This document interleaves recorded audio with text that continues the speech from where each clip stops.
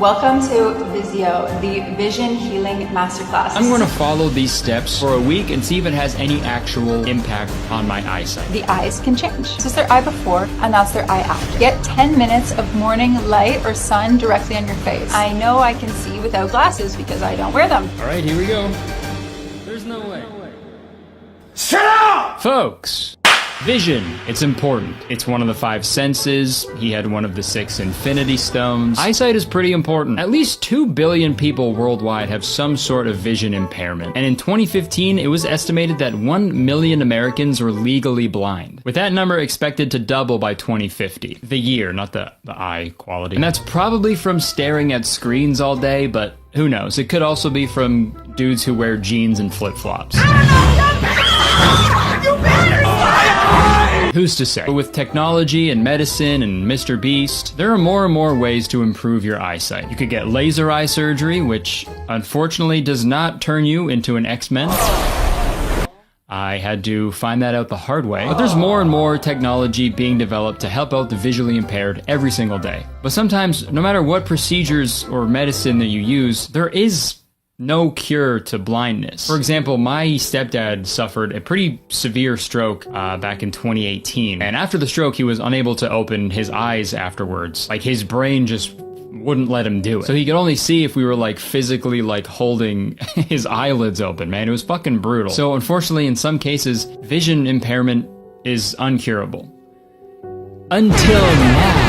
Because guess what? I found the cure to blindness. Well, I didn't, but I found the woman who claims to have found the cure to blindness. And the best part, she's only charging $10 for it. That's right. I found a woman who is selling a vision healing masterclass that claims to allow you to reclaim your vision and truly see. This masterclass took place via a live broadcast on YouTube, and it was basically like a 2-hour PowerPoint presentation on how to improve your vision on your own. And we're going to take a look at it today, but before we take a look at the masterclass, let's take a look at the person who created this medical masterpiece, Samantha Lotus. She is a self-proclaimed holistic master coach, human optimization specialist, and business mentor, which is all just a fancy way of saying I took mushrooms 10 years ago, and now I'm super annoying. Her bio on her website says, "My mission is to help you embody your inner maverick." And here, dude, take some Maverick merchandise.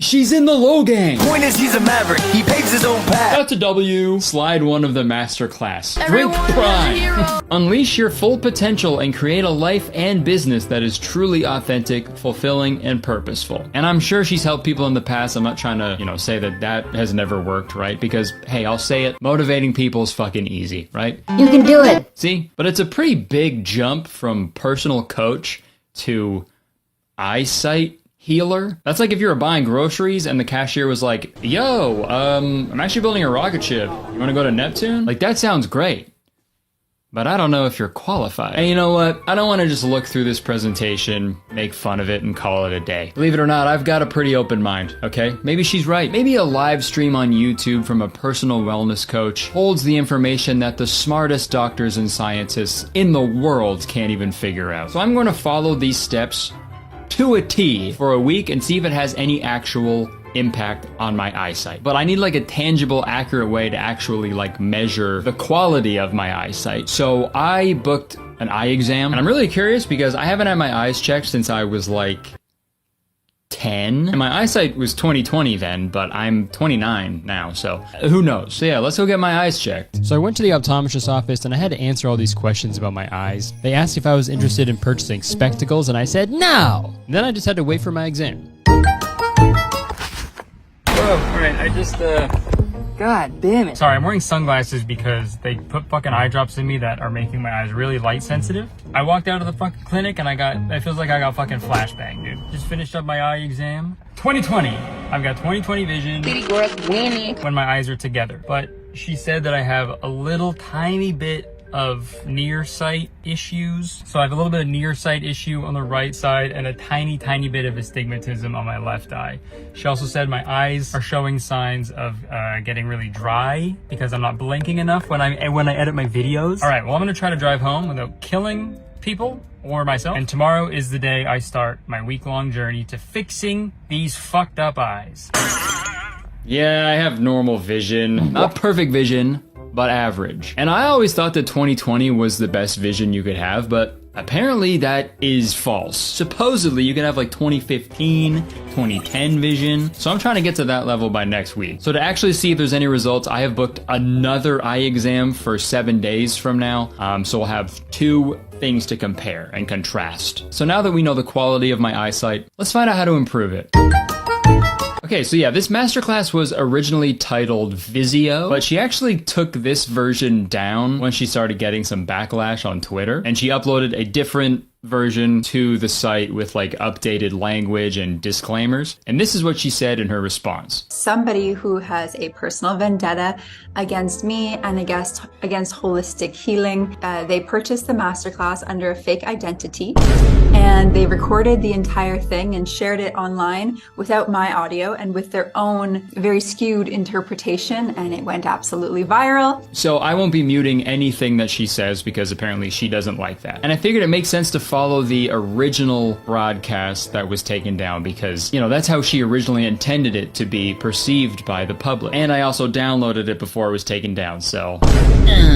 didn't see that one coming, did ya? So she starts off the presentation with some background info about herself. I didn't go into all of my credentials and all of my things and put on my diplomas here because I really don't have to prove anything. Yes, you do. What do you mean you have to prove anything? Of course you do. You're claiming to have the ability to cure blindness. I would like to see, like, a high school diploma at the very least. What the fuck, man? Could you imagine if a real fucking doctor said that to you? Listen, man, I don't have to prove anything to you. Now let's check your reflexes. Samantha then goes on to make some pretty bold claims about her abilities here. I've been coaching and teaching for 15 years and have supported thousands of people to heal and achieve their goals in disease reversal, cancer healing, infertility, autoimmune conditions, parasites, chronic infections, hormone imbalances, eyesight, skin conditions, bipolar depression, anxiety, eating disorders, obesity. Yo, cancer healing? Man, if I only knew about this girl before my best friend Jacob got cancer. Curses. He could have swapped out all that chemo that saved his life for a couple Zoom calls with Samantha.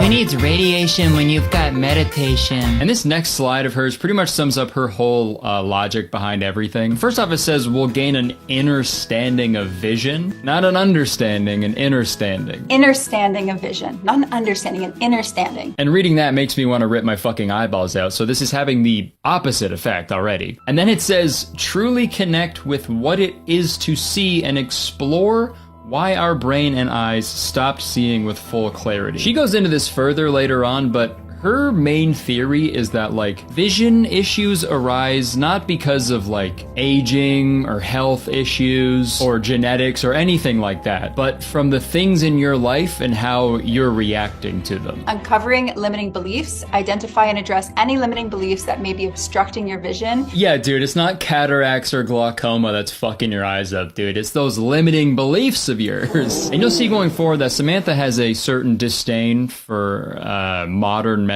But in this next slide, she talks about why people can't see from a medical standpoint. You have a cataract, you have your glaucoma, you have this, you have that, you have that, you have that. These are diagnoses, and they're not reasons. They're not root causes. That's crazy because they are, actually. Those are literally the things causing poor vision, dude. And here's the thing, dude. Sometimes shit just fucking happens. You know what I mean? There's no rhyme or reason, anything. Sometimes shit just happens to your fucking body, and it's bullshit. It's annoying. But Samantha thinks that there are things happening in your brain that causes these ailments to develop. And she explains that in this next slide. There's potentially spiritual blindness, which symbolizes a disconnection from higher truths and inner wisdom. Denial or clarity patterns, signifying just fear Okay, that's enough. Jesus Christ. I'm trying my best here to keep an open mind, but this shit is fucking absurd, dude. I gotta fucking... Still the same, yeah. She's saying that you can go blind because you have a disconnect from higher truths and inner wisdom. Problem solved, I guess.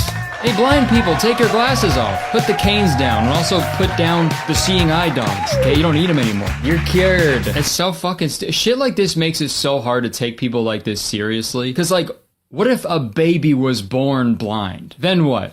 How do you explain that one? Congratulations. Oh my god, it's a beautiful baby boy. Wow. You were out of the blue blankets, so you should be very happy. This is a beautiful, healthy... Oh my gosh. I'm so sorry. Your baby doesn't have any eyes. What? Oh god. What do you mean? There's no eyes in this baby. You're right.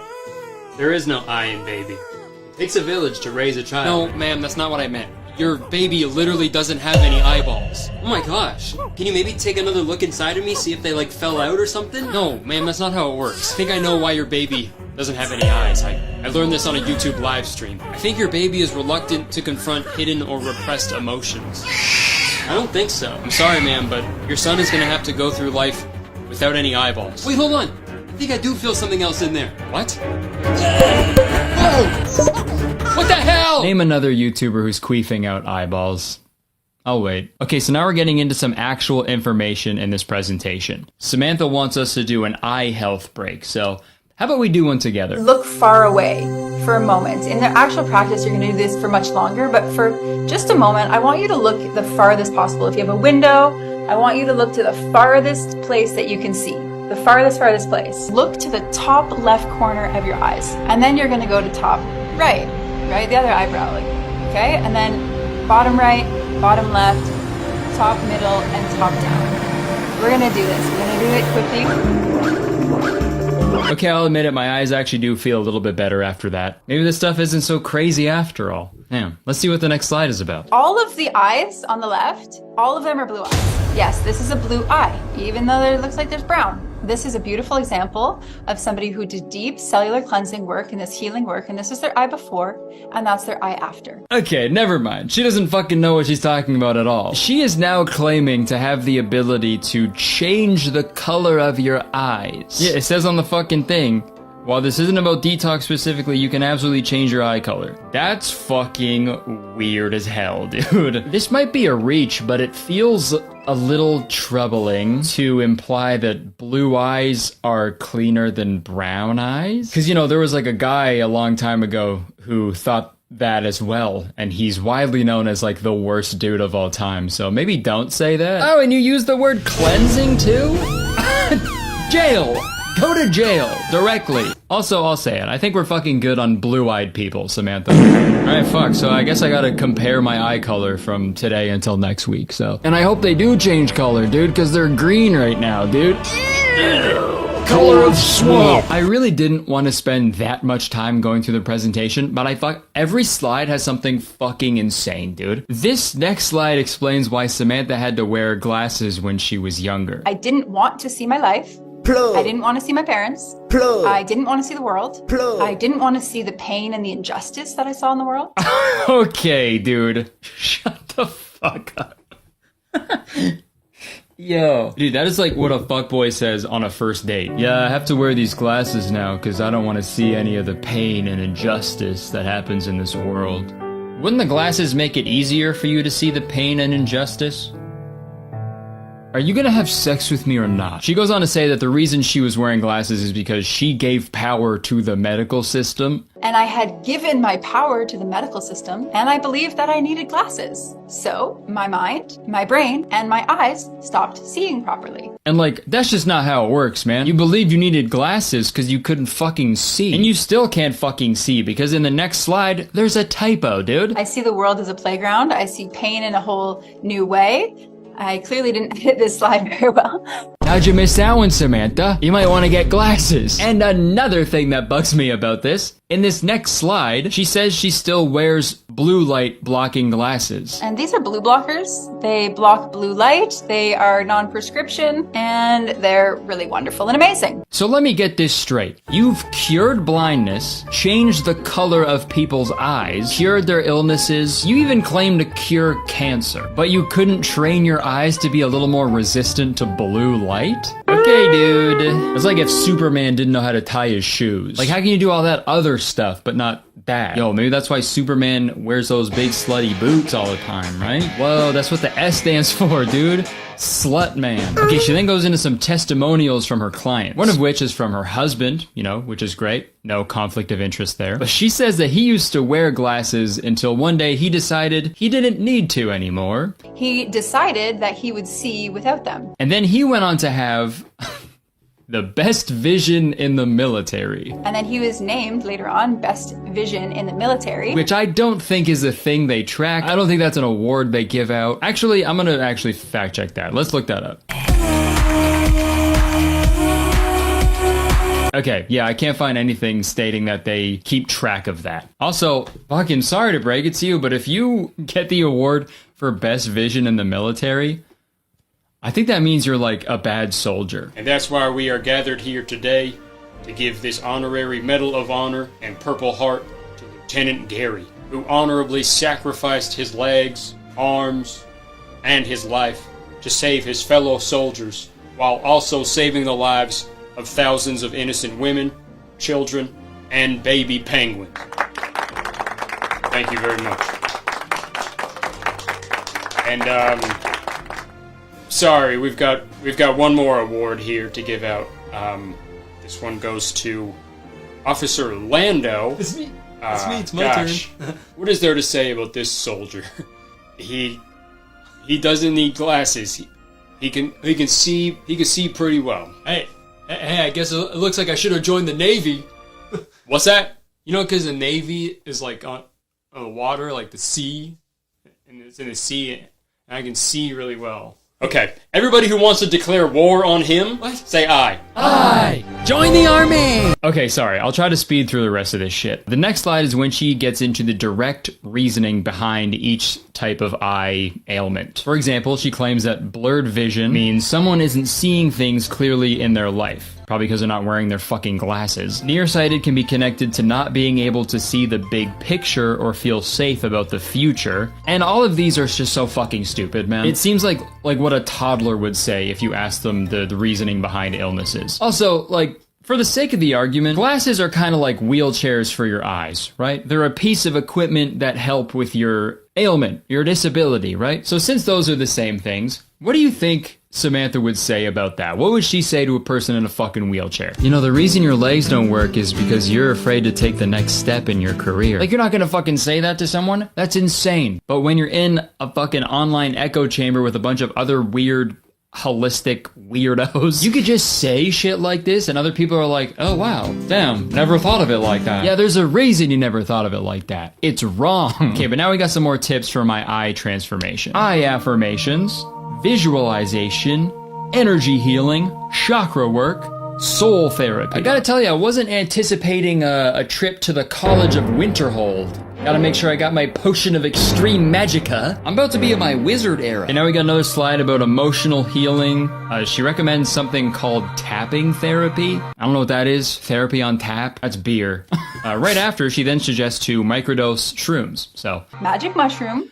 what did I fucking say? I took mushrooms 10 years ago, and now I'm super annoying. Okay, we then get a list of affirmations that we need to say every single day. Let's do them together. My eyes are windows to clarity and vibrant health, and I embrace the gift of clear vision. I trust my inner vision to guide me towards truth and wisdom in all aspects of life. With each blink, my eyes refresh and renew, supporting perfect vision and visual harmony. I release any tension and strain from my eyes. The world around me is a canvas to relax and rejuvenate in every detail. I am open to receiving intuitive insights and seeing beyond the surface of things. My third eye is awake and aware, connecting me to higher realms of understanding. I see with love and joy. Anything happen?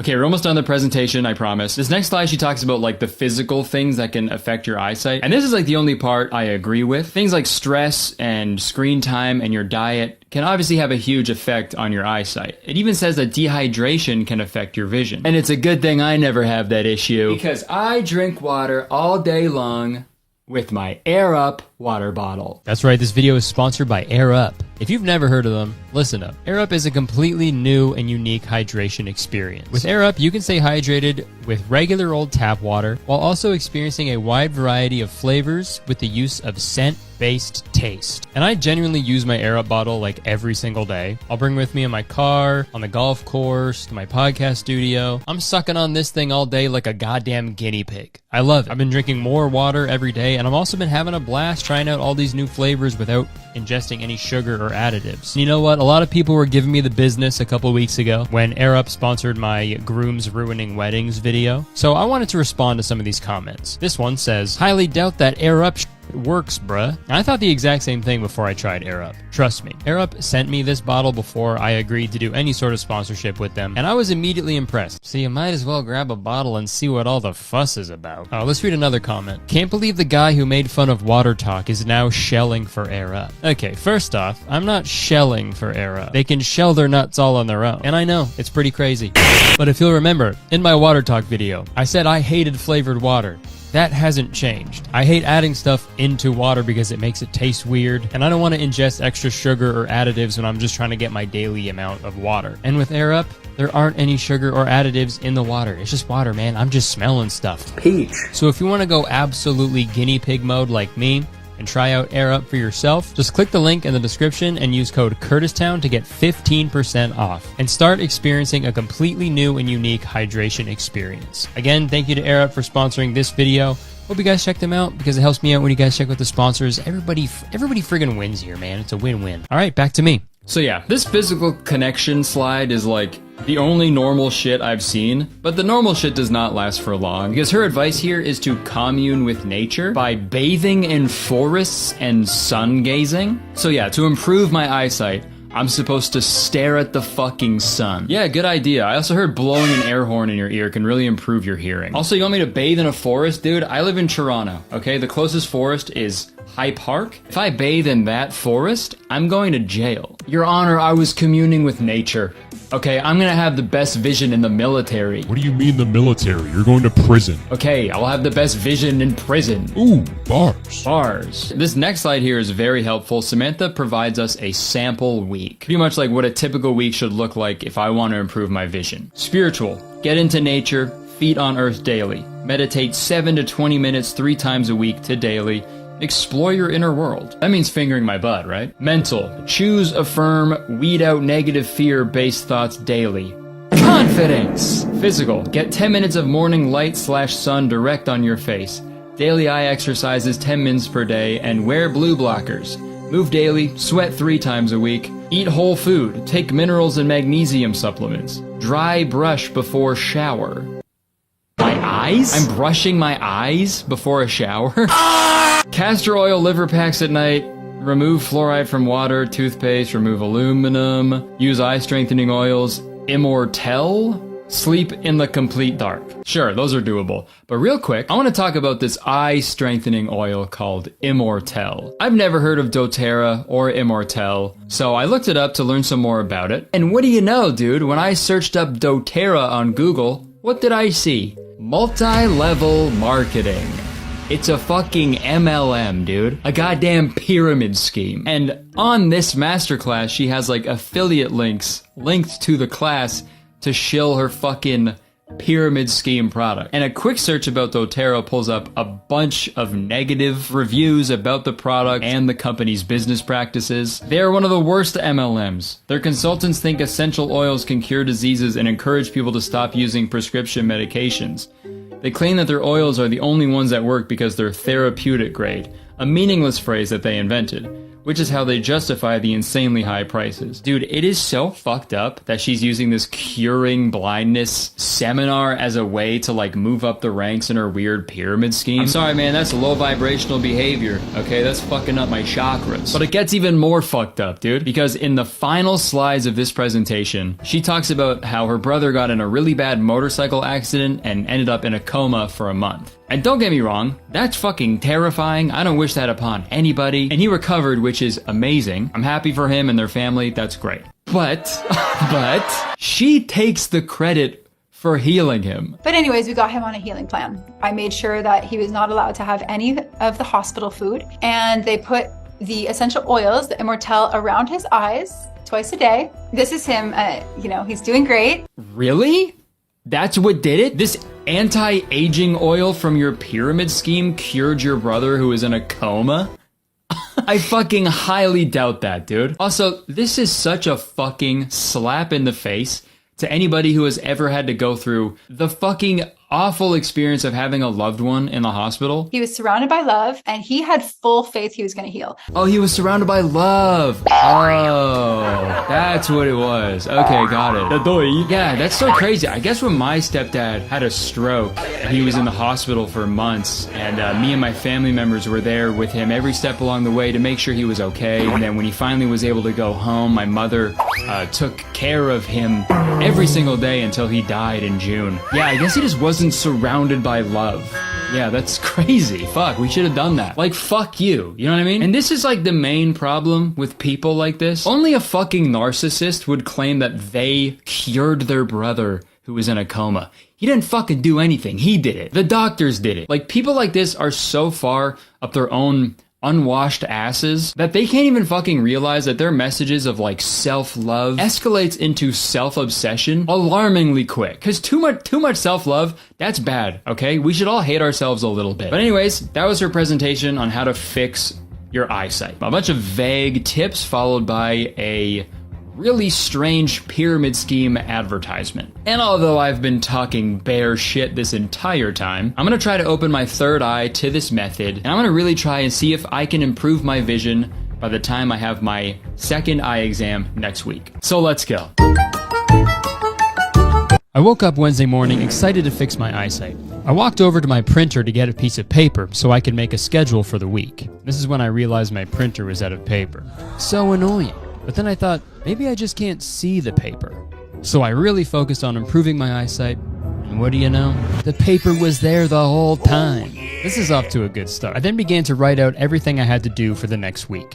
Some things I had to do every day, like feet on earth and sun on face and who's on first. But some things I only had to do once or twice, like meditation or process old emotions. Watching this reminds me of those like draw my life videos that YouTubers would make in 2014.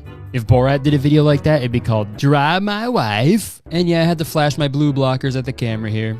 Sorry, babe, but the blue blockers stay on during sex. And here it is, my schedule for the next 7 days that will turn my average vision into above average vision.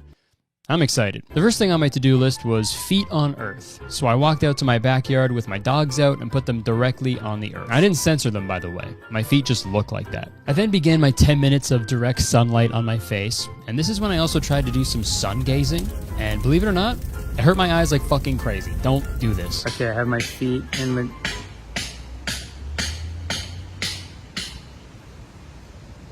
Okay, I have my feet in the ground and the sun is on my face. I printed out the affirmations, but my printer is like really low on ink, so it's like a little harder to read, but that might be a good test for my eyes, you know? My eyes are windows to clarity and vibrant health, and I embrace the gift of clear vision. I see with love and joy. How long is that, like 2 minutes? I gotta stand here for another 8 fucking minutes, dude? This is boring. Having good eyesight is boring. I wish I could bring my TV out here or something. Wish I could just stare at a screen out here. I stood out there for another 8 minutes and it was so boring. Oh my god. I'm bored. They gotta project Minecraft parkour in the sky or something. There's fucking nothing to look at, man. But after my 8 minutes was up, I devised a plan to save some time going forward. Can't imagine doing that every day, dude. I feel like I could have killed 2 birds. That one's first. I could kill 2 birds by like meditating while doing this. But here's the thing.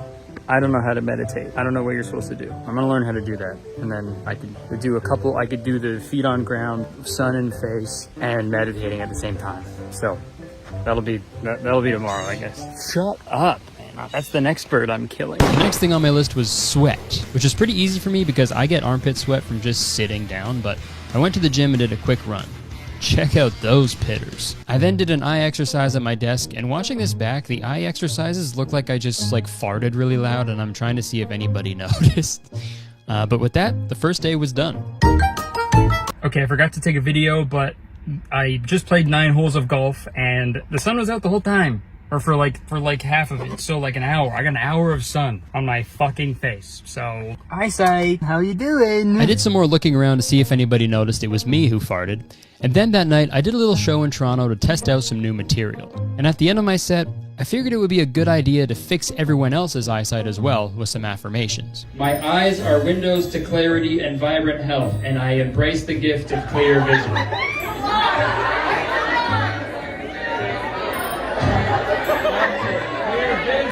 I am open to receiving intuitive insights and seeing beyond the surface of things.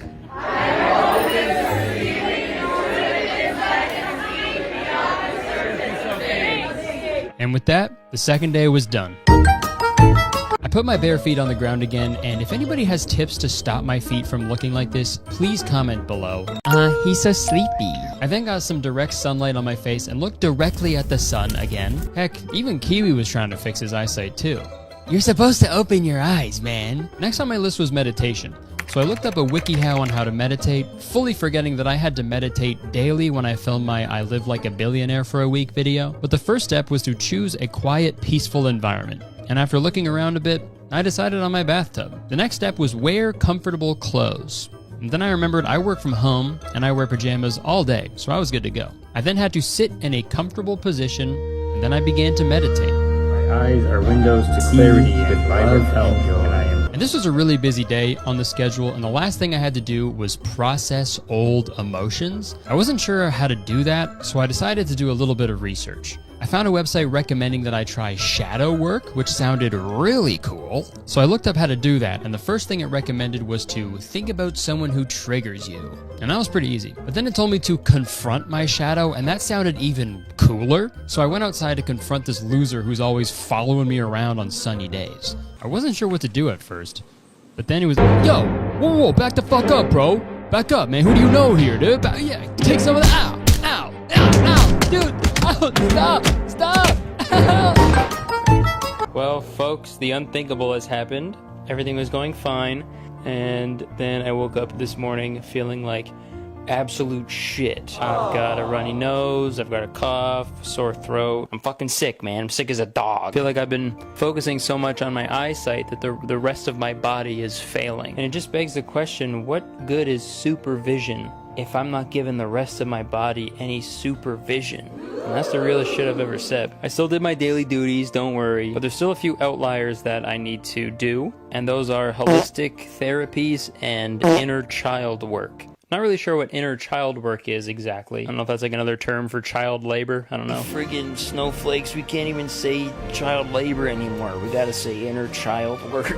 I should look it up. After doing a bit of research, I found out that inner child work is an approach to recognizing and healing childhood trauma. Okay, so yes, it's like, I guess it's basically like doing the stuff that you did as a kid. I went to school as a kid. Am I supposed to do that? This masterclass is trying to get me sent to jail, dude. Yeah, I'm gonna go bathe naked in the forest and then walk into an elementary school. Good idea, Samantha. I don't know, I played video games a lot when I was a kid, so I guess I'll just do that. Just play Baldur's Gate 3. My life is like a video game. Nice. Now the other thing I need to do is the holistic therapy, so I think that includes the tapping therapy. So let's see what that is. Tap where the beginning of your eyebrow begins, right on that hair. Then underneath the eye, again staying on that bone, underneath the nose, tap where a man's bow tie would lie and you'll stimulate the point. Then you end with the top of the head. Alright, that was easy. You know how they said that like Guitar Hero players, like the skill of Guitar Hero doesn't really transfer to anything else? I beg to differ, okay? If you're good at Guitar Hero, there's a career for you. You could become a professional tapping masseuse. Can you imagine, dude? Someone doing Through the Fire and Flames on your fucking temple, dude? That'd feel awesome. You know what I'm realizing? The only thing I'm not doing from the presentation is using the doTERRA Immortelle anti-aging oil. Maybe that's what made me sick, man. My body's like, I know, I need this one other thing. What are you doing? Speaking of doTERRA, I've been doing some more research. doTERRA actually issued a response to Samantha's claims about doTERRA being able to cure vision. This is what they said. While our products can be used to promote a healthier lifestyle and achieve certain wellness benefits, they cannot be used or marketed as capable of preventing, treating, or curing any disease or symptoms associated with the disease. So yeah, even doTERRA was like, yo, our shit doesn't even do that. I don't know why she said that. But surprisingly enough, that's not the first time Samantha has made some pretty harmful and untrue claims about the health benefits of doTERRA products. Last year, Samantha posted this on her story. This oil is known as the anti-COVID oil. I send it to hundreds of people over the last 2 years. Laurel leaf, or is it Yanny leaf? I don't know. Tea tree, lemon, peppermint, ravensara, eucalyptus. Amazing for upper respiratory, lung health, mucus, allergies, asthma, immune system, and viral issues. Damn, I need that shit right now, dude. And in similar news, earlier this year, apparently 3 doTERRA distributors were each fined $15,000 each for making false claims about the product's abilities to stop COVID. Samantha, you're gonna have to sell a lot of $10 classes if you're gonna pay that $15,000 bill that's probably coming your way. But yeah, just thought that was interesting. I'm gonna keep hanging out in bed until I feel better, I guess. Right now, not looking so good. See you in a bit. Wish me luck. The weekend was pretty much a write-off for me, but I only had 2 more days left in my experiment, so I had to finish strong. Started off my morning with 10 minutes of sun on my face. It wasn't so boring this time because I had Kiwi to keep me company, so that was nice of him. I then stared directly at the sun again, and I cannot stress this enough. Do not do this. It hurts a lot. Nothing too crazy happened on this day, but I was excited for the last day of this experiment. I put my fucked up feet on the grass for the last time as I got ready to do my daily affirmations. All these clips of me putting my feet on the earth are probably gonna look like all the same clip, but I just wear the same pair of sweatpants every day, so trust me, I'm doing it. I'm about to go in for my second eye exam to see if all of this shit has had any impact on my vision. You know, to the naked eye, if you will, it hasn't. It all seems pretty the same. I don't know, we'll see. I feel a little better. My cough is, you know, it's turning into phlegm. It's not, I mean, you guys don't need to hear that, but. Okay, well, I'm gonna go in there and get my eye exam, and then, I'll report back. See you soon. Well, it's been a week of affirmations and staring directly at the sun, and all I really have to show for it now is a sore throat. Dude, how fucked up is my body that, like, the 1 week of my life that I was, like, being the healthiest I've ever been, that's when I get sick. I swear, if I only had pizza, beer, and cigarettes and just stayed inside for a week, I'd feel like $1 million right now, dude. I should do that video next. Sounds way more fun. Folks, in my hand, I hold the results to my final eye exam. I hope I passed. The person who gave me this second eye exam, the first question she had for me was, when was the last time you had an eye exam? And I didn't want to lie to her, so I was like, you know, last week. And to that, obviously, she was like, why are you getting another eye exam? And then I had to just, like, sadly explain the premise of this YouTube video to a complete stranger. It was a really humbling experience. But she agreed to go through with the eye exam anyway, so let's find out. And the result! I got an eye exam the Aki way. Alright, here we go.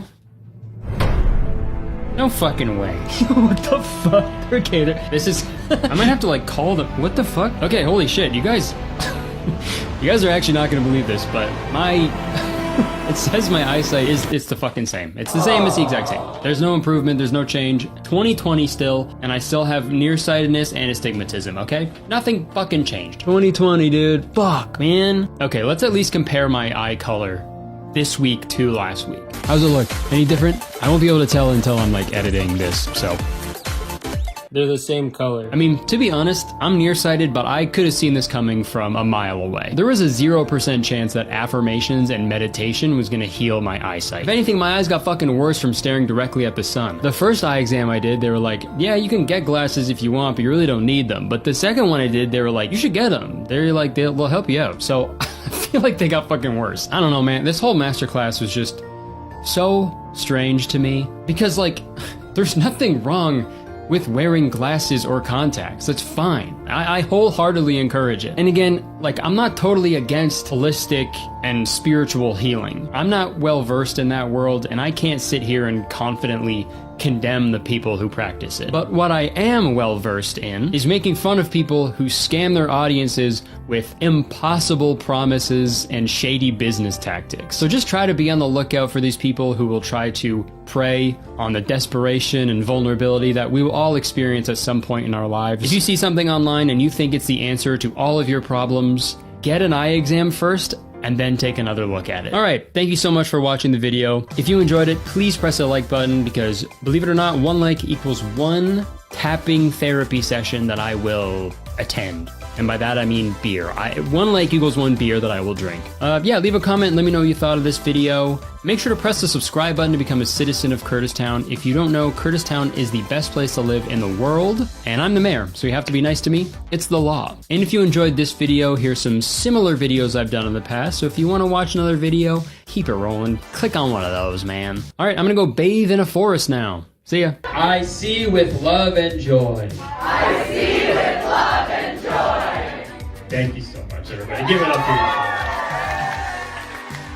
Folks, I'm very sorry, but I need to talk about AI. I'm friggin' ticked off. You can't do anything these days without encountering a company that's promoting its new pointless AI feature or some crappy looking AI generated artwork when they could have easily just paid an artist to make the exact same thing but way better. I'm looking at you, Tears for Fears. What the hell's going on? Tears for Fears still makes really good music, but seeing their AI generated cover art for their new single just broke my heart, man. Everybody Wants to Rule the World is one of the best songs of all time, arguably one of the best pieces of art of all time. So it is just truly baffling to me how a band that has been so artistically influential and iconic for so many years is forcing a computer to make an ugly, uninspired piece of art for their new song. It just doesn't make any sense. And especially when you consider the environmental impact AI image generation has on the planet, Tears for Fears kind of predicted their own future, dude.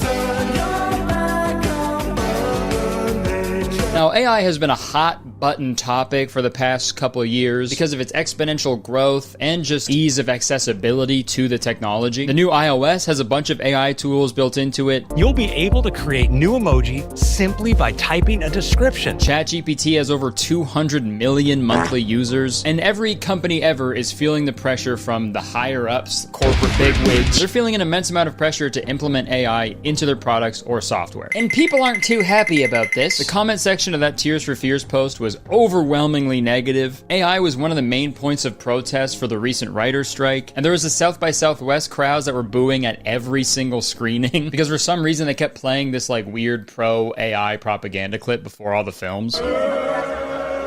The list goes on, and there's been many great videos covering artificial intelligence recently. Drew's video was awesome, Eddie's video was awesome. My video wasn't as good as those, but dude, 3 years ago, I made a video specifically about AI-generated art, and I remember being terrified of how good the technology was back then. But now it's like a million times worse. I guess it's better now. It's better now, but it's worse. The better it gets, the worse it gets. Dude, even while I wrote this script to this video, the software I use just got a fucking AI tool out of nowhere. You can highlight text, and this AI button allows you to either summarize, fix typos, help me write, translate, or change the tone. And it's like, sure, obviously you don't have to use this tool, but like, just the existence of it is kind of a slap in the face, because that takes away all the enjoyable aspects of writing. Why have your own unique style or voice when you can just force a computer to make it super generic, right? That's fun, but that's the trend this past year. The year before that, it was NFTs, and now it's this. That's mine. But it seems like everywhere you look, every single company has some sort of AI feature that they're introducing to the public. And that's what I want to talk about today specifically. AI products. I have compiled a list of AI products that I think are dumb and pointless and stupid and also a little weird. And I thought it'd be fun if we went through all of them today and kind of just sort of made fun of them. We'll start with like the least stupid one, and we'll slowly work our way down until the final AI product, which is probably the dumbest shit I've ever seen in my life. So let's go! The first AI product we're gonna take a look at is the Glückskind AI stroller. Yes, you heard that correctly. This company created a stroller that's powered by AI that can actually drive itself. And you may be thinking, do we really need this? And the obvious answer to that question is yes, of course we do. This is awesome, okay? Why would you waste your time pushing your kid in a stroller when you could just have the stroller push itself, freeing you up to scroll on your awesome phone? I found a video of the two inventors of this AI stroller, and they're sort of like going through how the product works. So let's watch that. This is the Glückskind Ella. It's the smartest stroller in the world. It is powered by AI with computer vision with sensors all around it to give it a 360 safety bubble. Okay, so gonna be honest, when I first watched this video, I thought this was the dumbest fucking thing ever. Because why? You know, why would you need this? It's like super easy to push a stroller and also be cognizant of your surroundings at the same time. If you can't do that, maybe you shouldn't have had a kid, you know? But the main thing I'm concerned about, I would not trust an autopilot feature with a baby. There's been several instances with the Tesla autopilot causing crazy deadly crashes because the computer got confused by its surroundings, allegedly. So clearly that happens, right? So what if you're walking with the AI stroller and you walk by this like mural on the wall? There's a painting of a road on the wall, like in a fucking Looney Tunes episode. Dude, the stroller's gonna think that's a road. It's gonna fucking smash right into it, and that soft spot on your baby's head is gonna be even softer.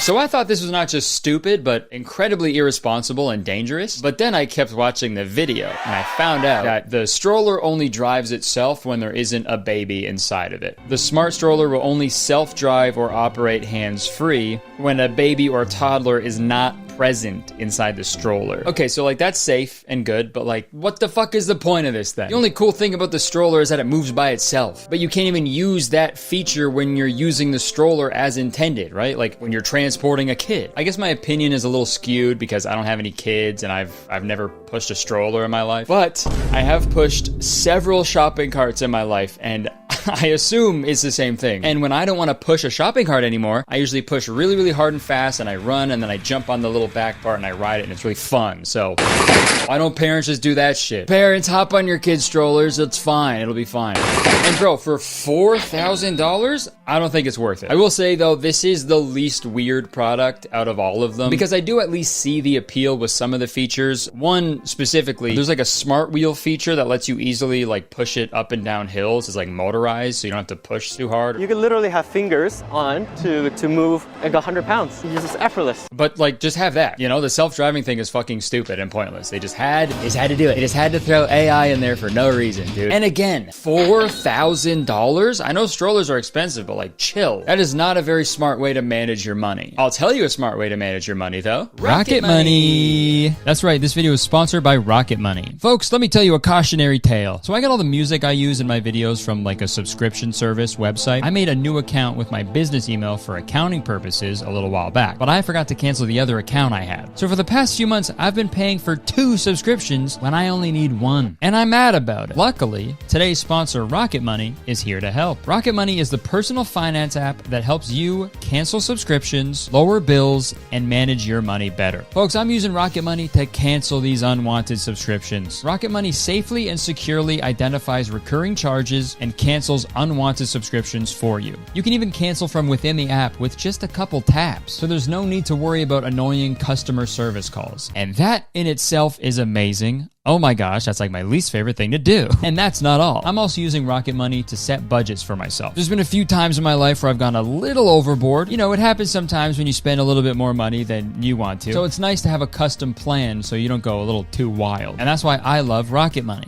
Rocket Money analyzes your spending habits to create a custom budget that works with your lifestyle. You can automatically monitor your spending by category and get notifications when you've exceeded your limits. So Rocket Money can help you out tremendously. But don't just take my word for it. To save more and spend less, join the over 5 million members using Rocket Money today. Guys, Rocket Money has helped save its customers up to $740 a year when they use all the features, with over $500 million in canceled subscriptions. So if this sounds good to you, and I don't know why it wouldn't, just go to rocketmoney.com/Kurtis or click the link in the description to get started for free. You can also unlock even more features with premium. Again, that's rocketmoney.com/Kurtis to get started for free. Thank you so much to Rocket Money for sponsoring this video.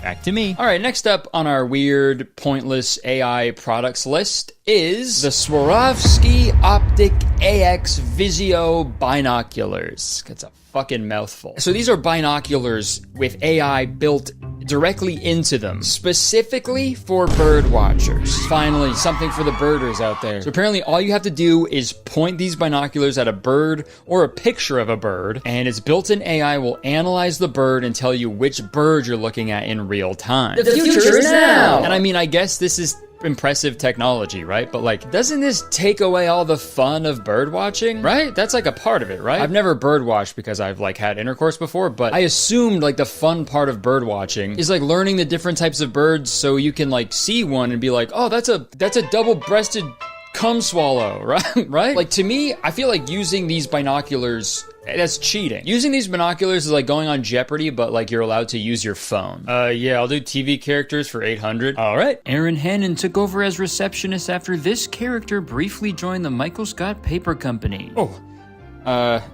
Who is... time is up. Okay, well, it didn't load in time. I need the Wi-Fi password, man. What? Sorry.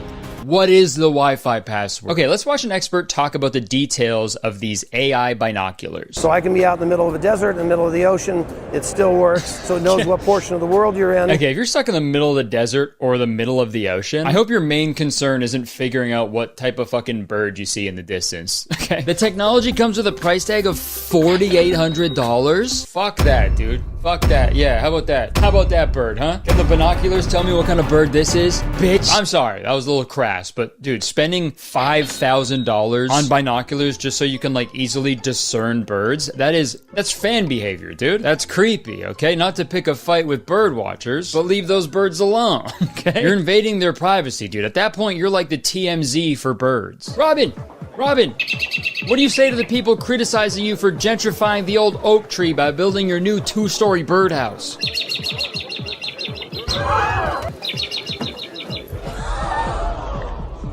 I don't know if you're allowed to say that. And the next part of this video says that the company is planning to improve its current mammal identification mode. Wow. And mammal detection is pretty interesting. I think if they pointed those binoculars at me, it would say, go.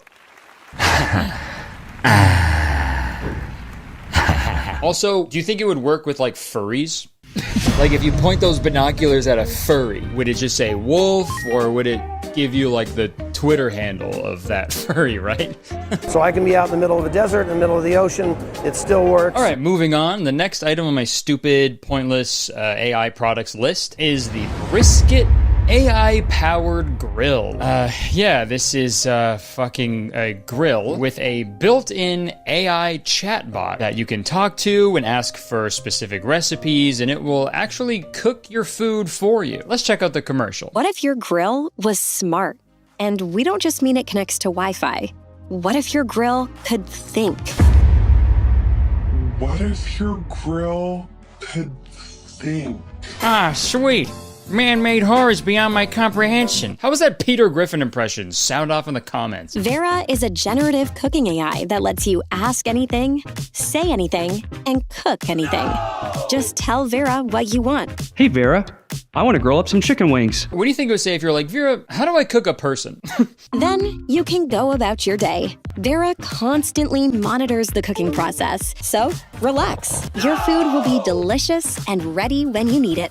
The age of AI-powered grilling is here. Fucking Flintstones ass dinner, dude. The hell's that shit? Fuck, again, cool technology, I guess, but like, who is this for? This seems to be a common theme with all these products, but like, these AI features, they're taking away like all the fun parts of all of these products. The best part of barbecuing is like the process, right? You put a bunch of shit on the grill and you stare at it for hours and you flip it over like 1,000,000 times, and then dudes walk over to you and they stand there for way too long and they go, oh, it looks pretty good, and then you go, yeah. Dude, that's the best shit ever, and with this fucking smart grill, you get none of that. Think of what's at stake.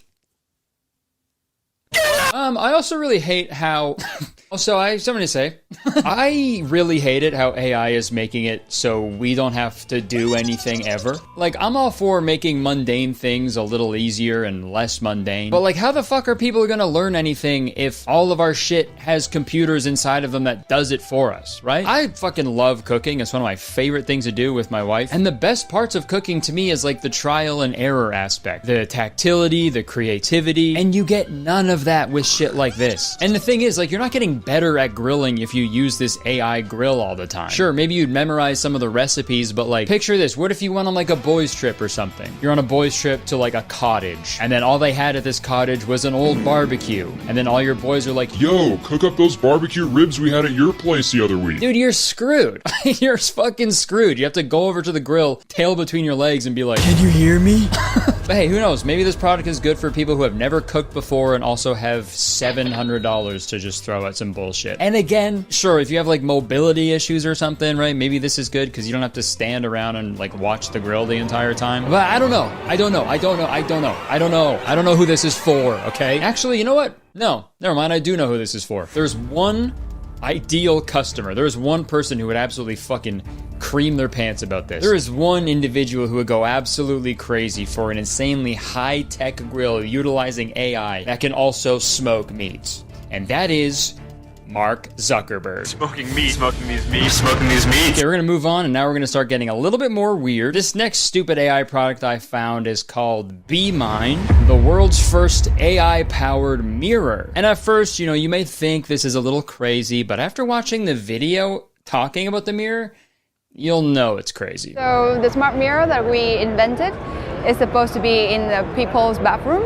where we are taking care of yourself every day, but we never realize that it's a very important moment that we can take a little bit of time. That's why we want to put all this technology in your bathroom mirror so you can take care of yourself through all the routine that you do every day. Okay, so she didn't really do a good job of explaining what exactly this mirror does. But according to their website, daily health tech pioneer Barracuda today unveiled BeMind, the world's first AI-powered smart mirror for mental wellness, acting as a health companion capable of identifying mood and helping manage stress. Built on a new generation smart mirror software from the CareOS platform, BeMind provides personalized recommendations and experiences based on a user's mental state as part of a seamless, touchless experience with gesture recognition, voice command, and intent detection. English, please. So this mirror can like analyze you as well as your mental state and then recommend things that you can do that will make you feel better somehow. Maybe like a guided meditation or a like calming video or something. This whole mirror is pretty much based around prioritizing your mental health and utilizing technology to make you feel better. And that's all well and good, but literally the very next part of the video shows the mirror giving a person a rating on their skin's redness, eye bags, oiliness, and dark spots. How the fuck does that help your mental health? I feel like that would do the opposite, man. I know I have eye bags when I look at myself in the mirror. I don't need a fucking computer to tell me that shit also. That would genuinely push me over the fucking line. I'd have a smashed mirror every morning. Like, why on earth would you want a mirror that's fucking mean to you every day? Morning mirror. Scanning face. Holy fuck! What the hell? God, you look like shit this morning. God damn it, dude. Okay, I had a bad sleep last night. Okay, well, I'm gonna have a bad sleep tonight after seeing your face. I'm gonna have fucking night terrors. You don't even sleep. Listen. Aren't you supposed to like suggest a routine that's gonna help me? Yes, sorry. I'll suggest a routine. Checkup from a medical professional. Dude, you look sickly. Dude, don't cry. Your face is gonna get all puffy. It's like I'm a mirror. Oh, mommy was staring back at me. Oh. This is gonna ruin the video. And you're probably wondering how the mirror can tell how you're feeling. There's a camera in it. By using a high quality camera, we can just have a different data point from your skin color, the lighting, and the different zone of the face. Because that's what your bathroom is missing. A camera. What the fuck? That is quite literally the last place a camera should be. What is going on? How are you feeling today? I'm feeling great today. You seem to be in a fantastic mood, and your smile is utterly contagious. Your smile is utterly contagious. And also, look, I'm all for positive affirmations and shit, like, whatever hell. But I fear using this mirror would have the opposite effect on me. You know, it would make me feel so much worse. Your smile is utterly contagious. Thanks, mirror. So for Tuladro, it's very interesting to have weather in the morning, toothbrushing for the children, and also entertainment for the entire family, you know? Okay, so yeah, this is basically just a mirror with like a built-in screen. And those have existed for years in hotel rooms. But again, dude, every fucking company has to insert AI into their shit for no reason whatsoever. But then also we thought about a step further because we can use AI in our mirror.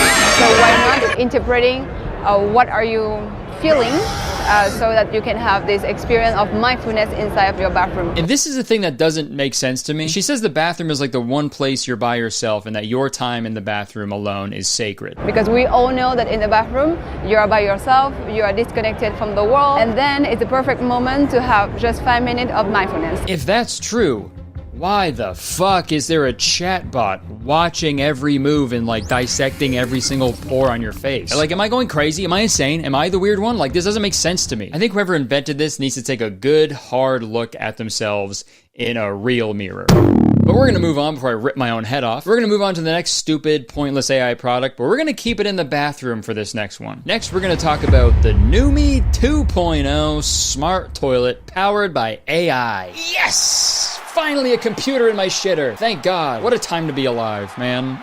I've been saying that forever. I'm sick and tired of my toilet stinking. I want it to start thinking. So this toilet opens automatically when you walk towards it, and I'm sure that's not annoying at all. It also has heated seats, a built-in bidet, and it also closes and flushes by itself when you walk away. The black, Hone Black version will run a retail around $10,500.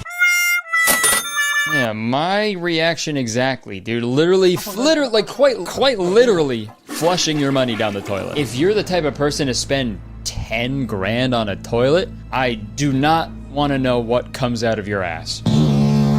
That toilet is for real shitters only. Okay? When I see stuff like this, it's like, not everything needs a computer in it. Especially not a toilet. Dude, if my toilet breaks down, I'm gonna call a plumber, not an IT guy. Call me crazy, I don't think toilets should run on Windows. If they did, they wouldn't have a start button, they would have a sharp button. Yeah, I don't know. I just think the smart toilet industry is something we should stop funding ASAP. Because what else could you add to this down the line? I can't imagine this getting any more advanced. It shouldn't. Like, are they gonna do like a Face ID type thing, but you gotta fucking show hole, right? Is it a Touch ID? You're gonna do Gooch ID? Huh? Or what? They're gonna make a toilet that scans your shit and gives you recommendations on how to be like more regular? Just kidding, they're already making that. Smart Toilet uses artificial intelligence to monitor bowel health. An artificial intelligence tool being developed by Duke Science. Come on.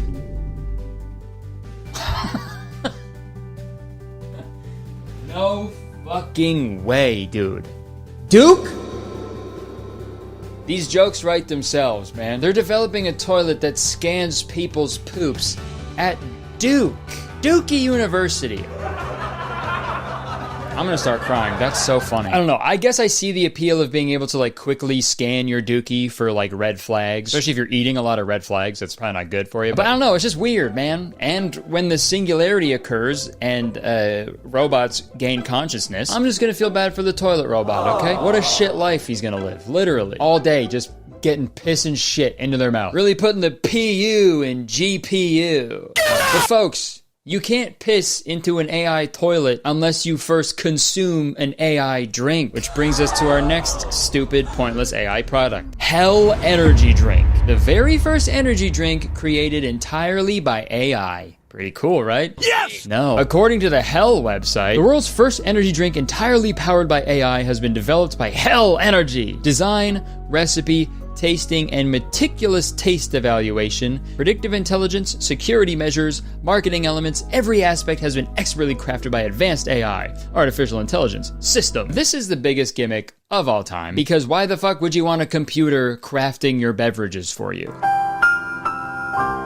And the article on their own website goes on to say, the AI created 3 flavor variations for fine-tuning and digitized them using the technology of a New York-based company. So vague. After tasting, yes, tasting, not testing, all 3 drinks and analyzing extensive data and statistics, the AI utilized predictive intelligence to select the winning flavor. Thus, the truly unique and refreshing Tutti Frutti and Berry Blast flavor was born. Yeah, for sure, because a Tutti Frutti berry blend has never been created before. Groundbreaking stuff. Go ahead and try to find a berry-flavored beverage at a gas station. Oh, wait. Oh, what's that? You found one before I finished talking? Okay, got it. Also, what the fuck do you mean the AI tasted it? Yes, tasting, not testing. What does this computer look like if it can taste stuff? I'm just picturing like a regular desktop computer with like a big fucking tongue on it or something. No, they made the freaky computer. Computer's too freaky. Or maybe they just poured the energy drink on like a regular computer and they were like, the computer liked this flavor so much it exploded with excitement. And I was also gonna make a comment about how ugly the branding is and how ugly the can looks because it was made by AI, but then I thought about it, and literally every energy drink can is like the ugliest thing on the planet, so it's not really a fair criticism. And I tried to find a can of this like for this video, but I really cannot find one. It's mostly over in like the UK and stuff. I also don't want to financially support bullshit like this, but I did find a video of a British guy reviewing it. This is their new AI version. This might taste like Satan's arsehole. It just tastes fruity. It shows that AI hasn't got a fucking clue. Not a clue, mate. You know you've got a stinker of a product on your hands when even a British dude doesn't like the taste of it? Oh, whoa. Yeah, mate, I'll eat blood pudding and haggis and jellied eels. But this AI drink is bollocks. Sorry, British people, that was in bad taste.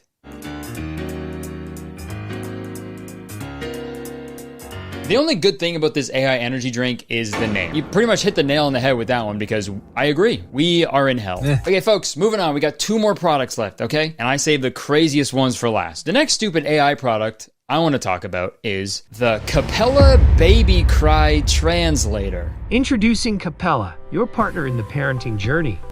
Let's get started. First, download the Capella app on 2 smartphones. Use one as the baby monitor and keep the other with you. Place the secondary phone by your baby and let Capella monitor their sounds. Our advanced AI interprets your baby's needs. Dude, I love how they couldn't even be bothered to hire like a real person to do the voiceover for this commercial. They had to get an AI text-to-speech software that can't even pronounce AI correctly. AI. Sounds like fucking Austin Butler, dude. AI. Literally, that sounds like someone was recording that while they were sitting on an AI toilet, dude. AI. Translating cries into actionable insights, helping you respond quickly and effectively. Yeah, very quick and effective. Oh my god, my baby's choking.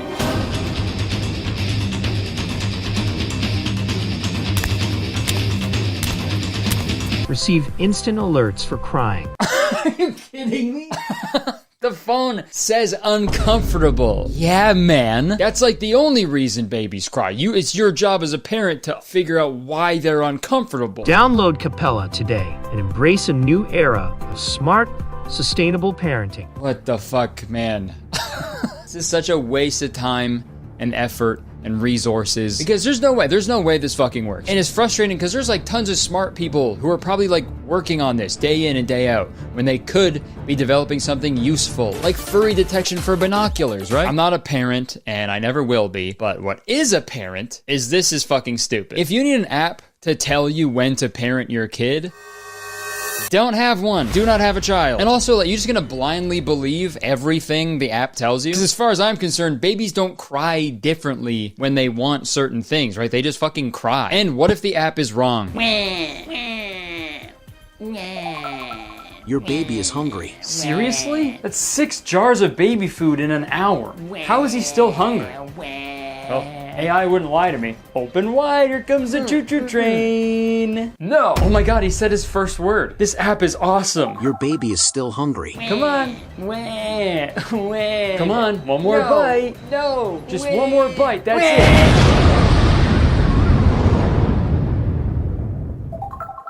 Your baby is exploded. Aside from how goofy this whole idea is, the irony is just beautiful. The ad shows 2 parents leaving a baby alone in a room with a smartphone while they sit on their asses and do nothing. And then they're like, why is my baby crying so much? Because you're making a phone do the parenting for you, you fucking morons. What the hell? You know what? I hope they put an alert on the phone that pops up when the baby is crying and it says, your baby's crying because you guys are on your fucking phone all day. Go hang out with your kid. Oh my god. Honestly though, you know what? On second thought, this Capella company has the opportunity to do the funniest thing of all time. They could just put the craziest, most specific reasons for your baby crying, and idiots who download this app would believe it. Tommy is crying. He wants you to bury yourself alive. Honey, can you take care of the baby? Tommy is crying. If you love your baby, you'll dig your own grave. Can you take care of the baby? Yes, honey. All right, folks, we've got one more product to talk about, and I have saved the worst for last. I saw the commercial for this product a few weeks ago, and it actually inspired me to make this entire video. So the last stupid, pointless AI product we're gonna talk about today is called Friend. This is a wearable device, like that AI Humane pin that was pretty much universally hated by everybody. But this one is a little different because the Humane pin was advertised, you know, make you more productive and help you with your everyday life. But Friend is advertised as exactly that. A friend that you wear around your neck all day and it listens to everything you say and it watches everything you do. You know, like a friend does. Apparently the creators of this product raised $2.5 million and spent $1.8 million of that funding to secure the friend.com domain. So at least you know they're making like smart business decisions over there. And their expensive website explains a little bit how the product works. So let's take a quick look at that before we watch the reveal trailer. How it works. Talk. Speak your mind or gossip about what your friend overheard. Pause. Your friend will think for a moment and come up with something good to say. Read. Check your phone to see what your friend said. And that's it. That's the whole product. The entire product is a chatbot inside of a pendant that texts you responses to the things you say or the things that it hears. But they really branded the absolute shit out of this thing. It has a sleek design. They use clean and simple font. And if you squint at the website, it looks like you're about to buy an AirTag. And when it comes to branding and aesthetics, holy smokes, they cranked it up to 11 for their reveal trailer. Gosh, I'm out of breath. We made it. Woo! I don't know how to woo very good. That's fair. All right, let's go. Very smart. Okay, it shows someone outside in nature, you know, being outdoors. So that's smart because it tricks the viewer into thinking that this isn't the dumbest, saddest, most lonely shit you could ever purchase. Very smart. Very smart. Yeah. Come on. Oh, let's go. Are you serious? Come on, man. I hate this game. Take notes, baby. Oh man, you guys suck. Bro, you look like the back Let's of the go. Let's go. I'm sorry. What did that text message say? You're getting thrashed. It's embarrassing.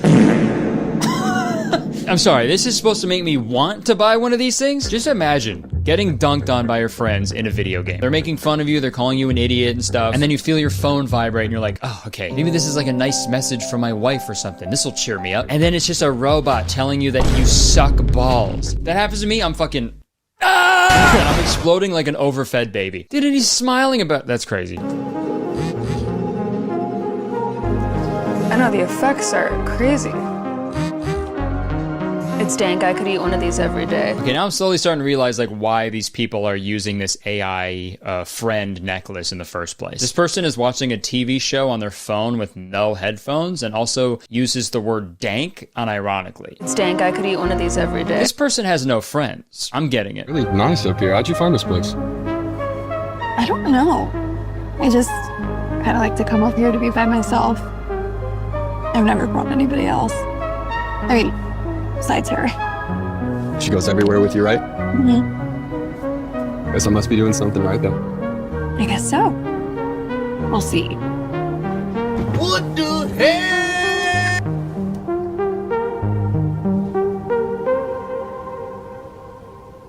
I'm so confused. How is this commercial supposed to sell any of these? This was like a Black Mirror episode, dude. And like in the commercial, every interaction with it is like weird and uncomfortable. And the only person who doesn't have one is like immediately weirded out by it. And I'm confused how the product actually works. It shows the people press a button on their friend to activate it so they can talk to it. But also sometimes the AI friend just sends them texts unprompted. So like, what is this thing? What the fuck? You have to press the button to talk to it unless you're fucking dog shit at video games. Unless you're a noob at video games, then it has to fucking tell you that you suck. The fuck you say to me, you little shit? So I'm sorry, but I also don't understand the ending of this commercial where she goes to like press the friend button, but then she stops herself. To me, how I interpreted that was her being like, oh, wait, no, I'm talking to a person is like way better than this stupid thing around my neck. Why the fuck would I do this? I'm weird now. I'm a weird person for doing this. I see the error of my ways. That's how I interpret it, but that doesn't make sense if it's a commercial trying to sell these, right? I don't get it. Excuse me.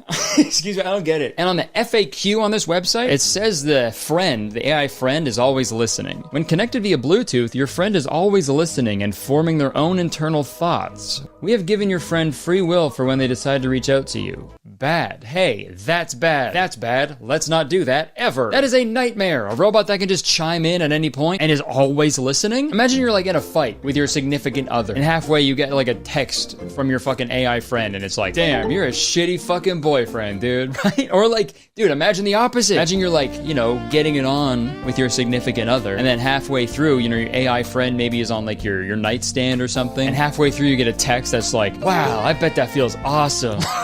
That would totally ruin the mood, right? Or no, maybe you get sent a URL link to this video.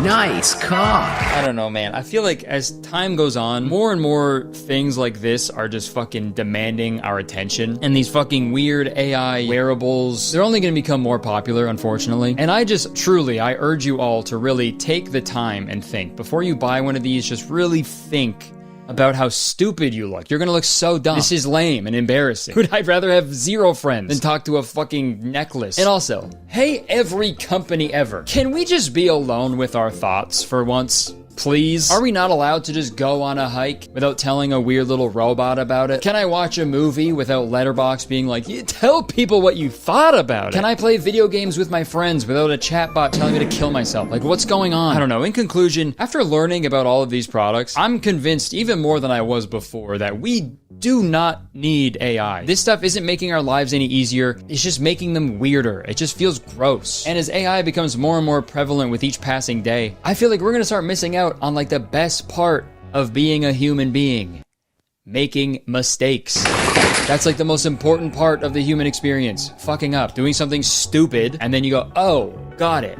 Not gonna do that again. Cause sure, I'm sure pushing a stroller every day is annoying and difficult, but you're gonna look back on those days when your kid is all grown up and you're gonna feel foolish for ever complaining. And yeah, maybe you will identify a bird incorrectly one day with your bird watching friends. And maybe they'll tease you for it, but hey, maybe that'll become an inside joke between all of you for the rest of your lives. And maybe one day you'll cook a rack of ribs like way longer than you were supposed to, but you'll actually end up loving that charred taste that it acquired. Who knows? And you may look in the mirror and notice a bunch of things about yourself that you hate. And I know it's annoying to, physically flush the toilet every time you take a poo, but sometimes those automatic toilets flush before you get the opportunity to take a picture of your huge disgusting shit so you can send to your buddies and laugh about it. And I know the energy drinks crafted by humans make your heart want to explode, but that's better than your baby exploding after feeding it too much because an app told you your baby was hungry when you really just wanted to go to bed. And of course, a baby crying all the time is frustrating and confusing, but trying and failing and learning is how you become a better parent, I'd assume. I don't know. And for God's sakes, I know life can be lonely sometimes, but becoming friends with a chat bot that you wear around your neck is not the answer. I promise you that. Let's all agree right now, okay? Let's not do that, please. Ever. Let's not do that. All I'm saying is it's human nature to fuck up and learn from our mistakes. I just hope we all realize sooner rather than later that all this AI shit was also a huge mistake of ours, and we can learn from it and never do it again. And we can go back to typos in our emails and accidentally confusing female rose-breasted grosbeaks with female purple finches.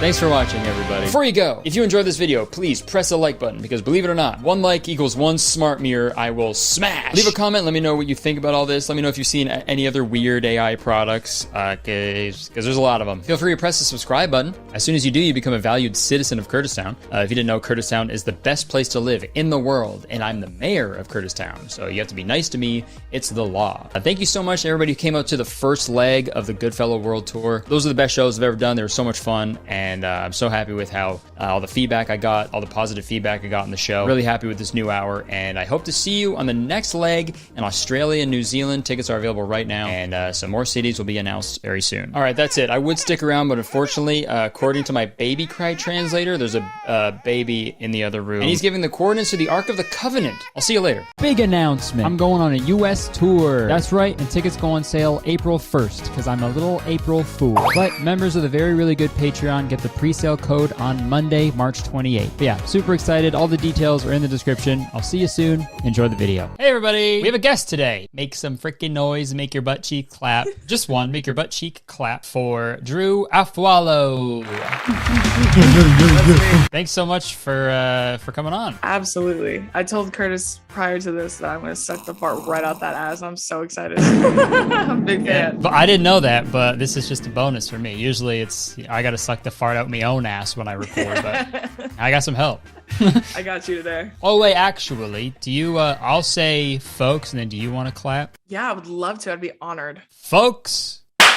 Sick. Well, I asked you to come on the channel because I found a TikTok account that I needed help discussing is a word you could use. Absolutely lighten up. And also, like, I've made so many videos in the past of like just dunking on dudes, making fun of dudes with weird opinions and stuff. We're like, actually really similar in that sense. And I've never had like a woman to help me out. There you go. So this is nice. Now, when I make a point, I can just turn to you and be like, I'm right? Exactly. And if you disagree with me at any time, I'll end the Zoom call. Okay? So, Drew, the TikTok page that we're gonna be looking at today is called Good Bro, Bad Bro. Also, hello. The day after I filmed this video with Drew, Jarvis and Chad both made videos about these guys, so be sure to check out their videos as well. Back to my video. I think you're familiar with them. I am very familiar with them. I mean, like, you and I are in the same boat where it's like we are aware of every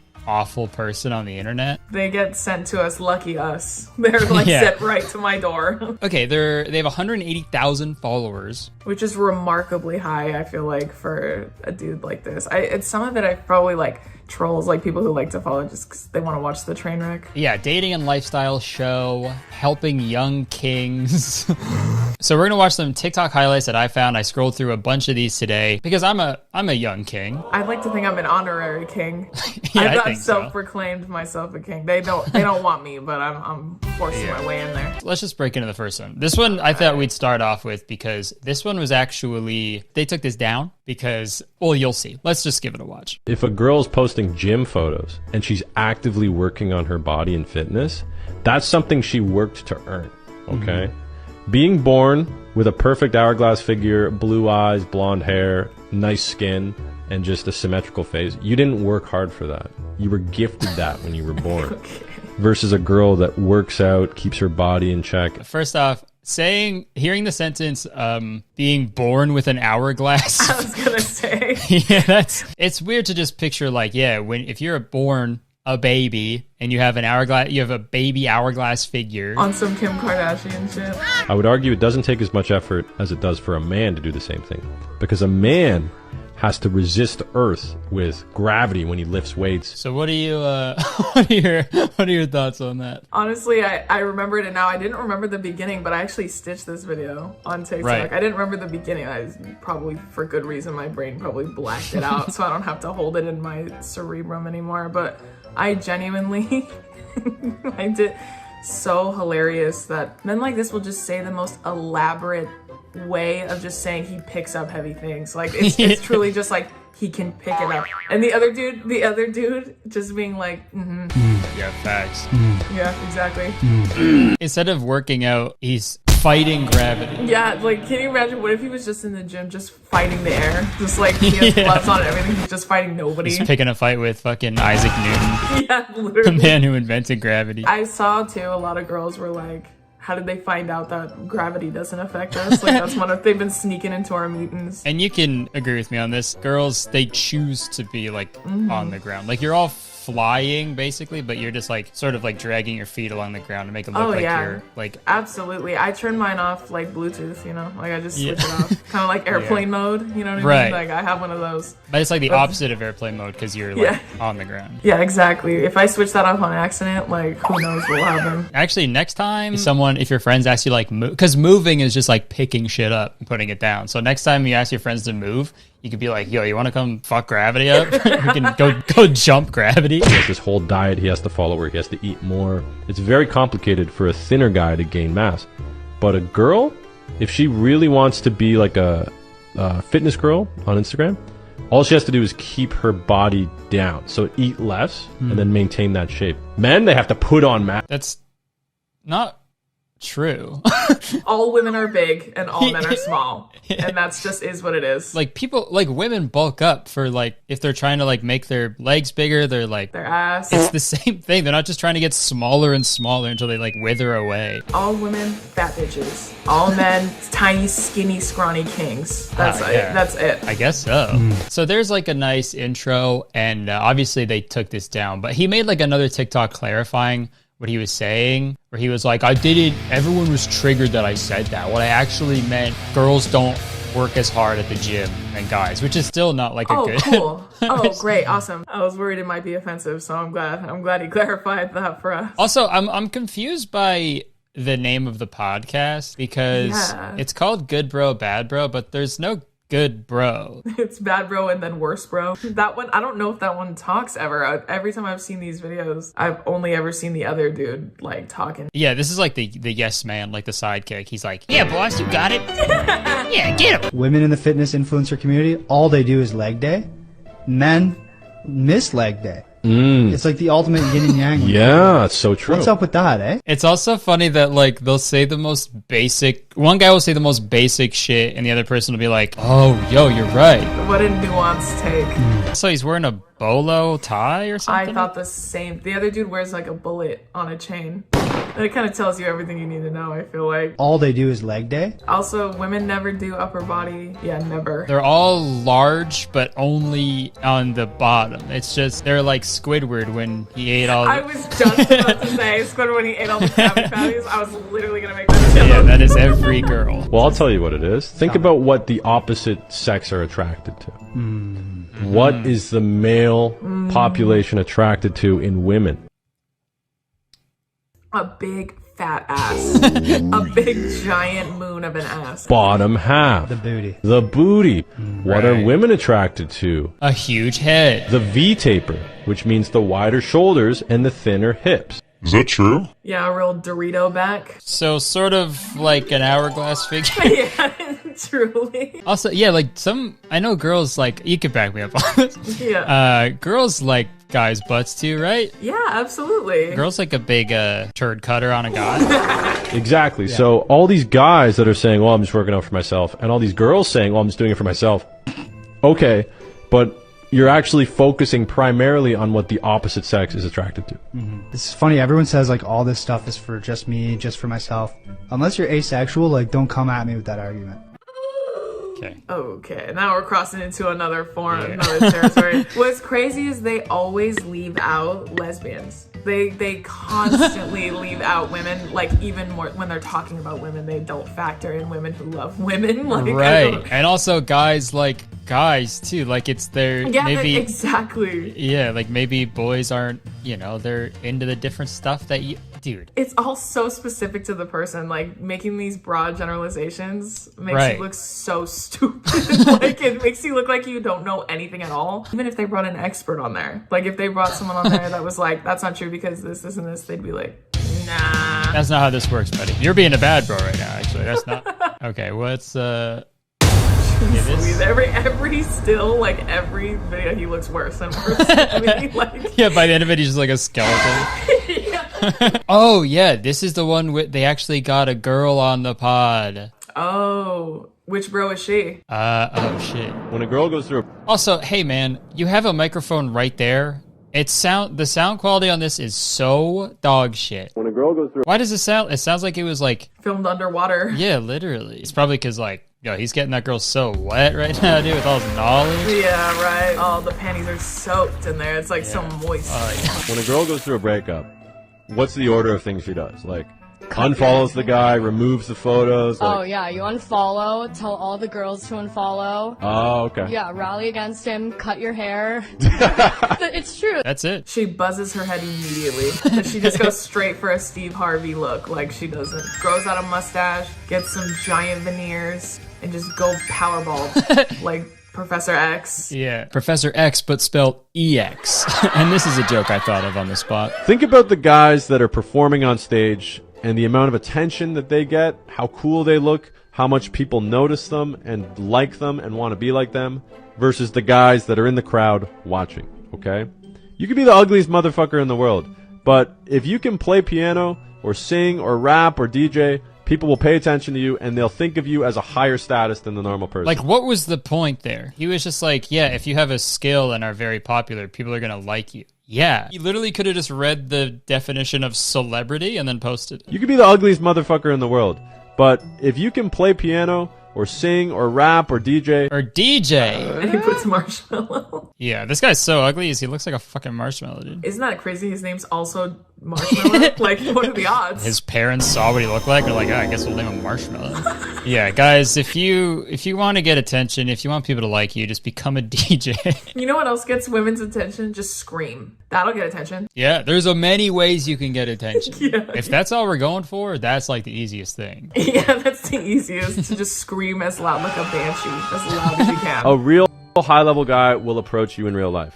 Anybody can send a message. Anybody can swipe right. But not anybody can approach a girl in real life.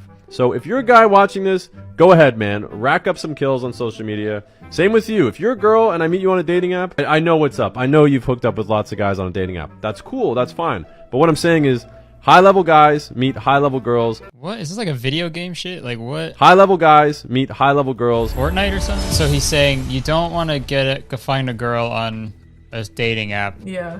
But he's allowed to use a dating app. That's right, but wouldn't that make him not a high-level man? Like, because he said high-level men will only approach you in real life. Well, no, it's different because he's like a good bro, you know? That's true. And he's got that bullet necklace. Yeah. So, oh, yeah, you're right. There it is. Yeah, see? Wow, that's so cool. Yeah, I may be saying a bunch of crazy shit, but check it out. Keep any struggles, problems, or issues you're having to yourself.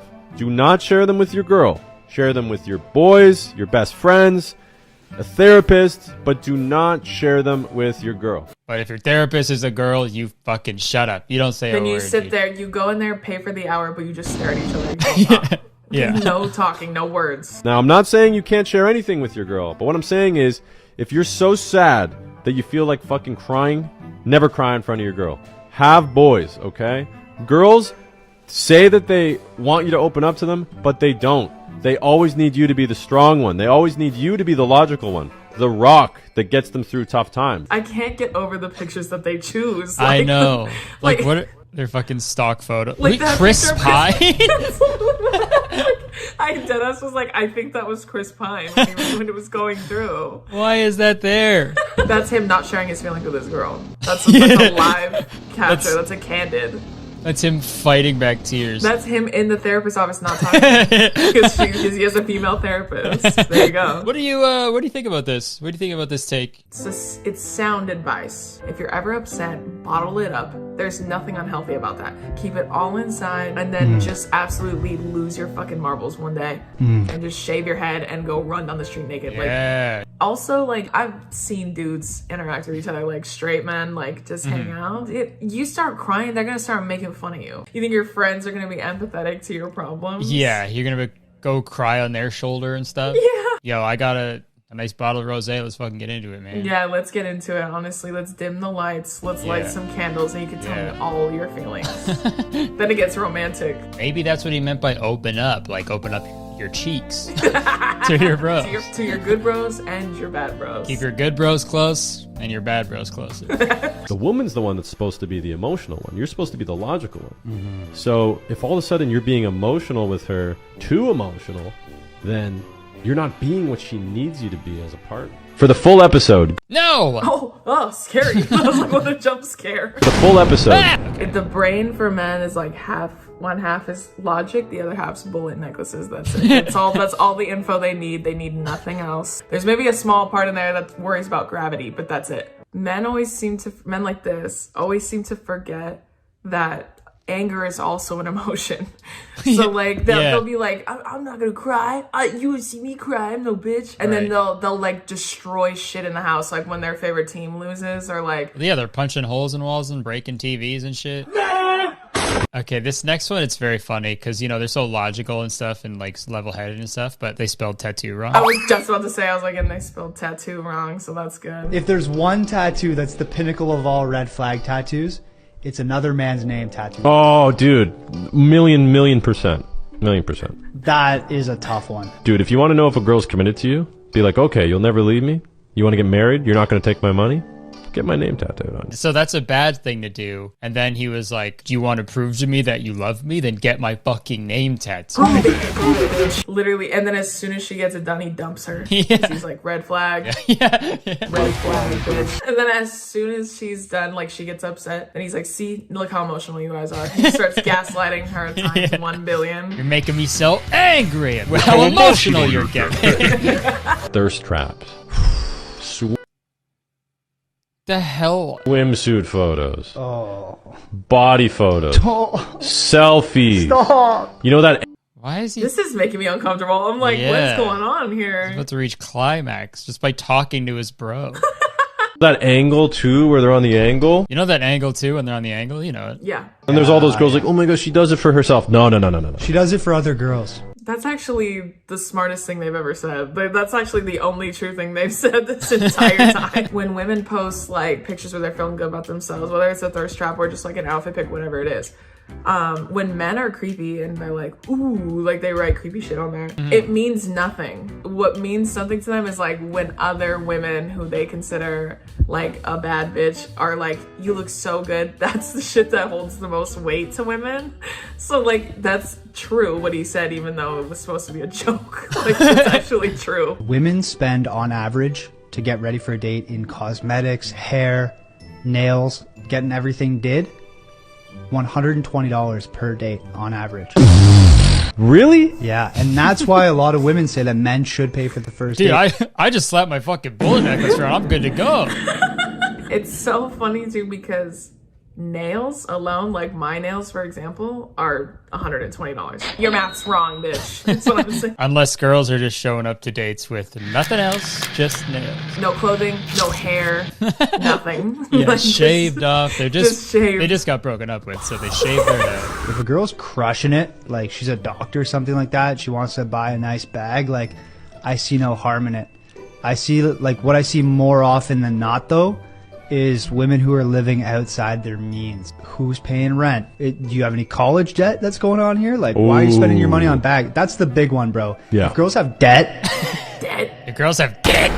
Like, the more misogynistic you are, the more you, like, slowly become a little troll, I guess. You know, if girls have debt, there's a big red flag. Yeah, I like how the only occupation was a doctor. That's the only one that could afford that. Could afford a nice bag. If I see anybody with a designer, any girl with a designer bag, I just assume they're a doctor. Clearly she's a doctor. Where else would you keep your stethoscope? Inside a Gucci purse. It's a red flag if girls want to have nice things, but they have debt. That's why I'm like, do you have debt? Right. Men never have debt. All men get to go to college for free. Bullet necklace, come on in. We won't make you bite the bullet. Yeah. You're already fighting the forces of gravity. We're not going to make you go through with this student debt shit. You know They have it hard enough as it is. Yeah. We're much more like to the point, whereas women, they're much more detailed. They send paragraphs. Like, I'm sure there's statistics on this. Women send way more paragraphs. And all you dudes in the comments like, oh, I send paragraphs all the time. Well, yeah, it's very feminine behavior. stop simping, bro. What's the difference between being direct and being detailed? Also, to say that it's feminine to write a paragraph is so... It's so crazy. When he had to write an essay in school, he was just like, sorry, miss, I'm not a fucking beta. Every male philosopher in time, like Sigmund Freud, he's like, what a fucking beta. He was a simp, low-key. What a soy boy. Simpman Freud. Stop sending paragraphs. Why would that should go without saying. Dude, call her. Like, oh, well, she doesn't want to get on the phone. Okay, well, if she doesn't want to get on the phone, she's not into you, dude. That's serial killer behavior. Hello? I know you said you're at your dad's funeral, but I really want to talk to you. What are you wearing? And he's like, damn, without me? You mourning the loss of your father without me? You won't. Look, if you're looking for great sex, go out with a girl with tattoos, dude. Green flag. Yeah. Girls with tattoos, freaks in the sheets, dude. Yeah, but she better not have debt. That's like the only thing he's like so passionate about is just debt. Yeah, I love girls with tattoos, but if she has debt... He's just so turned on by literally anything except debt. That just sends him into a spiral. He's like, you are dead. You are perfect. You are a 10. Oh my god, dude. Oh, that's so funny. Okay, so I believe this is one when they're looking at a girl's Tinder page or something, and they're like judging her, I guess. This is what makes her conventionally unattractive, by the way. LGBTQ. Mental health awareness. Okay, if you just believe or are an advocate for mental health awareness, that's unattractive. That's so gross. You probably want me to talk about my emotions, huh? No, I'm gonna tell it to my boys after I make sweet love to them, okay? Okay, a couple red flags. She was a 10 until I saw that. I don't even... Your brother is dead too! So something I've noticed too, actually, from clubs, the most confident girls are always the bigger, thicker girls. Because they have to hit on men. They put themselves out there, bro. Yeah. Fat chicks, large plus size girls, very aggressive at clubs because they have to be the man. His slip, he goes, "That bitches," I mean, like plus size queens. And then doesn't edit it out. That, you know what? Speaking as a bigger, thicker girl, that's not fucking true.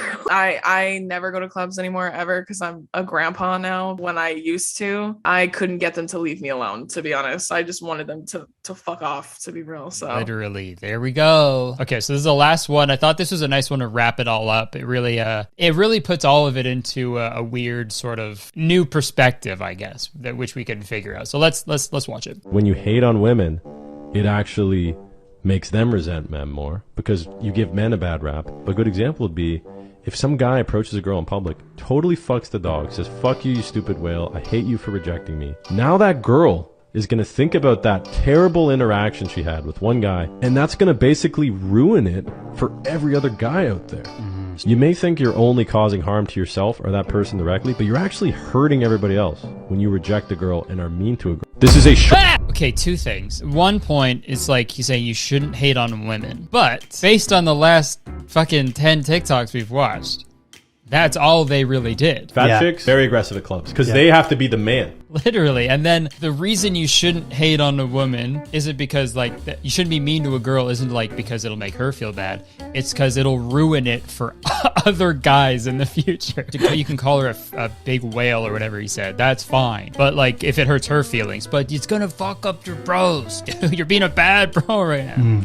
So yeah, what'd you think about those? Honestly, learned a lot as a weightless floating woman with giant ham hock thighs like Squidward. I think I'm gonna go back and rethink a little bit. Get rid of all my debt. Good, that's a message for everybody. If you're a girl out there, please get rid of your debt. I can't see all this debt. Okay, well, Drew, thank you so much for coming on the channel. This was a lot of fun. And it truly was. It was an honor. I hope I sucked that part right out. I hope I got it. I'm empty. Where can people find you? Everyone can find me at Drew Offwallow on literally everything. That's genuinely what my name is. And then I have a podcast with my sister called Two Idiot Girls. And I also have a show called The Comment Section. So nailed it. Wow, that was a great video. But you know what's even better? This week's sponsor. This video is sponsored by ExpressVPN. Folks, as you can see, the internet is a scary place full of scary people. That's why I use ExpressVPN to protect my data and keep me safe. When you browse the internet on an unencrypted Wi-Fi network, your personal data and browsing history can be seen by your internet service provider, and hackers can even steal your login info and credit card details. Simply put, using the internet without ExpressVPN is like going to the bathroom and just leaving the door wide open. That's your business. Please close the door. ExpressVPN encrypts your data through a secure tunnel so nobody can see who you are or what you're up to. Not even the freaking government can see what you're doing. Also, ExpressVPN's encryption is so strong that it would take a hacker with a supercomputer literally billions of years to crack. ExpressVPN also masks your IP address by rerouting your connection through one of their 3,000 plus servers, which hides your real IP address and replaces it with one of their own. And with servers in 94 different countries, you have a wide variety of places you can choose to appear from. And while we're on the topic of changing your location, ExpressVPN also allows you to expand your entertainment library. I'm sure you all know that changing your location with ExpressVPN can unlock region-specific shows and movies on a bunch of streaming services,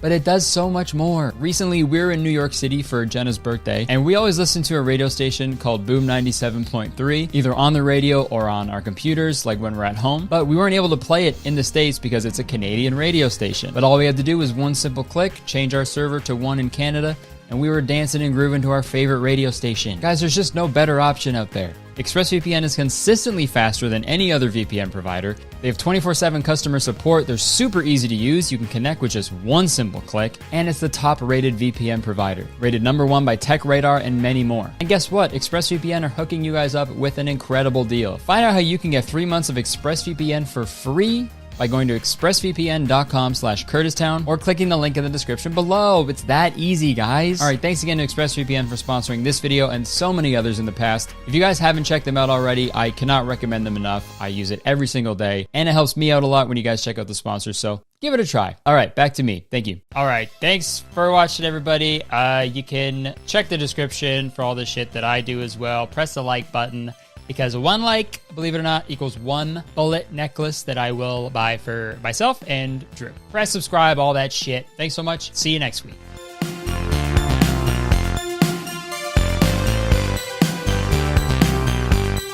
I need to go to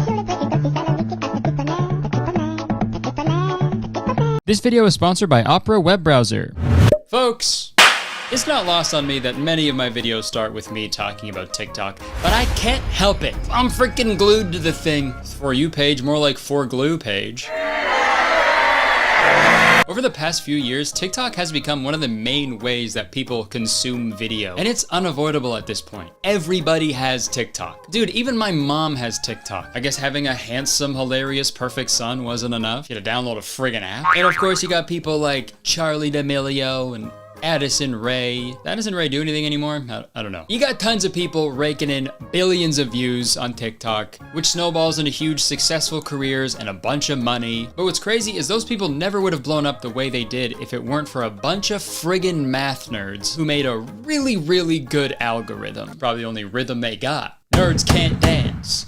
The TikTok for glue page is a technical feat. And settle down, freaks, a technical feat isn't a robot with nice toes. Dude, my For You page knows me better than myself, I think. 95% of my For You page is just cooking, shit posting, and dogs. But the other 5% is something that I didn't even know I enjoyed. And that is independent musicians. I mean, who knows why? Maybe it's because I had a chart-topping country song a few years ago, but I mean, who knows? And some of these independent musicians on TikTok are objectively bad. I'm in Spain without the S. But I think the rest of the independent musicians are up for interpretation. Art is subjective at the end of the day.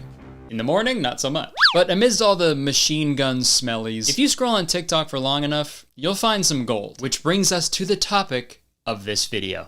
First off, let's take it back a bit. April 2022. I'm scrolling on TikTok, as one does, and a snippet from a music video pops up on my For You page. It was a woman and a man singing a duet in a forest on a cloudy day. And the song was unlike anything I've ever heard before. My lovely song. In the night she'd hear me and take me away. She would call me in the night, take me in the dead of night.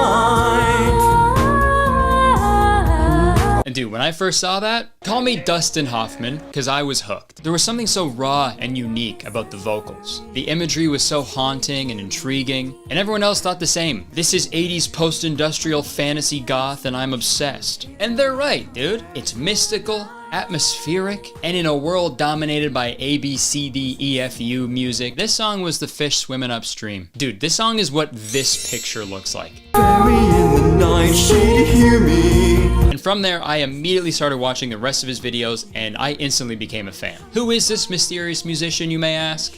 His name is James Japeski.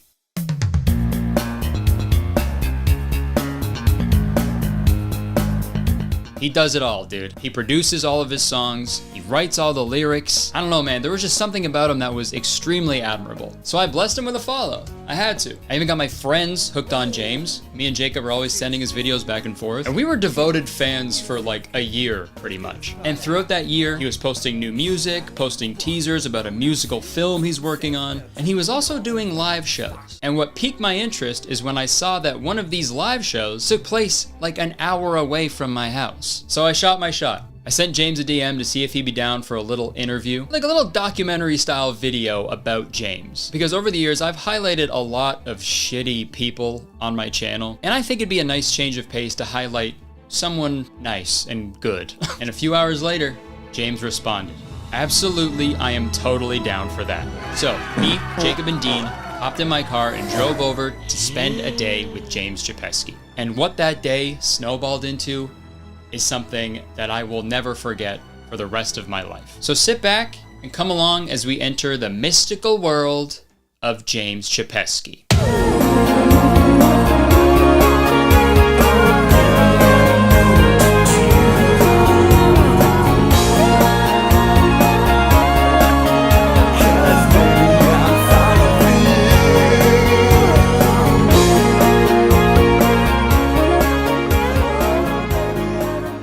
It is 9 in the morning. I am driving a little outside of Toronto to set up our shoot, our interview with James today. I may have an end goal here.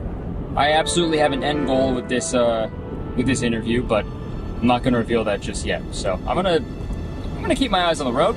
So see ya. I wanted to make a good first impression on James, so I bought this beautiful modern home specifically for this video. That's a joke, but I'm hoping to make that same joke to James to make him laugh. And as you can see, we were already making ourselves right at home. You eating his food? It's one banana. Me and the fellows were giddy with excitement while we awaited James' arrival. And a few minutes later, there he was. We all met James at the door and he shook all of our hands. Now it was time to try out my joke. I bought this house just for this video. Oh wow, that's awesome. Work like a charm. All right, hello James. Hello Curtis, it's a pleasure to be here. Yeah, thanks for coming. Nice to meet you in person. I'm James Shepesky. I'm a singer, songwriter, record producer. I work in audio for a theater company. I do light shows, movies. Born to entertain is my slogan. Like when I was little, I used to run around the house just like screaming, making songs off the top of my head, you know, like nothing good. But, freestyling. You know. I'm sorry, little kids. Yeah, well, you know, like it was noise we could classify that as. But you know, as I got older, I started to like write a few like simple melodies and stuff. And 2013 was a big year, because I asked my parents for a soundboard for Christmas. They came through and got me a soundboard and a microphone, so I was like, yes! Yeah, shout out to the parents. I know, yeah. I owe them everything, because they really helped me get started in music. They also got me some recording software, and then I discovered we have this keyboard in our house, and I was like, hey, I could use this keyboard to make my own instrumentals. So, you know, I started playing around with some multi-track instrumental stuff, and I made a full song for my one song called Rich and I'm Alive. Baby, I'm alive. In fact, I have a soul. It turned out terrible. The original recording was so bad. This is I want to let you know, this is before I released anything to YouTube or anything. Okay, wow. Which was good that I waited, because the world did not need to hear my early stuff. So, you know, I wrote a few other songs. I wrote a song called Music is the Way. When I start to play, I feel a whole away. I posted it, shared it with my friends on Instagram, and my little tiny following I had at the time. They all loved it. And I was like, hey, this is fun. I like doing music. I love releasing it. So from that day on, that was 2017, July 28th. That was the very first song. Oh, of course. It's the J Music anniversary. Every year I have it in my phone to post something because like it's the anniversary. That's you know? so cool. So basically ever since then, I've been creating music. And every month or two, I like to release a new song, music videos, working with other singers, and I've just expanded. So we know James produces, writes, and performs all of his own music. We know he edits all of his own videos and acts in them as well. But that's not all. On top of all of that, he also programs and orchestrates his very own light shows. I didn't even know that was a thing you could do. The only light show I've ever done is when my dog wakes me up really early and I go to turn a light switch on, but I'm oh so eepy. So I keep flicking a bunch on and off until I get the right one. You know what I mean? Not as impressive. So after watching his entire light show on YouTube, I had to ask him about it. I give that all to Disney. So like, okay. I love, so Disney, like, have you been to Disney World before? I've been to Disney. What else do you call adults obsessed with Disney, right? Losers. I'm kidding. I went when I was 3, so I don't remember. There's this one show called Fantasmic, which like I've always loved that show. And basically, it's a show that kind of combines, like they call it a nighttime spectacular, because it's not just lighting, it's not just live performance, it's got a little bit of everything. It's fireworks. Yeah, it's got fireworks. Like I've always loved that show. My parents, they actually bought me the CD of the soundtrack. So I would put it back in the old days, I put on the CD, and with my little Disney villains and Disney figurines, I'd put on the show. I'd tape all these flashlights and all these dollar store finger lights all around. Oh, cool. And so it started like that. And then I was like, wouldn't it be cool if I could get like a controller to control all these lights? So that got me into DMX, more professional lighting. So I got DMX? Yeah, digital multiplex. Oh, okay. He's a rapper as well. DMX is I know, but it's it'd be crazy if he helped you with it. Well, no, this story? DMX is basically just a way to control lights, like how they control the theater and all that stuff. So basically it allows me to hook up my lights to one controller, and then I can link them all together and can program scenes and stuff. Okay, cool. So I started with like 1 or 2 lights, and then I just kept buying lights and more lights and more lights, got some cool computer software, and then, yeah. The rest is history. If you watch James Shepesky's music videos, you'll notice that he collaborates with other artists pretty frequently, but there is one person he collaborates with the most, and that is Nicole Beer. awesome last name. Cheers, I'll drink to that, bro. She sings in a lot of the songs, she appears as main characters in his movies. She's an integral part of the James Chapesky extended universe. And obviously every time James posts on TikTok with Nicole, every single comment is asking if they're dating or not, because they're two people who hang out a lot. And that's where you go wrong, man. If you appear with anyone online more than one time, I'm sorry, there's already a fanfic about you two people. That's just the way it goes. So I figured I'd let James set the record straight on his completely platonic professional relationship with Nicole. So we actually took the same program at Conestoga, the TV broadcast. Oh, cool. So we met there. The first project we did together was actually the Soul music video. So we did some like group projects and stuff together in school, and well, that Soul music video was actually a project for school. Like we had to create a short video. I was like, I'm making a music video, guys. Like this is my kind of assignment, guys. Like yeah. And so I was asking around people in the class that I knew to help with it. I was like, hey Nicole, do you want to be in this? And she was like, sure. So that was kind of the first thing we did together. And then from there, we did another project called A Dream in Color. You know I dream in black and white when you are gone. And then yeah, from there, because we worked so well together, we just continued doing music basically, and we've been working on music ever since. And cool. I feel like when we're working together, we both feed off of each other's creative ideas, and we're just able to create some really good stuff together. And we have fun, so it's basically like you're just hanging out, having fun, making music, So it's I don't feel of it as like a job or anything, because it's hanging out with friends, doing stuff we enjoy doing, right? In the modern day, if you want to make it, damn, I should film here every time. It looks so good. In the modern day, if you want to make it in the music industry, you gotta be on TikTok. Listening to a top 40 playlist is essentially the same thing as scrolling through trending TikTok sounds, except the songs are too long. And like I said, TikTok is how I found James and his music. And I have my issues with the app, like how people can say the most racist, misogynistic, transphobic shit ever with zero consequences. Well, bad consequences at least. But on the flip side, TikTok can be a life-changing thing for people. Tons of careers have started and blossomed because of TikTok. So I was curious to get an up-and-coming musician's opinion about the app. TikTok, oh my gosh, I could go on and on about TikTok.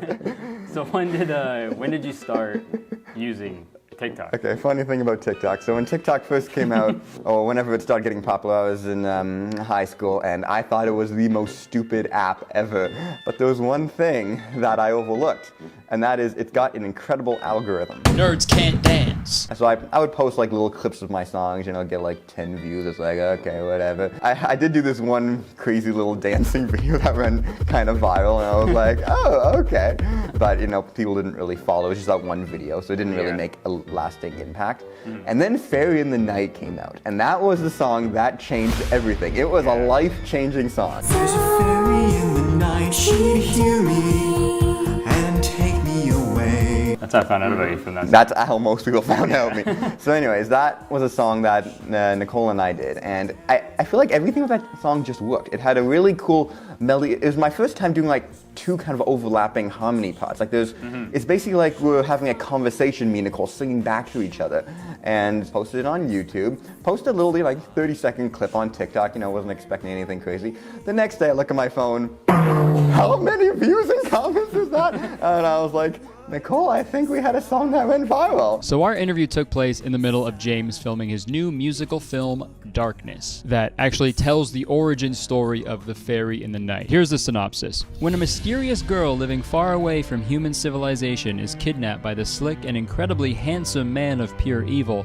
she must learn to trust in a young Boy Scout to keep her safe from the darkness of the night. For this film, basically, I stopped by, I'll just open a document on my computer and I start typing like basic ideas. When you're working with really talented actors like Nicole and my sister Rebecca, she's in it, and they're really good at improvising. And I feel like sometimes you can come up with better stuff if I just give them direction like, okay, this is the motive for your character, this is what needs to happen in the scene. Let's make it happen. That's what it's all about, right? Is I do this stuff because I enjoy doing it. I don't really do it to make money. I do it, like that's what I'm working at the theater for. I do it because I enjoy doing it, and I want people to see my work, and I want to entertain the world. Born to entertain, that's the slogan. That's what I'm all about. Yeah, my next question was, what sort of motivates you to keep creating art? But you just answered it. Because I love it. A few weeks after our interview, something happened that I thought would never happen. I was invited to appear in the movie Darkness. James friggin' messages me out of the blue, says he needed some extras to dance in the background of the biggest shot of the entire film. That would mean that me, Kurt, would be canon, call me Nick Cannon, that would mean I would be canon in the Fairy in the Night universe. So I said yes immediately. So a couple weeks later, me and Dean were hopping back in my car to head back to Kitchener to be in the movie. We are in Kitchener/Waterloo. We're getting some behind-the-scenes footage of I'm gonna call him James. His name's James. So yeah, we're gonna go there. We're gonna actually be in the movie, and I'm really excited. I'm excited to see how he operates, how he, what his process is when he's filming one of these movie scenes. So yeah, I wanted to film stuff sooner, but we were pretty. He was busy. I was busy. I was in London and LA. It's my life is a movie. I feel like I'm just on the go all the time. You know what I mean? It's like embarrassing how much I'm just like a... Do you want me to agree with you? Yeah, I don't want to agree with you. The big finale and the big opening. Good to see you, pal. How's it going? Good. You do some dancing? Oh yeah, that was boring. Right? Awesome, how's it going? Good to see you. Good to see you. James gave us the rundown of the video shoot and even had a full-on call sheet and everything. And this was the first time I got to fully see James in his element. Just talking to him about his art was inspiring enough, but being there and seeing James's passion for what he was trying to make was so infectious. And he was committed to his character all day, because it was like 2 degrees Celsius and he was in his character's costume of just a t-shirt and jeans the entire time. But after a long day, we got a pretty good music video. So sing a song of laughter and sing a song of praise. Sing to everybody. In between takes of us dancing, me and Dean sat down at a picnic table to take a break. And this is when another extra named Reggie approached us. And we did not expect this conversation to go the way that it did. Boys, what is this documentary? Do you follow the chronicles of James and his... Curtis just found him super interesting. I grew up in this area, and me and my buddies discovered this guy like 3 years ago. Like before there was TikTok and he had an account on YouTube. And we were just like, what's the word where you're just like enamored, like lost in this guy's passion and drive, right? Exactly what we thought. Like this guy is going to, like his energy is so infectious. Yeah. Wait, last night, were you... He did a TikTok live. That was, so I paid him to come and do his first gig. It was supposed to be like a birthday party, but it ended up just being me and like one buddy. So James ended up bringing more people than like I hill and slay it. You want to say something? Dude, I couldn't have planned a better interaction to have with someone that day. That conversation with Reggie pretty much confirmed everything that I was feeling about James and his art. It is incredibly easy to be ironic and sarcastic about shit and try to act like you're cooler than everything else. I do that shit all the time, just because it's easier than being genuine. But being unapologetic and sincere and passionate about the art that you're making is incredibly admirable. Also, side note, Reggie was also like such a beauty to show up and dance in that music video because apparently he had a broken shoulder the whole time. I have to go. Like, my shoulder's broken. I'm in so much pain right now. Still dancing though. As you can see, I'll put some footage here. We were background dancers for the final song, I believe. The one thing I really noticed was that we didn't get this on camera, but James is not afraid to tell you if you did something that he didn't want you to do. He has a vision, and if you don't do what his vision is, he'll fucking tell you. Yeah. And honestly, respect, because if it was most people, they'd just be like, "Yeah, good job." And now we're gonna go get some food. Stupid! Give me your lunch money now! I've done my fair share of criticizing in my career, but I don't think anything I've said has crossed the line from joking to bullying. And if it did, they probably deserved it. But TikTok is a different story, dude. You could say the meanest thing you could possibly think of from the darkest part of your brain, and you would get exactly 1 million likes from it. It's wild. And talking to James, it seems like it doesn't affect him whatsoever, so I wanted to talk to him and find out his secret. So the big thing that you got to keep in mind is that a lot of people on TikTok are stupid. Talk your shit, James. No offense to my fans. My fans, I love you guys. I'm talking about the people that are just mean out there. Exactly. Yeah. But no, basically I feel like a lot of people comment mean things because they see that I'm having some success and fun. I'm having fun. Yeah. And people that are unhappy with their lives, they don't like seeing other people have fun. They don't like happy people. I'll admit, I'm not a professional singer. I might not sing every note perfectly, Right, nobody. But I must be doing something right because people are watching the stuff.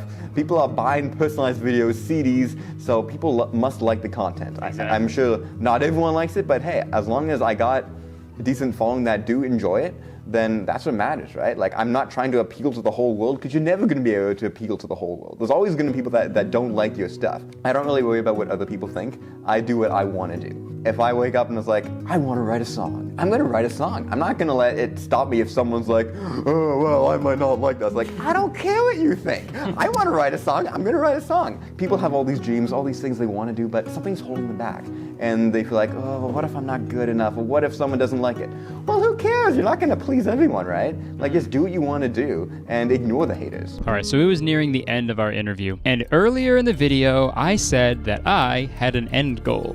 I may have an end goal here. And looking back on my content, it seems that I release one song every year. And we're halfway through 2023 and I haven't made a song yet. So who better to make the song of 2023 and possibly the song of the summer than the one and only James Chapeski. Do you have like a dream collab? Like if you were to collab with any artist? A dream collab? Yeah, any artist in the world, alive or dead. It'd be really cool if me and Michael Jackson did something, you know? We both have... You and Michael Jackson, that track would go hard. That would be fun though. You gotta admit, like, that might be too much wahoo in one video. Okay, cool. Would you ever be open to collaborating with like a lesser known musician? Oh, absolutely, absolutely. I love collaborating with as many different people as possible. Okay, and cool. Yeah, absolutely. Would you ever collab with like a country artist? Sure. I mean, I've never really done any country, but okay. I mean, I like new country. Like, I think it sounds great. I mean, so yeah, I'm totally open to expanding upon my genres and yeah, working with anything basically.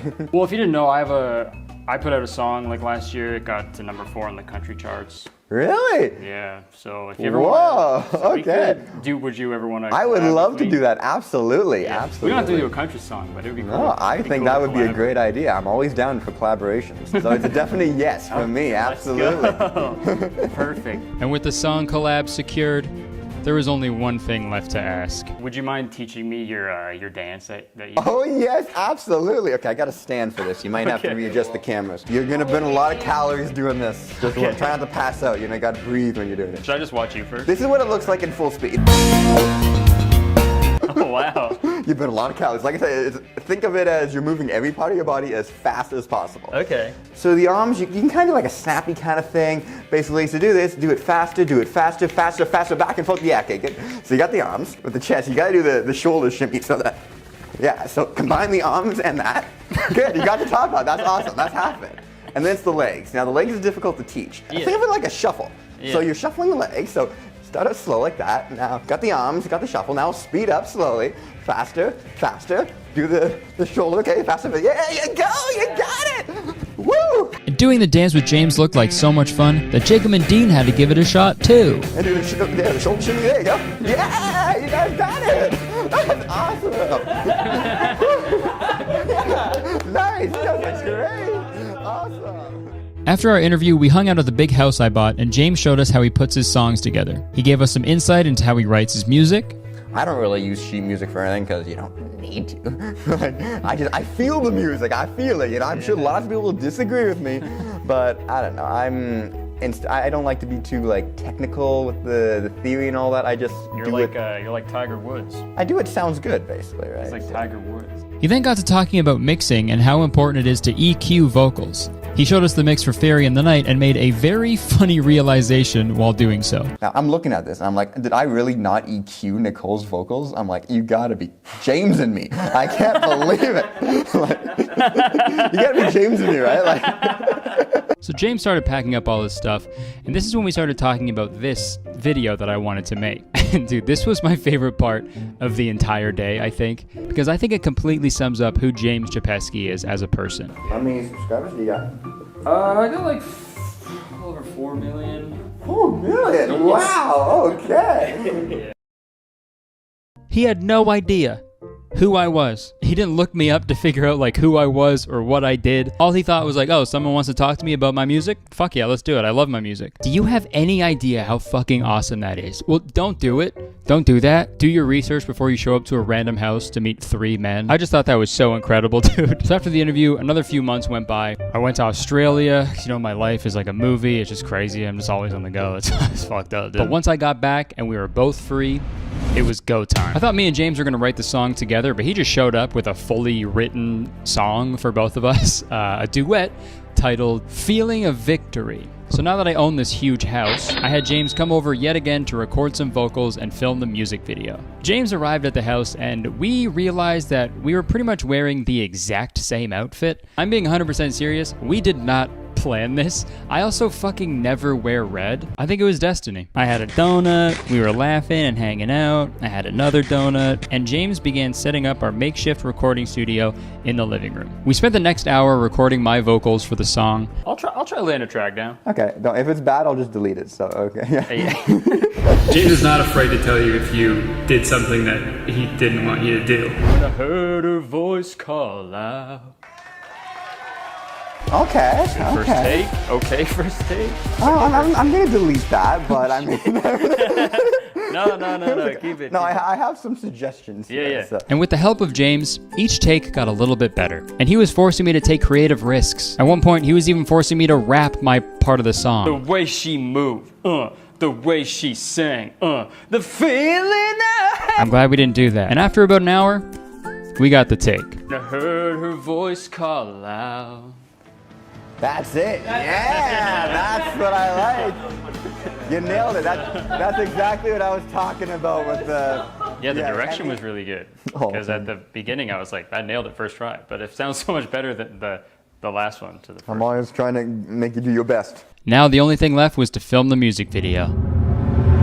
So we did that. We did it. So here's the music video. But before that, we gotta talk about the sponsor of this video, Opera. I don't know about you guys, but I'm on the computer all the time. I've been surfing the web for like 20 years now, and if you use the internet as much as me, you need a browser that can keep up. And that's why I use Opera One, the latest version of Opera desktop browser. Opera One features a completely redesigned look and brand new functionalities. And I get it, it's easy to just stick with your system's default browser, but if you do that, you're missing out on some incredible features you can only get with Opera One. For example, a free VPN and ad blocker are built directly into the browser, so you can browse safely and securely while annoying a bunch of annoying ads, all completely free in Opera. You can use the Opera Player to play your favorite songs and podcasts from a number of popular streaming services directly from your browser with just a few simple clicks. And Opera also makes it incredibly easy to stay connected with the people in your life with their fully integrated messaging apps like Messenger, WhatsApp, Telegram, and more. I also have a really terrible habit of having like a million tabs open at one time, and it gets really overwhelming. But with Opera One's tab islands, it automatically groups tabs together to keep your experience more organized and focused. For example, if you're trying to decide on an Airbnb for an upcoming trip, it will group all of your options together in a tab island so you don't fill up your browser with a bunch of distracting, confusing tabs. But I think the coolest thing about Opera One is their integrated browser AI, Aria. It's like having a little genius friend that just like helps you out with whatever you need. For example, I was trying to figure out a good title for this YouTube video, so I asked Aria to give me 5 enticing titles for a YouTube video about a TikTok musician, and it gave me 5 amazing jumping off points to use for this video. And that's just one example of the millions of things that Aria can do in Opera One. And if you're thinking, oh my god, Opera seems perfect, but it's so much work to start over on a whole new browser. Well, listen up, because with just a few clicks, you can transfer over everything from your old, slow, outdated browser to Opera One. And you can instantly start using Opera One without worrying about setting everything up all over again. So if you want to improve your internet browsing experience in every possible way, click the link in the description and download Opera One today for free. Thank you so much to Opera for sponsoring this video. Now, enjoy the music video.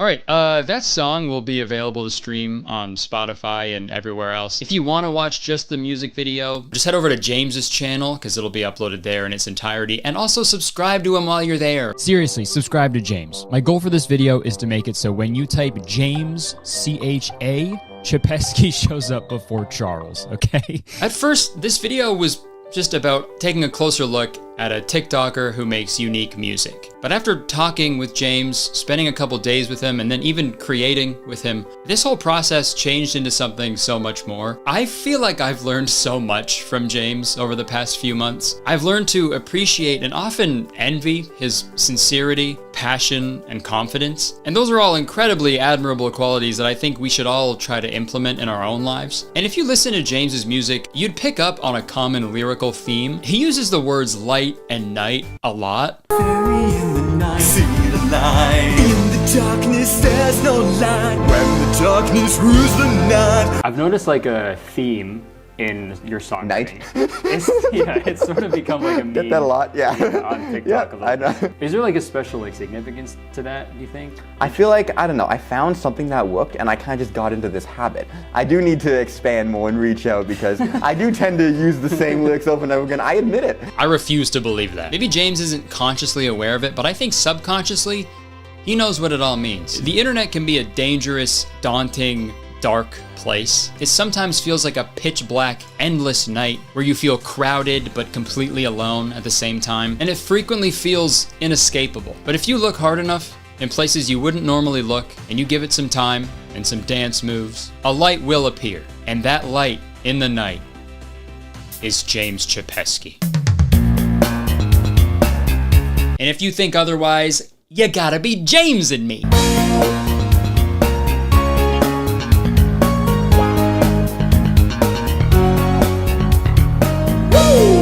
People have all these dreams, all these things they want to do, but something's holding them back. And they feel like, oh, well, what if I'm not good enough? Or what if someone doesn't like it? Well, who cares? You're not going to please everyone, right? Like, just do what you want to do and ignore the haters. I like people to feel something when they're listening to my music. I don't want it to just be background elevator music. Yeah. I want it to be either powerful, emotional, people to walk away like feeling something after they hear this stuff. How to get anywhere in this world is you got to be unique, you got to be different. If you're doing the same kind of stuff that everyone else is doing, then you're just like, well, why are people going to watch your stuff? You got to stand out. The sky's the limit. You can do whatever you want.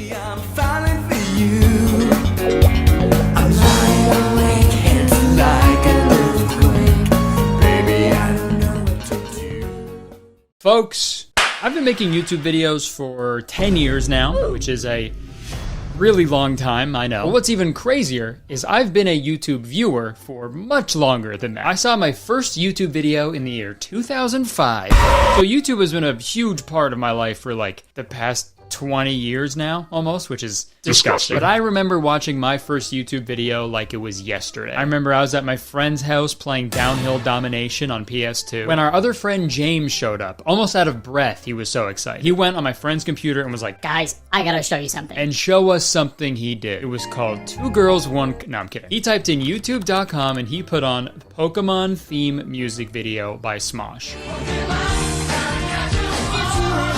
And obviously this is an iconic video, I'm sure you've all seen it, but the idea of it was really simple. It was just two friends lip-syncing to a song we all knew, but they were goofing around in the video, making funny faces, doing silly bits within the music video, and like immediately I was hooked. I couldn't believe my eyes. I felt how I imagined people in the 60s felt when they saw color TV for the first time. I was like, that's possible?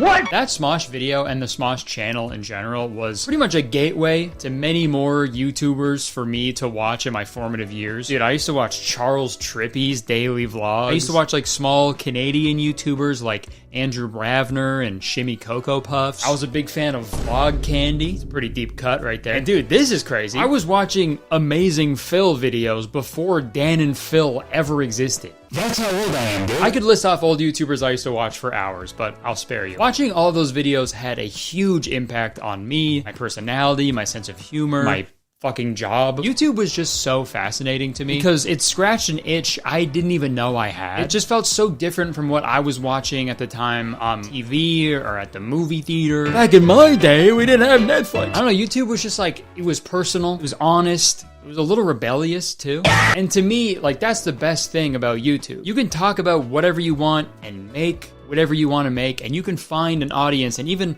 make a career. It's crazy. And I'm sorry for this long-winded intro, but I really just love YouTube as an art form. And I think, honestly, some of the best pieces of art I've ever seen have been, like, on this website. And I want you all to know how deep my appreciation is for YouTube before we get into the topic of today's video, because I think knowing that about me will help you understand why I'm so mad. That being said, today we're going to be talking about this trend of faceless YouTube channels. And when I first heard that term, I just assumed there was a guy who was born without a face and he was just making videos. And it's hard to understand him because it's a little muffled because he doesn't have a mouth. But then I was like, no, that's silly. It must be about YouTubers who make videos without showing their faces. Which, by the way, I see no problem with whatsoever. There are several YouTubers I watch regularly, and I don't know what they look like, and I think that's great. But those aren't the faceless YouTubers I want to talk about. Over the past few months, I have seen countless videos and tweets from people bragging about how much money they have made from these low-effort, easy-to-run, automated,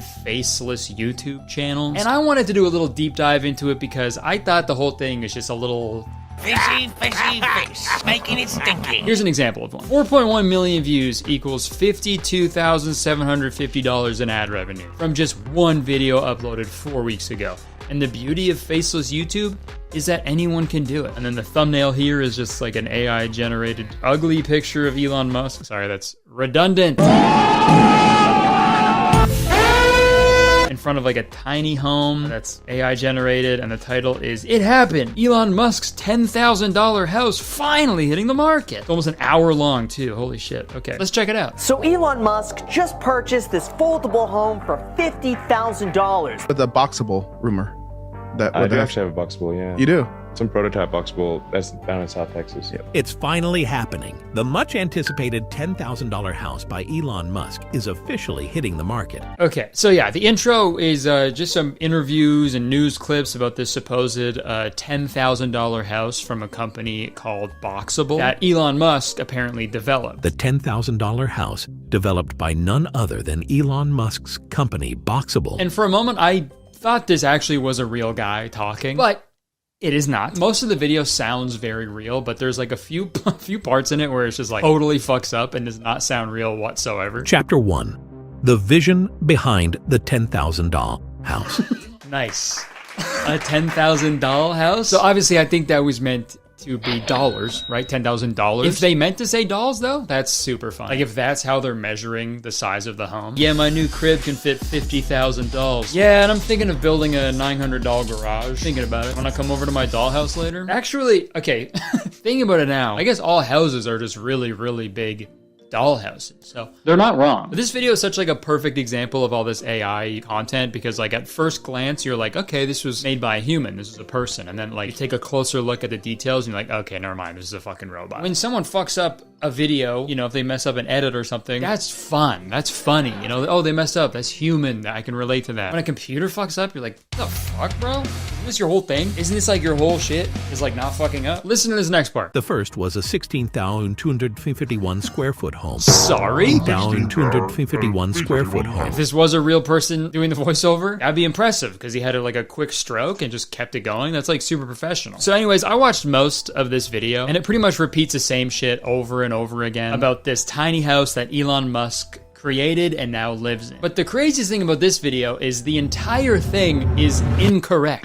Firstly, this $10,000 tiny home that they're talking about is $60,000. Okay, well actually, it was $60,000 to the person who made this video, and then they made $50K from their revenue, so now it's only 10. Now I get it. But also, dude, Elon Musk doesn't even live in one of these homes. He's had to like come out and make a statement on it and be like, no, I actually don't live in one of these. Like none of this is true. All it takes is like a quick Google search to learn that Elon Musk has no ownership of the company Boxable. So taking everything into consideration, I can only assume that this script was generated by AI when like some guy was just like, hey, can you write an hour-long video about Elon Musk and the tiny house that he owns?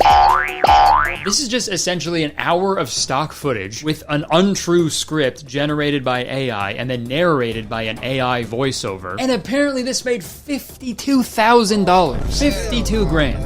for putting no effort or facts into the video that you probably didn't even make yourself. Crazy time to be alive, dude. And the cool thing about videos like this is it's only gonna get worse. We're creating these like faceless automated YouTube channels. It's a very popular trend right now in like the side hustle corner of the internet. And this is never advertised as like a creatively fulfilling venture, but instead as like a rapid, easy method of making a ton of money very fast. Kind of like a, I don't know a word for it. Kind of like a get rich quick scheme. And you know what people say about those.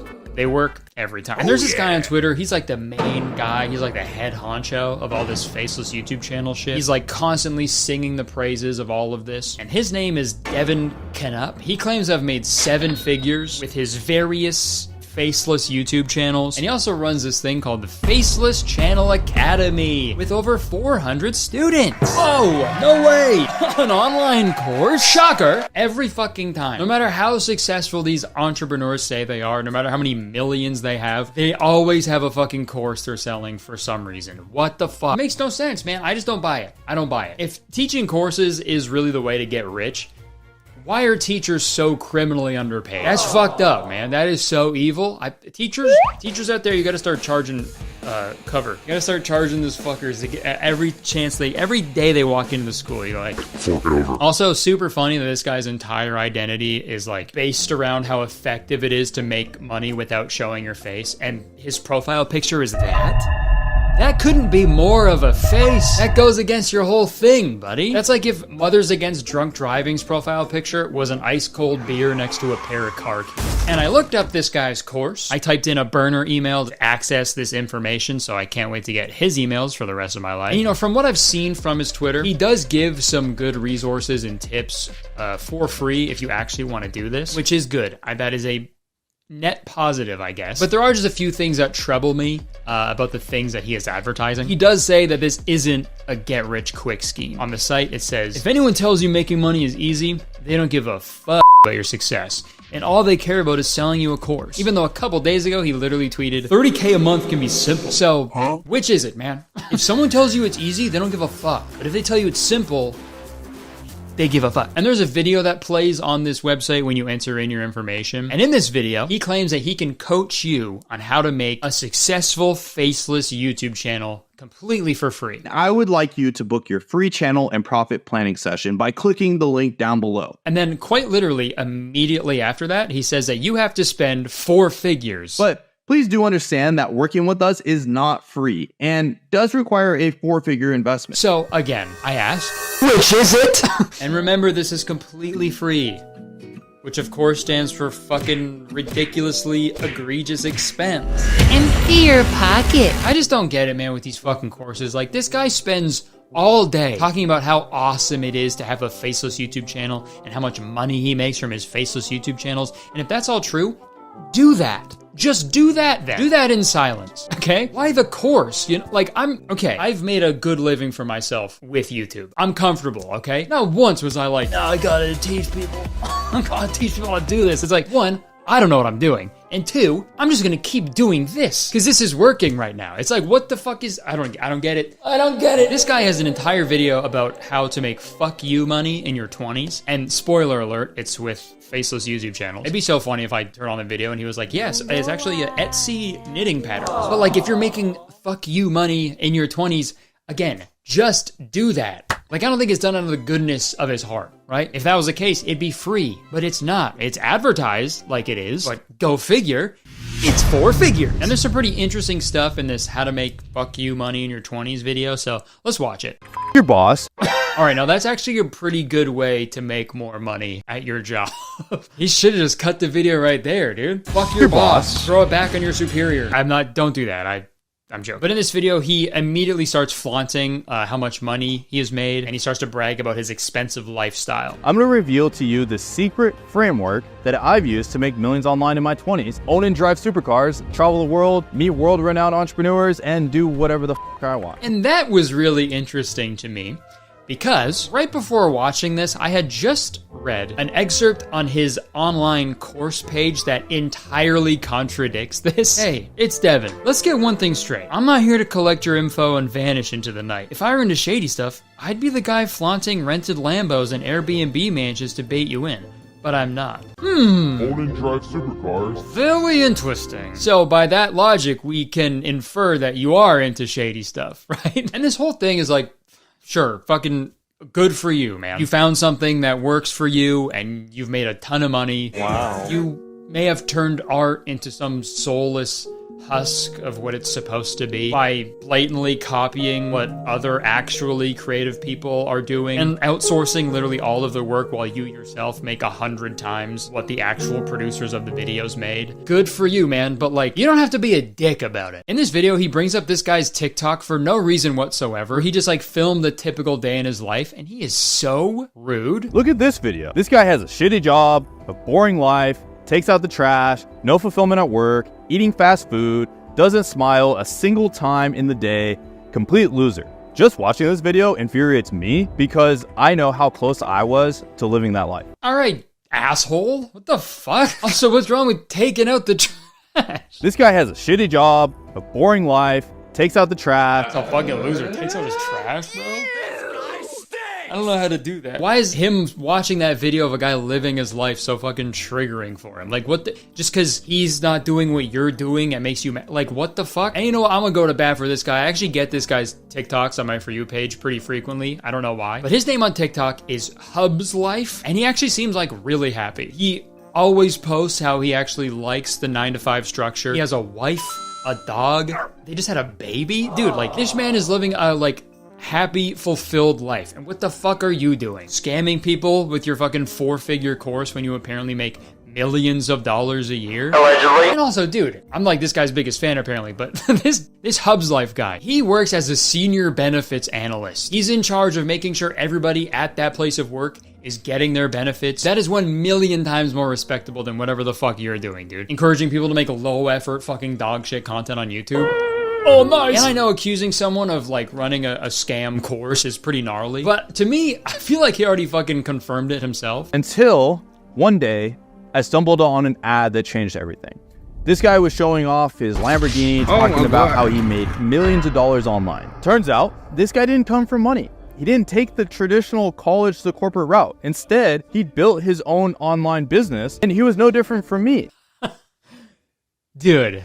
If Ty Lopez is your inspo, you are so unbelievably cooked. Ty Lopez! Here in my garage. Like the original YouTube scammer, who is like still currently to this day scamming people out of their hard-earned money. That's the guy. Ty Lopez? This is your king? Knowledge. Way to lose like any credibility you had, bro. What the fuck? Don't listen to people like this, okay? I made a video a few years ago about Nate Garner's online course that claimed to teach people how to go viral every time. And I put it to the test, and obviously we found out it was a scam. It's never gonna work. People promise virality, it just doesn't work like that. But would it surprise you to know that this guy has the exact same fucking thing going on? He is also the owner of a program called Become Viral that claims to have the ability to make you become viral. And on the website, they advertise 4 of their most successful channels, who, may I add, are all unable to get more than 10,000 views on their most recent upload, so not too sold on the premise of becoming viral. Oh, sorry, I just saw that there's a 95% success rate, so. My bad. Even on this guy's own personal channels, he can barely break 10,000 views. Look, that's not nothing. 10,000 is a lot of people, but like, I would hesitate to call those viral, right? Look at this new viral video. I don't know, man. It's just hard to take someone seriously when the anecdote on their website is, after 3 hours of copying these other people, I had a masterpiece. Just blatantly admitting to stealing other people's ideas. Good job, man. Great job. After looking through this guy's social media, it might be a good thing that he's stealing other people's ideas and opinions, because his own ideas and opinions are very bad. COVID was a scam. School is a scam. College is a scam. Social media censors anyone telling the truth. When will you realize it's all one big game? Wake up. That's also kind of a self-own, because he's not being censored. So if he's censoring people telling the truth, he's lying. Okay, sorry. We're gonna move on from this guy because there's a lot to cover with this video, but yeah, sorry. I really did not anticipate talking about this scam artist for this long, but actually, you know what? I'm going to go back. Sorry. I think scam artist was a little too harsh. This man is not an artist. For every couple of years, there's a new trend that dudes like this hop on to make as much money as unethically as they can. First, it was drop shipping, then it was crypto and NFTs. This is your ape. And now it's moved on to this faceless YouTube channel / YouTube automation shit. It's weird. These people are encouraging others to spend hours creating hundreds of shitty, lazy content with various AI tools and then just hope that one of them gets into the algorithm so they can make some money. What the fuck is happening? Imagine if spending those hours making hundreds of shitty videos, you spent that same amount of time making one shitty video. It might still be bad, but at least it's like, at least you made it. That is much more rewarding, I promise you. I'd rather watch a bad video from a real person than like a half decent video made by a robot. But sadly, a lot of people don't look at content that way. They see one person become successful with this and then their eyes turn into dollar signs like they're fucking Mr. Krabs. You've got this guy on Twitter, Chems. He's flexing his gold play buttons that are awarded to channels who surpass 1 million subscribers. And, okay, it says here he only has 105, and that's not even him, never mind. Scroll down a little bit. Okay, Faceless Chems,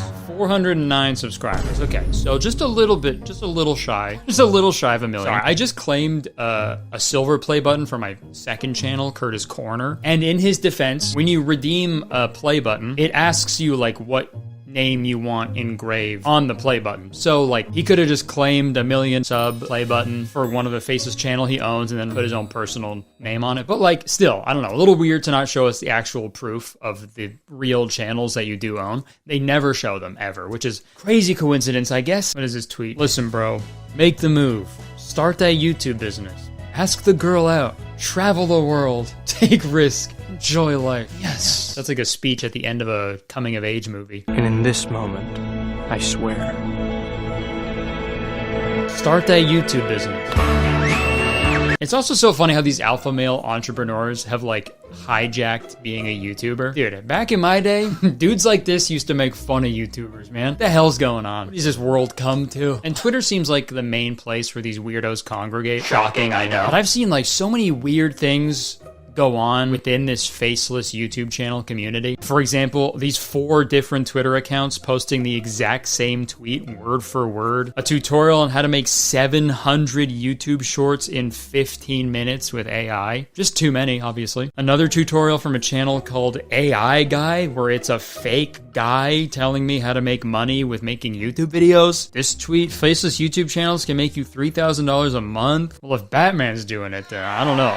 I guess it's pretty cool. That's how he can afford all his bat gear. A faceless YouTube channel tutorial thread that's really just advertising a weird AI tool that lets you create an AI talking avatar. What you're seeing right now is a video created using ApoB's latest feature, Talking Avatar. Talking Avatar. We can't wait to see what you'll make with APOB. Can't wait to see what I make. Yeah, you know what? That kind of does inspire me to make something. It inspires me to make a toaster fall into the bathtub. But the weirdest thing I've seen about all this is this company called Faceless Video that scripts, produces, edits, and even posts videos for you. You pick what kind of story you want, and then you pick Minecraft parkour or Subway Surfers gameplay. You pick the voice, and then it does everything for you. There's like different plans you can get where they can post Monday, Wednesday, Friday, or post every day for you. What the fuck are we doing, guys? What is is this what the future is gonna be? Nobody making shit by themselves anymore? We're gonna be forcing a robot to do everything for us? That's bad. This is bad. Okay, this is bad. Like, if there was like a robot that could paint like 500 paintings in a day, that's not cool. Who fucking cares? I want to see one beautiful painting from a chain-smoking weirdo who paints with his own blood or something, okay? This type of content is like the fast food of videos. Not even that, because fast food is like still tastes good and is made by humans. I feel like it's pretty easy to tell how I feel about all of this. Making videos, I'm sorry to say it, but it is an art. This is art. And this YouTube automation shit goes against everything that art is. And for the most part, I think a lot of these people are just blowing smoke and just lying to you so they can sell you a course or consultations or coaching sessions that you really don't need. And you know what? I'm going to prove it to you. That's right, folks. I'm going to start a faceless YouTube channel, and I'm going to follow all the tutorials I've seen to see if it actually works. But here's the catch. I'm going to do it as ethically as I can. A lot of these faceless YouTuber pilled people, they just tell you to copy other people's content, okay? I don't want to do that. Also, a lot of these tutorials tell you to use websites that make AI-generated art, AI-generated pictures and videos, and I don't want to do that either, because almost all of those models are trained on stolen artwork. The only thing I'm going to allow myself to use is ChatGPT, and one of the main criticisms about like chatbots like ChatGPT is the environmental impact. Using ChatGPT, it requires a lot of energy, therefore emits a lot of CO2, which is bad. So, if I do end up using ChatGPT in this video, I will calculate how much CO2 I have produced personally, and I'm going to offset it by donating to a tree planting charity. And I'm going to keep a tally of all my expenses for this channel, including the trees planted. Hopefully I can make some money. Hopefully I can make $30,000 a month. So, without further ado, let's make a faceless YouTube channel. All right, so I have watched and read countless tutorials on how to start a faceless YouTube channel. And for every single one, the first step is finding a niche. Like, I can't just be making videos about just a bunch of random stuff. It doesn't make sense. It needs a concise, cohesive theme. So I could do videos about like food or scary stories or history or science or like a pop culture thing like Pokemon. Speaking of Pokemon, this video is sponsored by the Pokemon Company International. I've got exciting news. I would like to introduce you to Pokemon TCG Pocket, your newest free to start mobile adventure. I don't know if you can tell, but I've been a massive fan of Pokemon and the Pokemon trading card game for like 25 years. I also have a huge collection of Pokemon cards as well, so I am incredibly excited to talk to you about Pokemon TCG Pocket. With Pokemon TCG Pocket, you get all the fun excitement of the Pokemon trading card game, but now you can play it anytime, anywhere, right on your mobile device. In Pokemon TCG Pocket, you can unlock 2 free packs daily to expand your collection and collect them all. And whether you're a collector or a casual fan or the super competitive type, you can personalize your deck with unique customizations,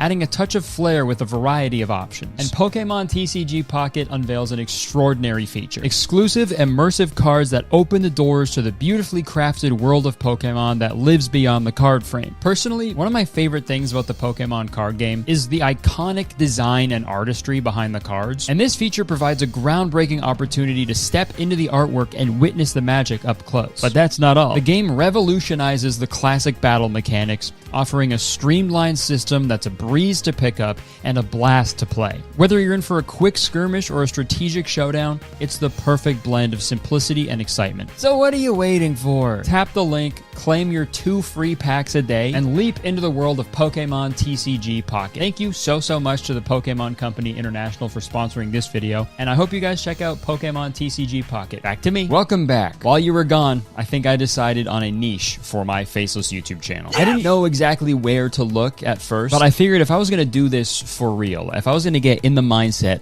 of a faceless YouTube channel owner, I was thinking, like, why do they do this? Why do they get into this? And obviously the answer is money, cash. Okay, so if I'm gonna do this, I want to try to make as much money as I possibly can. Okay, that's why we all make videos. This is what this is all about. Money. Okay, so I looked up the most profitable niches on YouTube in terms of like ad revenue, and according to this little diagram from a random website that could very well be just lying to me, apparently real estate is the most profitable by like a landslide. I don't have a choice. That's what I'm gonna do, okay? I'm gonna talk about real estate. I'm gonna talk about houses. So now that I have my profitable niche, I need an actual YouTube channel. For my channel, I need like a good name. I feel like when people start a business and they don't know what to call it, they just put the word of the thing they do and then Lee at the end of it. Openly, Grammarly, Talently, Brainly, Scopely, Leafly, Lunchly. Like, it clearly works. So maybe I'll do Housely. Housely, does it exist?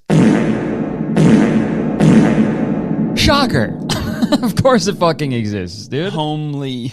Homely. Oh, that's the fucking business too. Okay, so I'm trying to make money here, right? So I feel like the people that I want watching my videos, I want their deep pockets. I want their fucking cash. So I feel like I should have a channel where people go to find like really high-end, luxurious stuff. Rich realtors, rich realty, luxury listings. This probably exists already. Luscious listings. That sounds good. Luscious listings. It sounds luxurious. It sounds rich. People love alliteration. Let me make a YouTube channel. Okay, I need a profile picture. Shit. Okay, let's go to Photoshop. Let's make a logo real quick. I gotta make make it look like luxurious, you know? So maybe I'll do like black. God, I wish I had Microsoft Paint. I feel like I'm so much better at that. I'm thinking like black and yellow. I'm thinking of just doing a house. Dude, I'm so bad at this shit. I cleaned up the design and played around for a few minutes with some different fonts, and I think I landed on a pretty good one. This kind of looks like the Home Alone logo. I played around with the idea of adding a door, but it looked a little silly, so I ended up just adding a green $sign, but that looked really cheesy, so I just went with a black one. Dude, I would subscribe to this in a second. Luscious Listings. Comment below if I should make some Luscious Listings merch, if y'all would rock that shit. I then spent the next few minutes customizing the Luscious Listings YouTube channel's profile picture and banner, and then I needed to write a nice bio that described my brand new channel. The most prestigious location on the internet to learn about the beautiful and expensive homes of the amazing 1%. Subscribe to get a house. You know, a little call to action. Mr. Beast does it, and it's not illegal because I doubt that he's ever given out a fucking bunch of cookies to kids, right? He's giving chocolate bars, which is cool. All right, the channel is complete. It is ready to upload videos. Now the next thing I have to do is actually like plan out and create the content. For this little test, I'm gonna do 1 week of videos. So I'm gonna do daily uploads for 7 days. I just need to think of like 7 good titles for videos, and then I assume I'll be rich enough to just hire a whole team by then. So, and in my many years on YouTube, I have learned that hyperbole works really well. If something is like the best or the most or the worst, then people are probably going to want to watch it a little more, you know, even if it isn't the most, right? You just have to go to those extremes if you want people to click on your videos, which sucks, you know. I feel like we should switch up that meta, you know? And I'm going to start, okay? I think the next movie commentary I do, I'm going to title it, "This movie is bad, but I've probably seen worse. This movie was just all right." Okay, real estate videos. Easy. First off, we could do top 10 most expensive houses in the world. That's easy, right? Maybe like the most interesting houses in the world. If we did like the most beautiful apartments in the world. You know, there's that trend on YouTube of like secret rooms, you know, unexpected stuff. So if we did like the most unexpected interiors. And then we can do a goofy one, right? The most like ridiculous houses. Maybe like coolest basements. And then maybe we'll switch it up. Maybe we'll do like an educational one. Maybe we could do like the best way to save money to buy your first home, you know, because that's like a little different from the other videos we could compare and contrast. Okay, perfect. That's 7 ideas. Okay, folks, we've got the channel. We've got some planned out video ideas. Now for the most important part, making the videos. First off, I need to script these videos. This Devin guy, he says to outsource literally everything, but also at the same time, most of the other titans of this industry, they tell you to just do everything yourself, but use AI to make the videos. But I am curious to see which method works best, like completely outsourcing everything or just like doing it yourself. So I think for one of these videos, I'm going to completely outsource all of the work, and then we can compare that one to the ones that I make to see how they perform, if there's any difference. So I'm going to outsource the first idea I thought of, which was the top 10 most expensive houses. I found this guy on Fiverr. I hardly know her. He has some good reviews, so I asked him to write the script for that video. I also don't have that much time for this experiment, so I ordered a rush 1-day delivery. Yeah, that was a little extra. So pretty much just to write the script alone, I'm already like $500 in the hole. And that's not even including the cost of a voiceover actor and a video editor. So sick. But I'm not worried about it, all right? Because I'm going to make $30K a month with this channel easy. Sorry, simple. And for the rest of these videos, I'm going to get ChatGPT to write them. And then I'll calculate how much CO2 I produce, and I'll make a donation to offset it. So regardless of each one, I'm going to be in the hole. You know, you got to spend money to make money, man. And the more trees we plant, the more that can be cut down to make some fucking paper, dude. All right, let's go grab a robot by the neck and force it to write some scripts. So the first script I told ChatGPT to write was a script about the most unexpected house interiors, and I assumed it would write about like real homes that exist, but instead it just made up a bunch of stuff, which I was not expecting. In the script, they wrote about a room with like a full-sized pirate ship. There's like a spaceship room, a room entirely surrounded by aquariums, and I could just like tweak my prompt to make it actually about real interiors that exist, but I said I was going to do this ethically, and I feel like that would be pointless to just do another prompt just to like, you know, fix my mistake that I made. So that one's going to be a little interesting to edit, but we'll figure it out. So going forward in all my prompts, I asked it to use like real world examples, and that helped a lot. With that, I asked ChatGPT to write the other 5 video scripts for me, and after only a few minutes, all my video scripts were complete. So now it was time to figure out how much money I needed to donate for the ChatGPT usage. I learned that one query for the straight guy. I learned that one query on ChatGPT emits 4.32 grams of CO2. So I guess the 6 scripts I produced emitted 25.92 grams of CO2. And these are pretty big pieces of text I had to generate, so I don't know, I guess let's go ahead and like double that for good measure. So we'll say around 51.84 grams of CO2 emitted, okay? I don't know if that's accurate, but I'm gonna guess that. And sure, let's round up. 52 grams, okay? 52 grams of CO2 to make all these scripts. And just for comparison, boiling an electric kettle emits 70 grams of CO2 into the atmosphere. So this is pretty crazy that it's that close. After I found that out, I then had to find out how much CO2 a tree absorbs in its lifetime. And apparently it's 25 kilograms a year, which is a lot. That's pretty crazy. So realistically, I just have to plant one tree and I'm chilling. But that felt a little wrong. Like it didn't feel like enough. So I planted 20 trees, okay? Because I don't want to just offset it. I want to make sure that's like I'm doing more for the environment, right? So yeah, read and weep, 20 trees planted. Now I don't feel so bad, but I'm gonna feel bad if I ever use an electric kettle from now on. So that's cool. Thanks to ChatGPT, I now have 6 of the 7 scripts completed. My other one is currently being written by the nice man on Fiverr, which I will then hire a voice actor to read it out. And speaking of voiceovers, I need voiceovers for my other 6 ChatGPT scripts. Text-to-speech has been around for years, so I don't really feel that weird if I use it, right? Like, do you think Microsoft Sam still exists? Can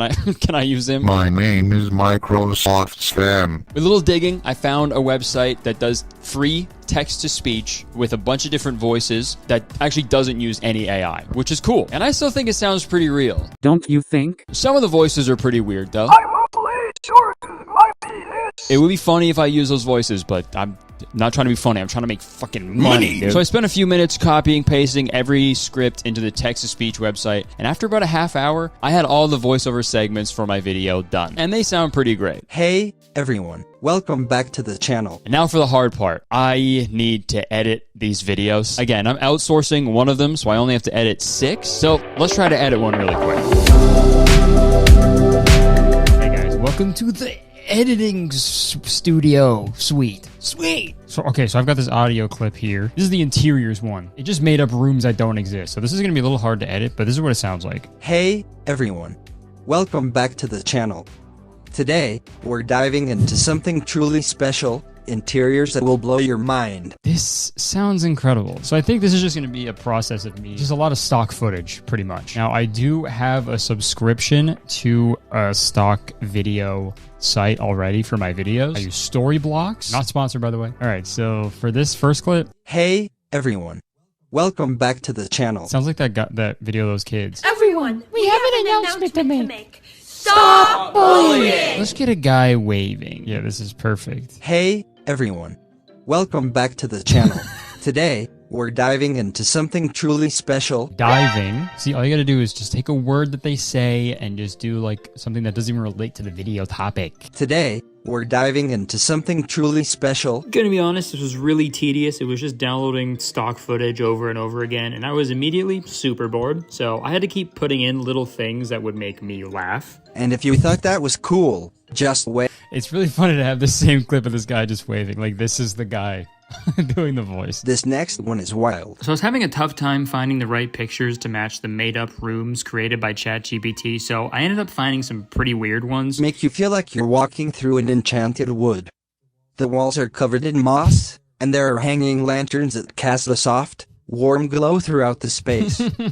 I watched the rough draft of the video and I realized it was missing something crucial at the very beginning. So I thought of something really fun to sort of grab people's attention really quick if they stumble upon this video. So let's check it out. Hey, everyone. Welcome back to the channel.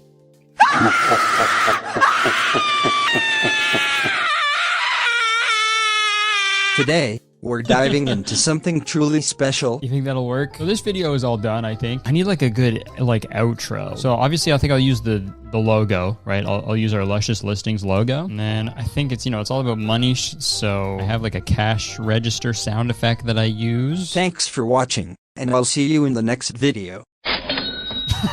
Perfect. I have to edit the other 5 videos. And then once those are done, I'll have 6 done myself. Everything should be ready to go. If this actually works, I'm going to be so mad.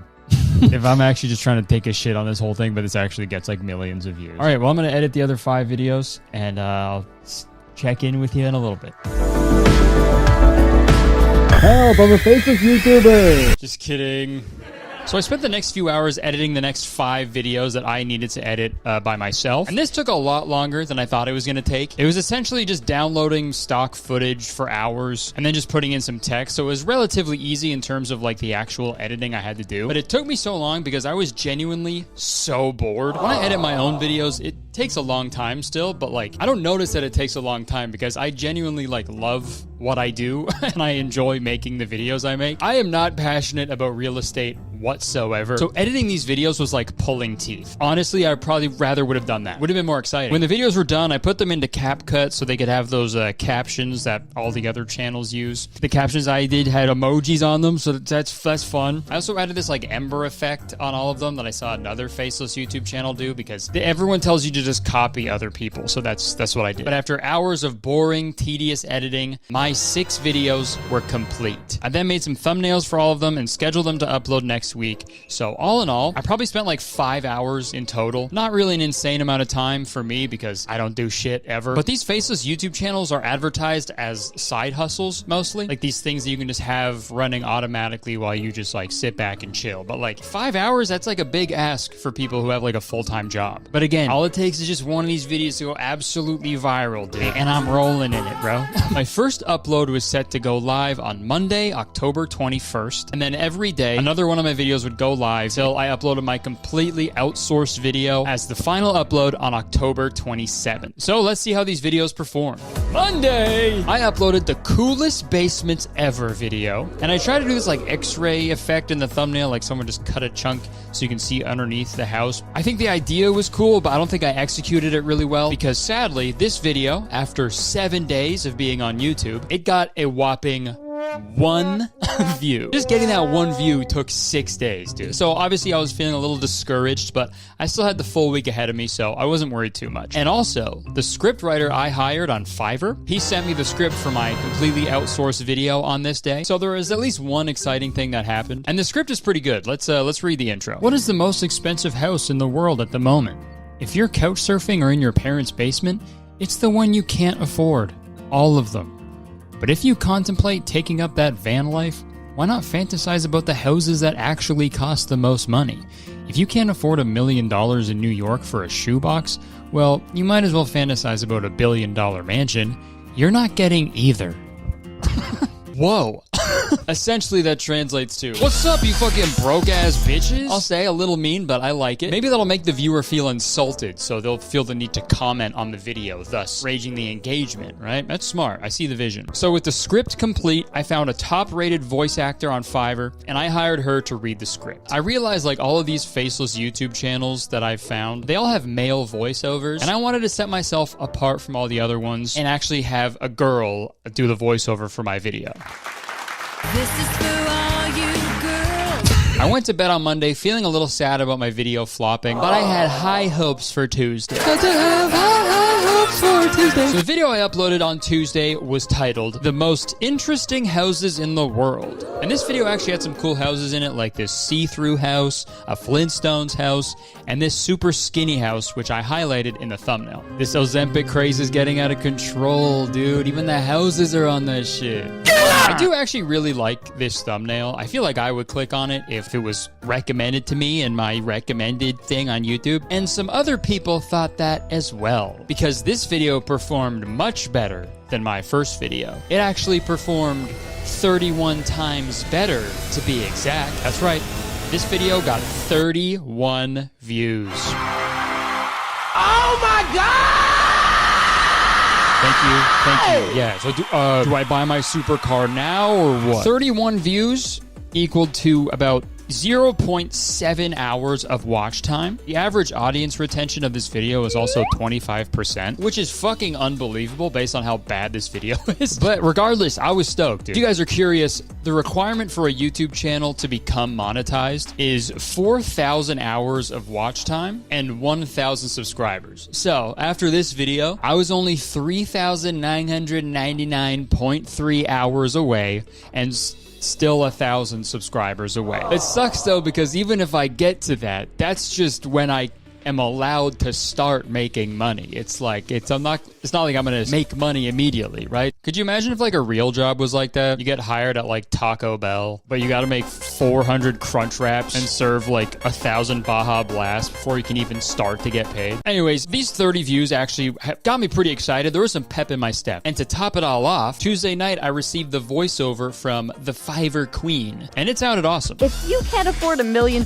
in New York for a shoebox, you might as well fantasize about a $1 billion mansion. You're not getting either. I then immediately found someone to edit the video on Fiverr, and they said it would be ready for me by Friday. Folks, I had a little bit of momentum with my 30 views, and the next day would prove to be even crazier. Wednesday! So I haven't mentioned this yet, but watching Devin's How to Make Fuck You Money in Your 20s video really inspired me. You know, he's talking about how faceless YouTube channels allow you to live freely, you know, you get supercars, travel the world, you know, and I wanted to experience that lifestyle, okay? So I spent the entire week in beautiful New York City, and I stayed at the iconic Plaza Hotel. I definitely did not already have this trip planned for months, and I obviously didn't want to stay at the Plaza for like my entire life because of Home Alone 2. Guest of the new celebrity Ding Dang Dong, stay at the world-renowned Plaza Hotel. Dude, I just booked this trip on a whim because I'm a successful faceless YouTuber. Maybe not yet. You gotta live the life you want.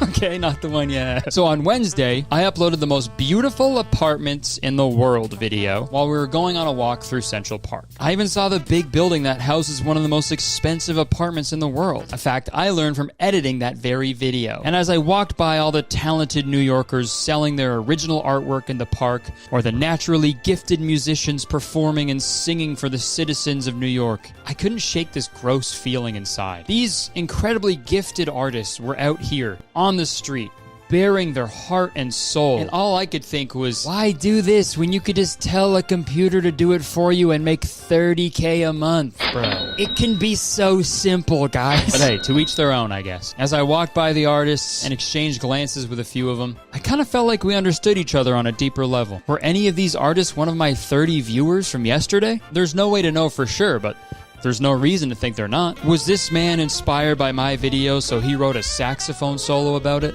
All signs point to yes. We walked for hours through Central Park, but my mind was elsewhere. All I could think about was faceless YouTube channels. My mind was racing, thinking about all of the possible faceless YouTube channels I could fart out in the algorithm with zero effort. Central Park Stories, a faceless YouTube channel completely devoted to Central Park. The Bubble Bible, a faceless YouTube channel about the history of bubbles. Leaves Life, a channel about all the different leaves you can encounter. The possibilities are endless, guys. But as I sat down and checked my disappointing YouTube Studio app for the Luscious Listings channel, all those dreams withered away. Like a man ordering a chopped cheese the Aki way without a bev.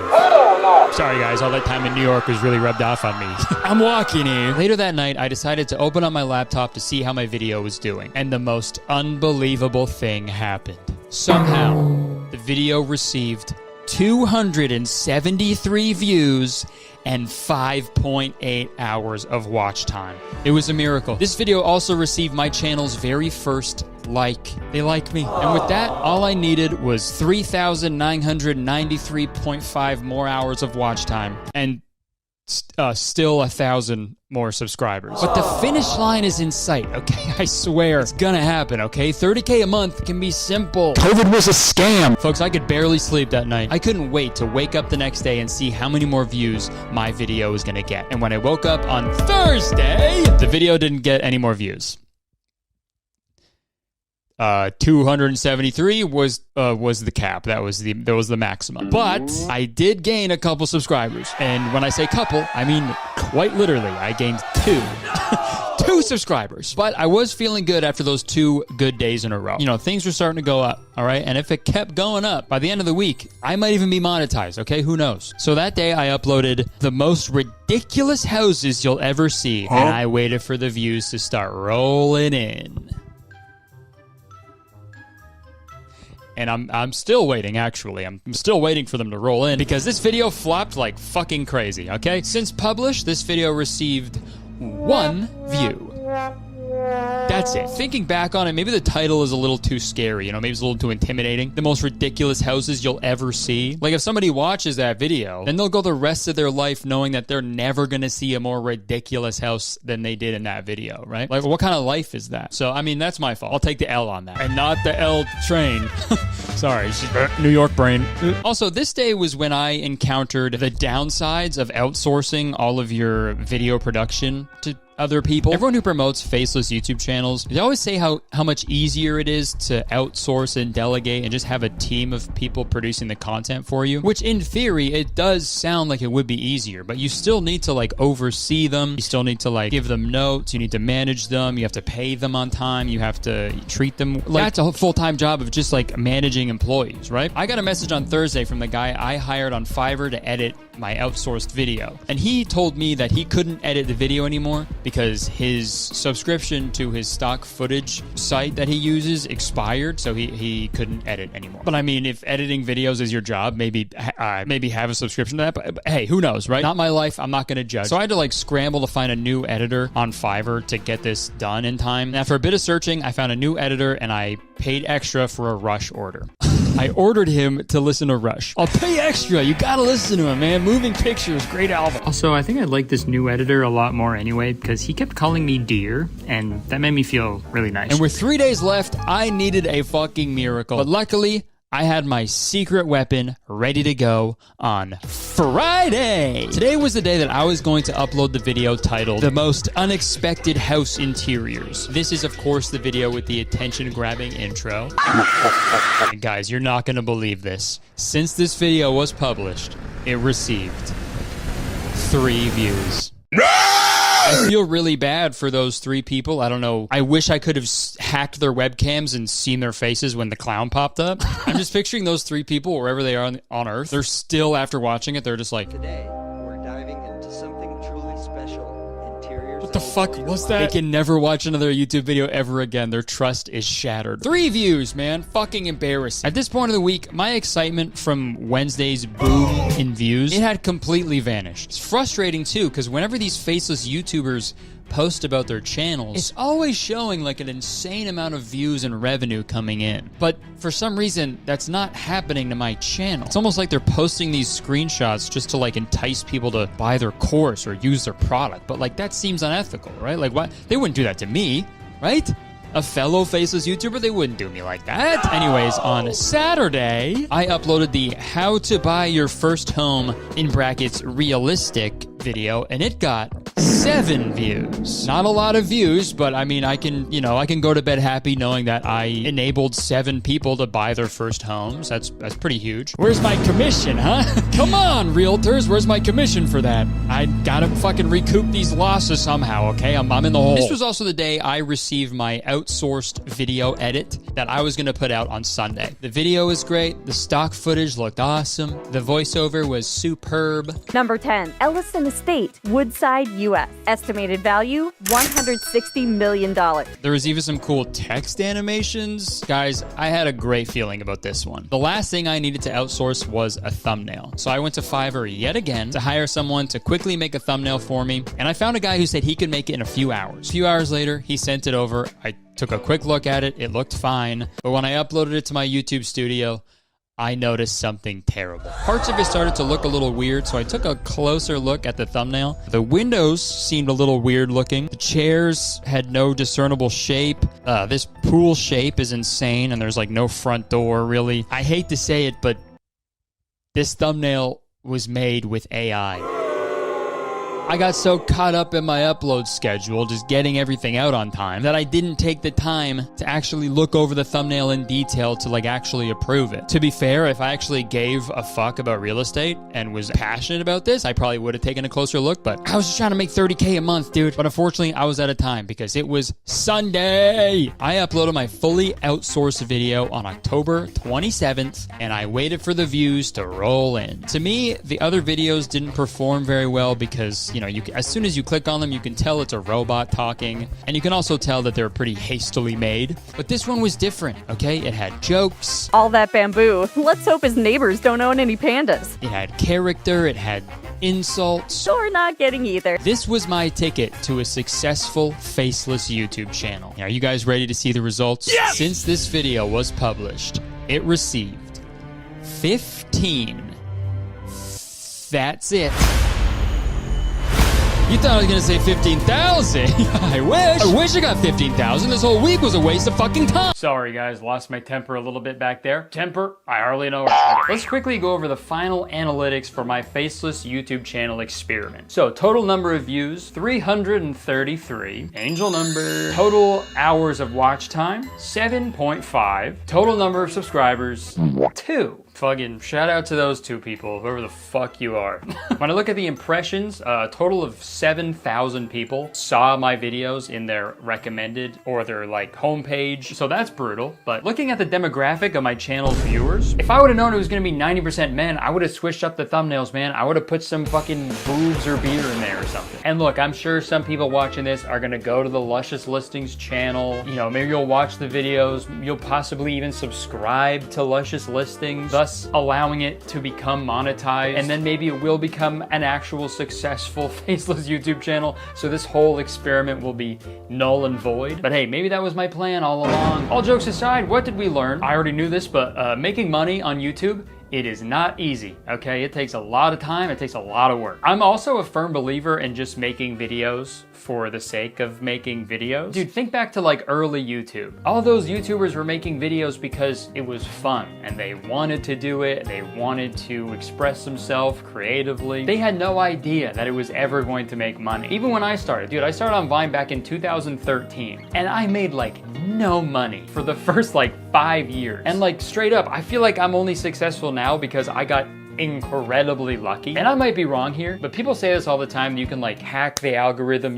I guarantee I can make anyone viral. You're lying. I think you're fucking lying, okay? I think you're lying. It just sucks when I see shit like this happening so frequently. Because when I see people on the internet speak about creating content in a way to solely make money, it's just like, the only good thing about that Devin dude from earlier is like he rarely encouraged the use of AI. He was like very adamant about outsourcing everything, hiring a team of real people, which is good, but like I feel like that's just not realistic because these costs add up really quickly and I'm gonna prove it to you. Let's do a full breakdown of my expenses for this experiment. So like I said, I was trying to do this at least halfway ethically. So 20 bucks right off the bat to plant 20 trees to offset the CO2 that was created by my ChatGPT usage. I used a stock video service to get the footage for the videos that I edited, and that's $30 a month. The outsourcing for my one video was the most expensive by far. Hiring a script writer with a one-day delivery plus tip, $502.80. Is a little steep. Hiring a voice actor to do the voiceover with a one-day rush delivery plus tip, $374.28. Video editor plus tip, $101.04. Pretty good deal for what I got. And then finally hiring a guy to make a thumbnail with fucking AI for some reason. That was $15.30. I didn't tip him. I'm sorry. He used AI, man. That's fucked up. Realizing now I probably could have done a little more research, found some cheaper people, but sorry. So with everything, that brings the total cost of this experiment to $1,043.42. $1,000, dude. I didn't even get 1,000 views. Dude, and $993.42 of that. That was all for one video. If I outsourced all the other 6 videos, my total would be like $7,000. And then dude, a full month of daily uploads with fully outsourced work, that's $30,000. They've got it backwards, dude. You don't make $30,000 a month. You make 30,000 come out of your bank account every month. And I'm sure all these faceless YouTube channel gurus have made money from this. But again, it always just weirds me out when these like, you know, supposedly super successful multi-millionaires just start selling courses to people. What the why? It's not really adding up. Just keep doing the thing that's making you millions of dollars if you like making millions of dollars, right? Dude, that's like if Taco Bell... Sorry, I really want tacos, I guess. That's like if Taco Bell was like, hey guys, we sell cars now. Yep, we realized we could keep doing the thing that's making us billions of dollars or spend way too much time on this thing that might not have made me any money at all. So get the Taco Bell car, vroom vroom. And of course, it's fucking easy for me to sit here and be like, just make the videos you want to make, man. Just do it for the love, dude. It's all art, dude. You know, because that worked for me. I got really lucky. But like, it might not work for everybody. That's the thing. It can't, actually. Like, mathematically, not everyone can be a successful YouTuber. We can't all be YouTubers, right? We need plumbers and shit. And plumbers need shit. I don't know, man. All of this just seems really yucky. Making money with your art is like the dream for all artists. And look, I'm all for people achieving that goal. But when the art you're making isn't even created by you, or even like by another human, I don't know. I feel like it stops becoming art at that point. And I can't stop you if you want to actually try this, but please don't get a course. Don't buy a course from a guru, okay? Because I do see the appeal of making faceless YouTube channels, right? Making YouTube videos that you love, that you're passionate about a topic that you love, while also staying anonymous. That's probably awesome because people, you know, won't speculate about your sexuality or make fun of your mullet and or mustache. But I do think there still is a way to make faceless YouTube videos in a fun, artistic, creatively fulfilling way. The way I did it, it's not the way. Sadly, I think this is only the beginning. We're gonna start seeing people exploit AI and ruin the environment for their own financial gain in ways we never could have ever imagined in 100 years. For example, this guy on Twitter was advertising a fake AI 19-year-old schoolgirl that was probably created using a model that was trained on millions of pictures of non-consenting women. And this AI robot girl has an OnlyFans also. And that OnlyFans account automatically messages and sends people AI-generated pictures of herself while they tip this fake robot girl their real money, and the money goes to the guy who made the robot. Pretty cool, right? And that's a real thing that's happening right now. Imagine what dystopian bullshit we're gonna see in like 10 years. I don't know, man. I think my final message is, how about we let robots do the boring shit? Creating and consuming art is like probably the best part about being alive. Just let us do that forever, okay? I don't want robots making art. I don't want videos to be automated. We've got this whole thing fucking way backwards, and I hope we realize that before it's too late. And I really wish I could end this video on a positive note, but I don't know if I can. So, Scary Clown, take it away. Okay, thank you so much for watching. Sorry if it was a bummer. Like the video if you enjoyed it. And also, believe it or not, 1 like equals 1 faceless YouTube video that I will downvote. Leave a comment, let me know what you think about all this. And also press the subscribe button, man. Because as soon as you press the subscribe button, you become a valued citizen of Kurtistown. If you didn't know, Kurtistown is the best place to live in the world, and I'm the mayor. So you have to be nice to me. It's the law. You can still get tickets to my shows coming up in early next year in Australia and New Zealand. More dates will be announced very soon, I promise. I know I keep saying that, but I promise this time it's very soon. All right, that's it. I would stick around, but apparently there's a brand new upload over on Luscious Listings. I gotta go watch. Bye! Happy October, folks! This is my favorite time of year. The leaves are changing colors, the mosquitoes are dying, and we're only a few months away from my favorite time of year. Christmas. But October rules, man. There is no better feeling than going into some little cafe in the middle of October in a big knit sweater and drinking a latte with both hands like you're a mom on the Gilmore Girls. It rocks. And the other awesome part about October is Halloween. It's scary, dude. I got my scary shirt on today. And personally, I can't wait to see all the Halloween costumes this year. Swear to God, if I see someone dress up as the Hawktua girl or a group of dudes dressed up like the Costco guys, I'm gonna laugh so hard. Since it's that time of year, I figured it was the perfect time for me to talk about a movie that I've been wanting to talk about for months. It just never felt like the right time. But as soon as I felt that first brisk breeze on my skin, I knew it was time. First off, we're all familiar with Stranger Things, right? The record-breaking sci-fi drama horror Netflix series that premiered back in 2016 that follows the adventures of 4 young boys whose world is turned upside down when their friend goes missing and when they're also joined by this weird girl named Eleven who has these crazy superpowers. Gonna be honest though, I'm not 100% sure what Eleven's superpowers are. I've watched every season of Stranger Things. I still don't know. The only thing Eleven ever really does in that show is hold out her hand and scream. And I'm sorry, if that's a superpower, then I guess the guy I hit with my car was a superhero. Sorry about that. And since Stranger Things was so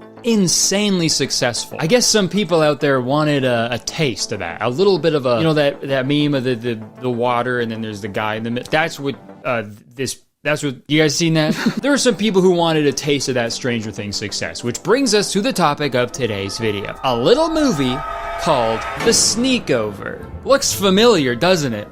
Also, any movie that has fucking Sneako in it, that sucks. But no, look how similar these are, dude. There's a group of boys on bikes, one girl character, a moon, a creepy figure in the background, and oh yeah, the exact same font and font color as Stranger Things, dude. The hell, guys? In no way is that a coincidence. Obviously, though, Stranger Things doesn't own that font. I looked it up, and the font they used for the Stranger Things logo is called ITC Benguiat Bold Condensed. I probably said that wrong. I'm stupid. It was created by a guy named Ed Benguiat for the International Typeface Corporation in 1977. And this font has been used very frequently way before Stranger Things ever existed. For example, cover art for the Smiths album Strange Ways, Here We Come. And it was also used for countless sci-fi and horror novels in the 80s, which is probably why they ended up using that font for Stranger Things. So using that font doesn't automatically mean you're copying Stranger Things, but like, guys, switch it up a little bit. You're gonna do the exact same shade of red neon glow with that like VHS effect on it. Like, come on, dude. The plot of The Sneakover is very different from Stranger Things, at least, but still, the movie hasn't even started, and we're already aware that whoever's behind it is making very questionable decisions. But without further ado,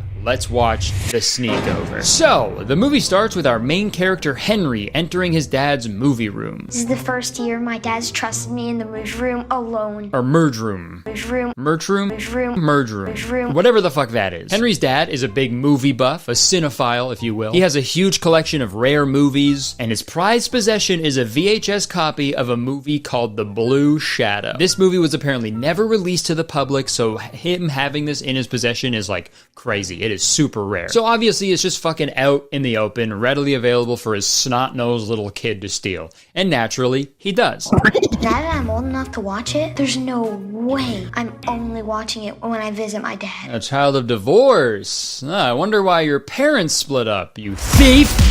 It is your fault. You stole. So our main character, Henry, has like a pretty gnarly obsession with the Blue Shadow, kind of like Jamie and Turbo Man in Jingle All the Way. So obviously he's watching the movie all the damn time. And this is when we learn that Henry just moved to this house a few months ago and he doesn't have any friends. This is a chance to make some friends before school starts. What if they don't like me? Yeah, so Henry's going to stay with these kids at a sleepover, but Henry is like a really anxious kid. The amount of meds I need to calm my anxiety could kill an elephant. So he's really nervous about going there. Do you need to go pee-pee, poo-poo? I'm not a baby, Mom. I mean, adults go pee-pee and poo-poo as well. Ew, Mom! Pissing and shitting is for babies. I haven't done that in years. Now, if you'll excuse me, I think I'm having a heart attack. So Henry gets up, ejects the VHS, but then I guess holding in shit for 10 years really caught up to him, so he's gotta go number 2. And when he gets out of the bathroom, his mom is just like rushing him to leave. It's like a big freaking mess. It's like they're in a rush. So he packs super quick. He puts the VHS case containing the Blue Shadow in his backpack and they leave. Your dad called. He got your tickets opening weekend to Nipper 2, the Golden Kebab. Huh? What? He got your tickets opening weekend to Nipper 2, the Golden Kebab. Yeah, I don't know what the mom just said, but I'm like 90% sure she's not allowed to use that word. Nipper 2, the Golden Kebab. Every time I talk about like a low budget movie, there's one line in it where I just never understand what they say. People like they're human cannibals with skin. If you guys know what she said there, let me know. Nipper 2, the Golden Kebab. So Henry makes it to the sleepover, and this is when we meet the rest of the main characters. The skinny dude is Stats. The smelly, crazy-looking one is Stink. Okay, great descriptions, Henry. Except, I don't know who you're talking about, dude. Crazy move to introduce main characters in a movie by just showing the back of their heads. Hey guys, I'm Spider-Man. Also, this movie does these like character talks directly to camera scenes infrequently enough where it like kind of fucks with you. It freaks me out every time it happens. I have no problem when movies do that. Like The Big Short was a great example. I loved when they did those segments, but it has to be done correctly and like the right amount of time. And this movie does not do it correctly, okay? When I first watched this scene, I fully expected those two kids to be like, who the fuck are you talking to? They're part of the Mingo Valley Film Club. So yeah, these kids are in like a film club together where they just watch movies and they take it very seriously. This kid is named Stats because he always provides stats about stuff. Well, I mean, not really, I guess. Throughout the whole movie, he only provides like probabilities. Stink has exactly 0.047% chance of Abe Anderson ever liking him. Which isn't really the same as statistics, right? But I guess like probability is not really like a good nickname, right? Probability. And the other nickname is Stink because, get this, he stinks. Oh yeah, and this is also when we meet Stat's older sister, who they all call Dream Girl, but her name is Ashley. I've heard rumors of Dream Girl, but never seen her in person. And then we meet the final main character, Chip. And you're probably wondering why his nickname is Chip.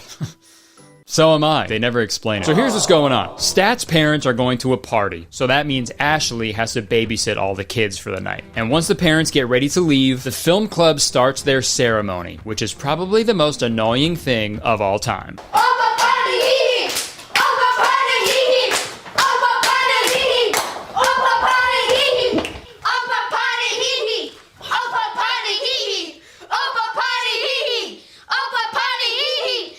All right, that's enough. That's enough. Okay, so maybe this is just like Stranger Things after all, because this is almost as annoying as that fucking Chrissy Wake Up song. Oh my god, bro. Oh, hell no, man. What the fuck, man? So they open up the movie case, and what do you know? The blue shadow isn't in it. Henry forgot it in the VCR while he was taking a shit. If only he held it in like the rest of us, man. We're not babies anymore. So now Henry is frozen in fear because he totally ruined the night. So, to snap him out of it, Stink farts into his hand and cups it in Henry's face. I know I'm no stranger to putting fart sound effects in my videos, but that's gross. Also, dude, Henry's being way too chill for a guy who just had a fart cupped in his face, dude. I can only dream of being that nonchalant.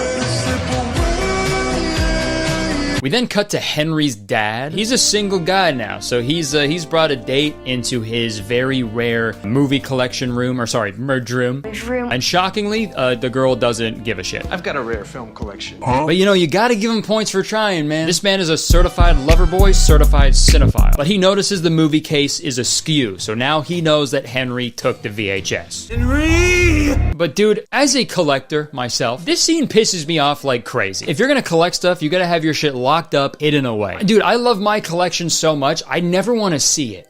Ever. Like, if the blue shadow is really that rare, don't just have it out in the open for your fucking kid to steal it, you know? Not to victim blame here, but Buddy was kind of asking for it, you know? But also at the same time, this is a kid's movie that nobody watched, so I don't know why I'm getting so mad. We now cut to the kids playing cards in the basement. I'd be bored out of my mind too if I was stuck in a basement playing cards. Thankfully, I've got something way more fun to play. New World Eternum. That's right, folks. This video is sponsored by the brand new action RPG, New World Eternum, launching on PlayStation 5, Xbox Series X and Series S, and PC on October 15th, 2024. Millions of PC gamers have already been playing and loving New World for years. But as of October 15th, New World Eternum is opening up their world to console players, along with a huge amount of brand new content. But if you're unfamiliar with the game, let me explain really quick. In New World Eternum, you're shipwrecked on the island of Eternum. As you search the island, you'll unveil hidden secrets, meet mysterious inhabitants, explore wild landscapes and ancient ruins as you fight, forage, and forge your destiny. In New World Eternum, you create and customize your character, and then you choose from 7 unique builds that can be changed at any time, so you're never locked into just one playstyle.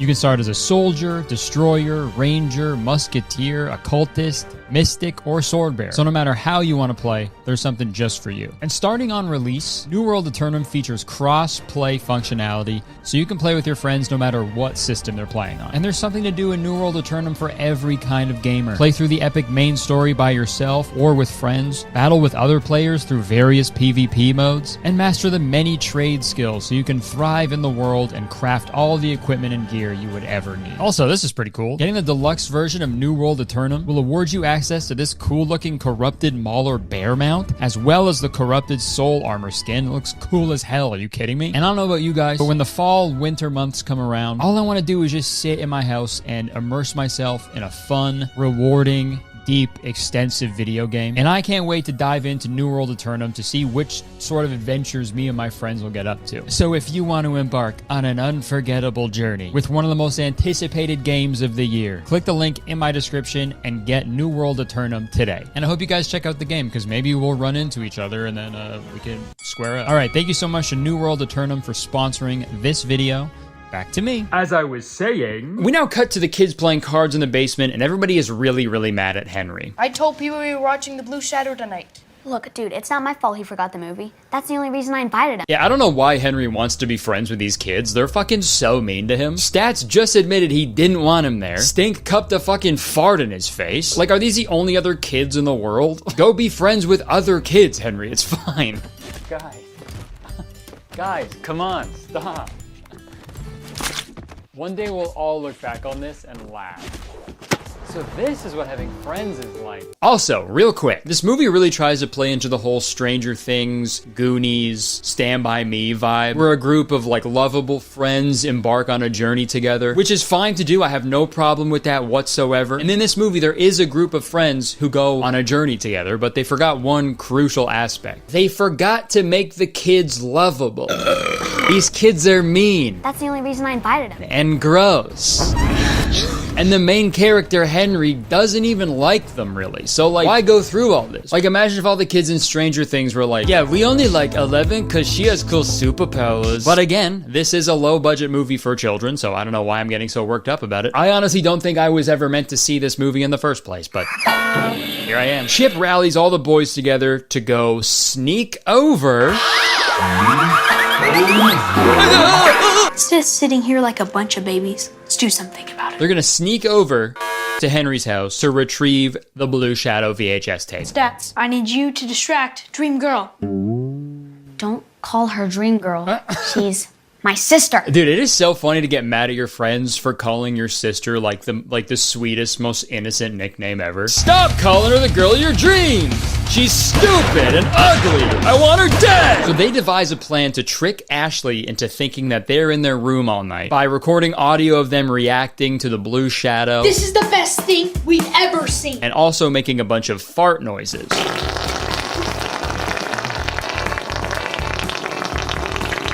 And, you know, I want to make fun of how stupid and gross this is, but I fear they hit the nail on the head with this one. A bunch of dudes watching a movie together is just saying the most generic bullshit and then also farting. Oh, that actor was in The Departed. Oh, yeah. God, I love that movie. Oh, it's so good, dude.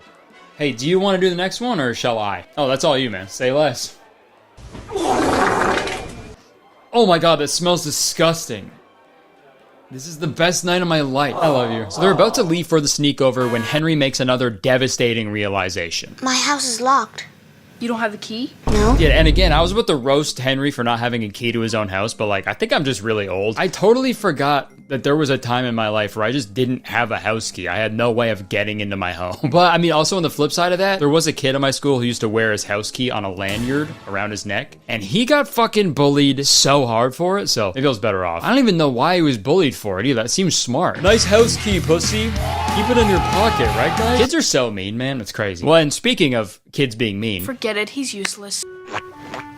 So useless Henry goes to the bathroom and cries. Fucking been there, brother. This is when Ashley gives him a little pep talk. You don't want to be the kid crying in the bathroom. And it works, because she says something that reminds Henry of something huge. You can't hide in here all night. That's it. In my backyard, there's a fake rock with a key hidden inside. So they now have a way of entering Henry's house, and with that, it was now time for them to escape. Yes! And this next scene here is also what made me want to talk about this movie, because this is like the wildest creative choice I have ever seen in a film, I think. So they explain the plan by showing this storyboard, which at first I thought was a fun way to illustrate their intricate plan, and oh my God, what the fuck is that? Oh God. Is that supposed to be Dream Girl, dude? That is Nightmare Girl. Holy shit. It's like that dude who's like in all our dreams. Sorry for insulting the artist. I'm sure they were rushed. Sorry. But fuck, that scared me. But no, I thought this was like a cool way to show the plan, right? It makes sense narratively because this is like what it would look like if the kids like drew up a plan. But once the storyboard segment finishes, they've already escaped. She'll chase him down and leave the exit unprotected.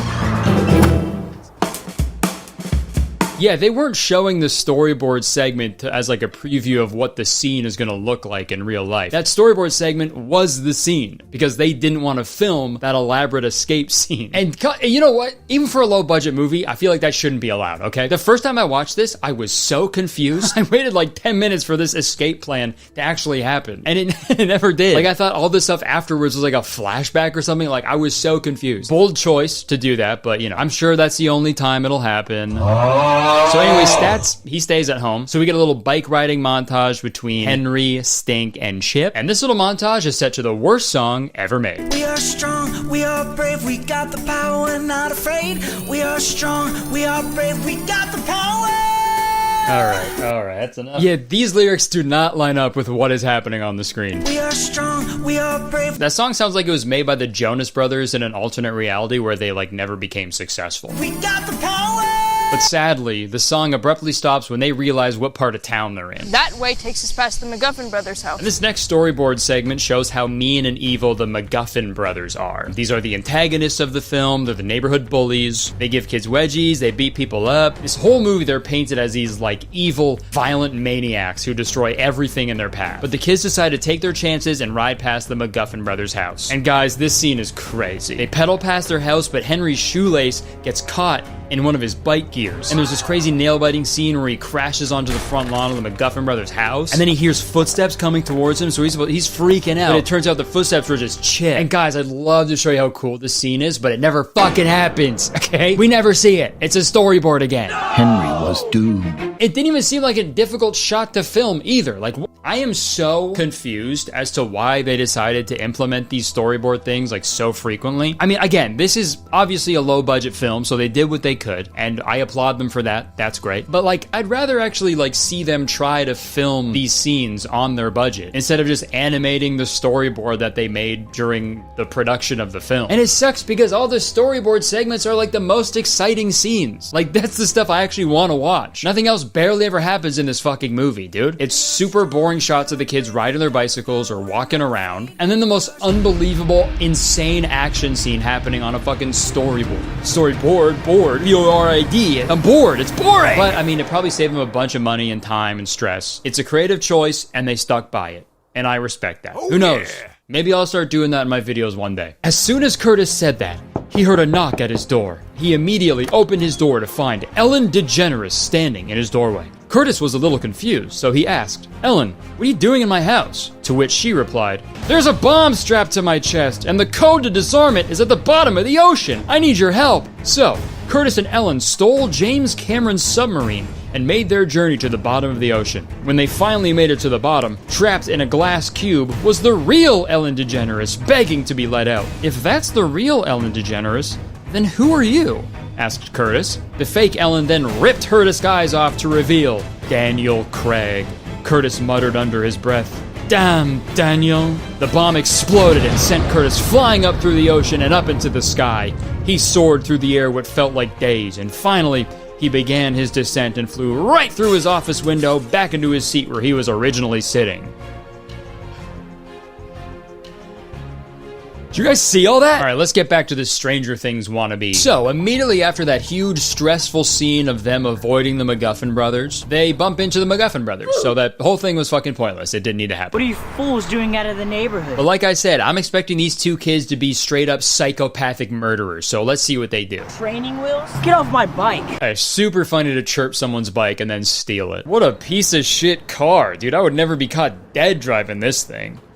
Get out of the car! This is a carjacking! I heard him say he wants to trade bikes. You know that's not what he said. Let the air out of your tires. Thanks for the bike, losers. Okay, so they just traded bikes? I mean, it's not ideal, I guess, but they all still have bike. They just don't have air in the tires, which I feel like is a pretty easy fix, right? I was fully expecting these kids to be like, both be like wielding machetes in each hand and like throwing grenades at these kids, right? What the fuck? So we now cut to the B plot featuring Ashley and this boy who comes over to the house to hang out with her. I would love to let Parker out of the friend zone, but the thought of holding hands with someone or kissing them gives germophobia to my germophobia. Yeah, and I guess they made one of the little kids hold the camera for that shot, because what the fuck is it so shaky? Also, this is one of the scenes where it'd be super funny if the guy could like hear her talking to the camera through the door. I would love to let Parker out of the friend zone, but the thought of friend zone? What is this, 2009? If my sister lets her guard down, that nerd could slip out of the friend zone. Not on my watch. I'm gonna nip it in the bud. Okay, yeah, this is a weird part of the movie. Stats doesn't want his sister to have a boyfriend, so he plays a prank where he puts a walkie-talkie behind her and makes fart sounds into the other walkie-talkie with a balloon. You know, just like Stranger Things. Also, just not a fart sound at all. That sounds like how I imagine a gnome would sound. Is that the prank? To make him think that she has gnomes? Hey bro, you wanna hang out tonight? But I thought you were hanging out with that girl. Yeah dude, I was, but get this. She has gnomes. Oh, gnome! I know! Alright, back to the main plot. They stop at a park to fart. And then Chip and Stink go into their secret hideout. But we're not allowed to see what it looks like just yet, okay? They're saving that till the end of the movie. They then fill up their bike tires in town while they talk about a girl they all like. She likes some pretty boy, you know, who has the personality of a potato. Just like the movies. Except for in the movies, you know, the hot girl likes the nice guy in the end. It's not like that in real life. Oh no! No! Oh no, Chip's an incel. Oh, that's devastating. Girls literally never go for the nice guys like me. So back at the house, Stats is sitting in the room laughing at fart sounds. And I hate to say it, but this is literally me when I edit my videos. But while Stats is playing the audio track, Ashley's friends overhears it and he thinks it's them talking about the blue shadow. The blue shadow. And he wanna watch a movie, so he bursts into the room. So now they know that the kids escaped, but again, he really wanna watch a movie, so he offers to drive them over to Henry's house. Does he really have a copy of The Blue Shadow? That's what he says. I can take you to get it. Meanwhile, Henry and the other guys need to make it over the gate to get into his gated neighborhood, even though there's a huge opening with no gate. If they just walk a little bit to the left, but hey, maybe we'll get a cool scene out of it, who knows? The boys sprinted. Come on, Chip was man. in the lead, with Stink in a close second. Enough of these, man. Show the things actually happening, dude. He flew through the air past the closing gate. All right, sorry, I'm getting a little too worked up. So they finally make it to Henry's house and they find his house key. Found it! It's amazing.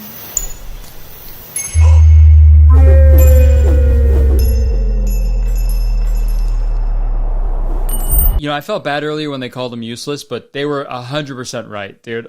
This kid is a fucking lost cause. It's gone. So yeah, the key is lost now, so they have to come up with a backup plan, which is to rappel Henry off the roof with a hose and then swing him into his bedroom window. Sounds pretty cool, right?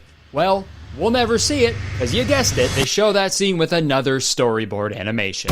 Oh, brother, this guy stinks! This is insane. And it sucks because I feel like this movie would have been a lot of fun if they actually tried to film these scenes. And you can say what you want about Stranger Things, but they would never do this. If that super suspenseful scene in the 4th season of Stranger Things, where Max is floating with Running Up That Hill playing, if that scene was just concept art and drawings, dude, there'd be rioting in the streets. And I know Stranger Things had a much bigger budget than The Sneakover, and it's absolutely not fair to compare the two, but also at the same time, I feel like they kind of lost that privilege of not being compared to Stranger Things when they use the exact same fucking branding and layout and logo, pretty much, as Stranger Things. Your mom! But anyways, they make it into a house, they play another storyboard animation of him just running down the stairs to turn the alarm off, and then Henry walks out of the house proud as hell with the blue shadow in hand. I gotta say, very funny to be that confident after fucking literally everything up all day. So things are finally looking up until the McGuffin brothers show up and steal the VHS tape. We have the blue shadow. You can't have that! You can't have that! Nice try, guys. Fuck, really thought that was gonna work. You can't have that! The fuck, they're still riding away. All right, we're almost at the end of the movie, I promise. This is the final showdown coming up. This is just like Elle and the gang getting ready to confront the Demigorgon at the end of season 1 of Stranger Things. Except it's nothing like that at all. They devise a plan to steal the tape back from the McGuffin brothers, but they're all pretty scared. You know we're gonna die, right? Again, I have no idea why these kids are so scared of the McGuffin brothers. The worst thing they've done is trade bikes. So, what, the worst thing that can happen, they trade bikes again? Oh no, you got your bike back. What the fuck? So their plan involves Ashley distracting the brothers, and this part is super funny because this actor didn't say anything in this scene. Like, I don't think he was supposed to, but for some reason they got that kid to like ADR a line afterwards, but they also like didn't cut away in the edit. So now there's just a line of dialogue coming from this character without his mouth moving at all. Thank you, Jesus. Unless I'm misunderstanding what's going on here. Maybe this is like a high art that I don't understand, but I have no clue how that made it into the final cut. And speaking of things that shouldn't have made it into the final cut of this film, this plan also features Stink farting into a hose that's being fed into the McGuffin brothers' house. And it's by far the worst thing I've ever seen.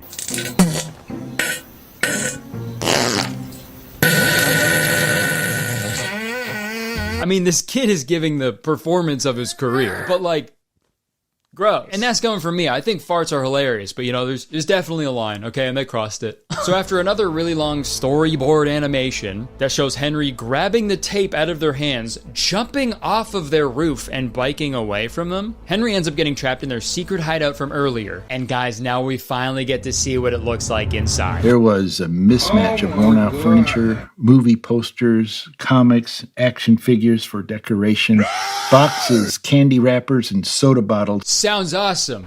Wish I could see it. Also, guys, did they just get one of their grandpas to do this? Boxes, candy wrappers, and soda bottles litter the floor. The most monotone, sleepy voiceover with like no music or anything. I love it, dude. I love it. But no, dude, show the clubhouse, man. Show it. Show me to me, please. Send it to me, Rachel. All right, so a bunch of other bullshit happens, and they all end up coming face to face for a final showdown. Where's your sister? How do you look like a total Dorcas? And she looks like such a dream girl. Bro, how is your sister so gorgeous, you fucking pussy? Got him. Whoa, so they're scrapping. Also, yo, it'd be so funny if, like, right now they whipped out all the Stranger Things stuff. In the middle of the fight, Henry just put out his hand out of nowhere and was like, The MacGuffin's reign of terror was over, and they were defeating the MacGuffin brothers. Okay, so the message of this movie is jump your bullies. And I mean, hey, is this movie's message a conga line? Because I can get behind that. Sorry, guys. We're almost done the movie, I promise. That's my boy. Henry's dad emerged like a gunslinger. A gunslinger, yeah. Yeah, so Henry's dad shows up and he shoots the MacGuffin brothers. But anyways, this showdown ends with Henry giving one of the MacGuffin brothers a big wedgie. And with that, they promise to leave the kids alone forever. And that was the last time the MacGuffin brothers ever terrorized the neighborhood. The dad then lets Henry take the Blue Shadow back to the sleepover, and they rush to make it back home before Stat's parents get back. There's another fucking storyboard animation, of course, and they make it back just in time. When your friend doesn't give you a pillow at the sleepover. All right, so they watch the Blue Shadow. It's awesome. And the next morning, Henry finally gets his nickname. Nice move, cheese. They then watch the Blue Shadow again, and Henry watches it the same way I watch my own videos, and they all become best friends, and they go to Henry's house for a sleepover. I forgot the movie. Classic cheese. And that's it. That was the sneakover. In terms of movies that I've covered on this channel, it really wasn't that bad. I feel like it had some charm to it. I feel like if I watched this as a little kid, I probably would have laughed at the farts and stuff. But to me, the cardinal sin in this film was putting in all those storyboard animations and concept art when they could have just filmed the actual scenes. I know their budget was small, but like I said earlier, I would much rather see a filmmaker get creative within the budget they have, other than doing these like lazy animations after the fact. But that's just me. And oh yeah, the other cardinal sin. Can there be two cardinal sins? I don't know. For this one, there is, okay? The other cardinal sin is them just blatantly copying the Stranger Things logo and branding. 100%. That you can't do that, okay? And I think I'm extra mad about it because it worked on me. I fucking fell for it. I was like, oh, this is gonna be like Stranger Things. Looking at the cover, you're expecting some like supernatural elements and a little bit of spooky imagery because you assume it's gonna be a cheap knockoff of Stranger Things. But after taking the time to watch it, you know, and really giving it a chance, by the end of the movie, you'll wish it was a cheap knockoff of Stranger Things. And I know marketing a low-budget movie is very difficult, but you know, I kind of just wish they did their own thing. And I found one like alternate poster cover for this movie, and it was great. It like had their own sort of vibe to it. It was more comic booky, right? Like the storyboard animations and stuff. But you know what? Go support the movie. Go buy it, rent it, watch it, support it, and watch it with your friends because I feel like you'll have a good laugh. And while researching this movie, I stumbled upon a pretty deep rabbit hole of movies that use this similar marketing tactic. These types of movies are called mockbusters. Their movie might not be related to the piece of media they're copying, but they steal the established design elements from that piece of media to sort of like trick people into thinking that is also that same piece of media. Video from a channel called Be Amazed covered a lot of these films like Triassic World, Metal Man, Transmorphers, Top Gunner. There's an endless amount, which is crazy to think there's like a whole ecosystem out there like that. This is like the Hollywood equivalent of like uploading a YouTube video and then putting other YouTubers' names in the description of that video so your video shows up when they search that YouTuber's name. There's a whole world of these movies, so let me know if you'd want a video about that because I think that could be pretty fun. And yeah, also like this video if you enjoyed it because also, believe it or not, one like equals one Hellfire Club t-shirt that I will burn. Also, press the subscribe button because as soon as you do, you become a valued citizen of Kurtistown, okay? If you didn't know, Kurtistown, it's the best place to live in the whole world. And I'm the mayor of Kurtistown, so you have to be nice to me. It's the law. All right, yeah, come see me in Australia and New Zealand. We just announced a second Melbourne show because the first one sold out. All right, that's it. Unfortunately, I would stick around, but Ellen DeGeneres is at my door, so see you later. Okay, folks. The wedding day is supposed to be the best day of your life, and that's why my wife and I had 2 of them. We eloped in Italy last year with some close friends, and just a few weeks ago, we had an awesome wedding in Jenna's hometown with both of our families. And they were both amazing. We ate, we drank, we danced, and we celebrated our love for each other. And during both wedding days, nothing went wrong. They were 2, like, perfect days. I don't mean to brag or anything, but, like, at the end of the day, it shouldn't be hard to get married. Like, if you love each other, it is incredibly easy to have an awesome wedding day. Trust me. But lately, I've been seeing a lot of videos of grooms absolutely ruining their wedding days in the most ungodly ways. So I figured it would be a good idea to make a video where we take a look at these instances and try to decipher why it's happening so frequently. I mean, to be fair, I didn't come up with the idea. It was actually my wife Jenna's idea, but what's hers is mine. And since I've had 2 successful weddings, I know a thing or two. So you could think of this as like a wedding crash course. We'll go through the typical wedding schedule and pretty much learn what not to do on your big day. So first off, a big part of any wedding ceremony are the vows. This is when you and your partner declare your love for one another. And this is where you communicate, you know, what's so special about your relationship. And you do this in front of all of your loved ones. And you know, I think this whole like grooms ruining weddings thing started with the gross vows video from a couple months ago. I did like an entire podcast episode about this because like I could not believe what I was seeing. If you haven't seen it, this bride and groom are exchanging their vows, and the bride's vows are like so sweet. You have completely stolen my heart, and I honestly never want you to give it back. And then the groom says his vows. Only 2 things are required to keep me happy: keep my belly full and my balls empty. So you're amazing at half of it. We really need to get you some cooking lessons. Nothing's better than the sound of gagging and headboard slamming. Michael. Dude, I know this is old news now, but like I still cannot believe this is real. Your wife just poured her heart out in front of everyone, and then you were like, I don't know, I guess I like it when she sucks my dick. And oh yeah, his mom is officiating, by the way. Being that I am his mom, I will deal with him later. He is grounded. And yeah, their kids are there as well. We've created 2 of the most beautiful girls in this world together. That's so fucking gross, dude. Could you imagine being the kids and then growing up and being like, my gosh, I was so young when my parents got married. I don't even remember it. I'm so excited to watch back these vows as an adult. I love you so much, Michael John Lentini, and I promise to choose you every day for the rest of my life and beyond that. Aw. You're screwed. I'm over here stroking my dick. I got lotion on my dick right now. So yeah, after that video went viral, the bride actually went on TikTok, and she was saying that that was just his sense of humor, and she actually enjoyed his vows. I loved his vows. His vows showed a piece of his personality, which is the humor side. But like, whether that's true or not, it doesn't really matter. That was still super inappropriate to do in front of your family. During your wedding vows, dude. But hey, to each their own, I guess. They could always renew their vows in 10 years' time if they want another crack at it. Honey, after my first vows, you stopped having sex with me. So, not really sure what to say. But if you can get past your vows, the rest of the ceremony is easy. You put rings on each other's fingers and nothing else with your fingers, pervert. I hope we have a lot of sex.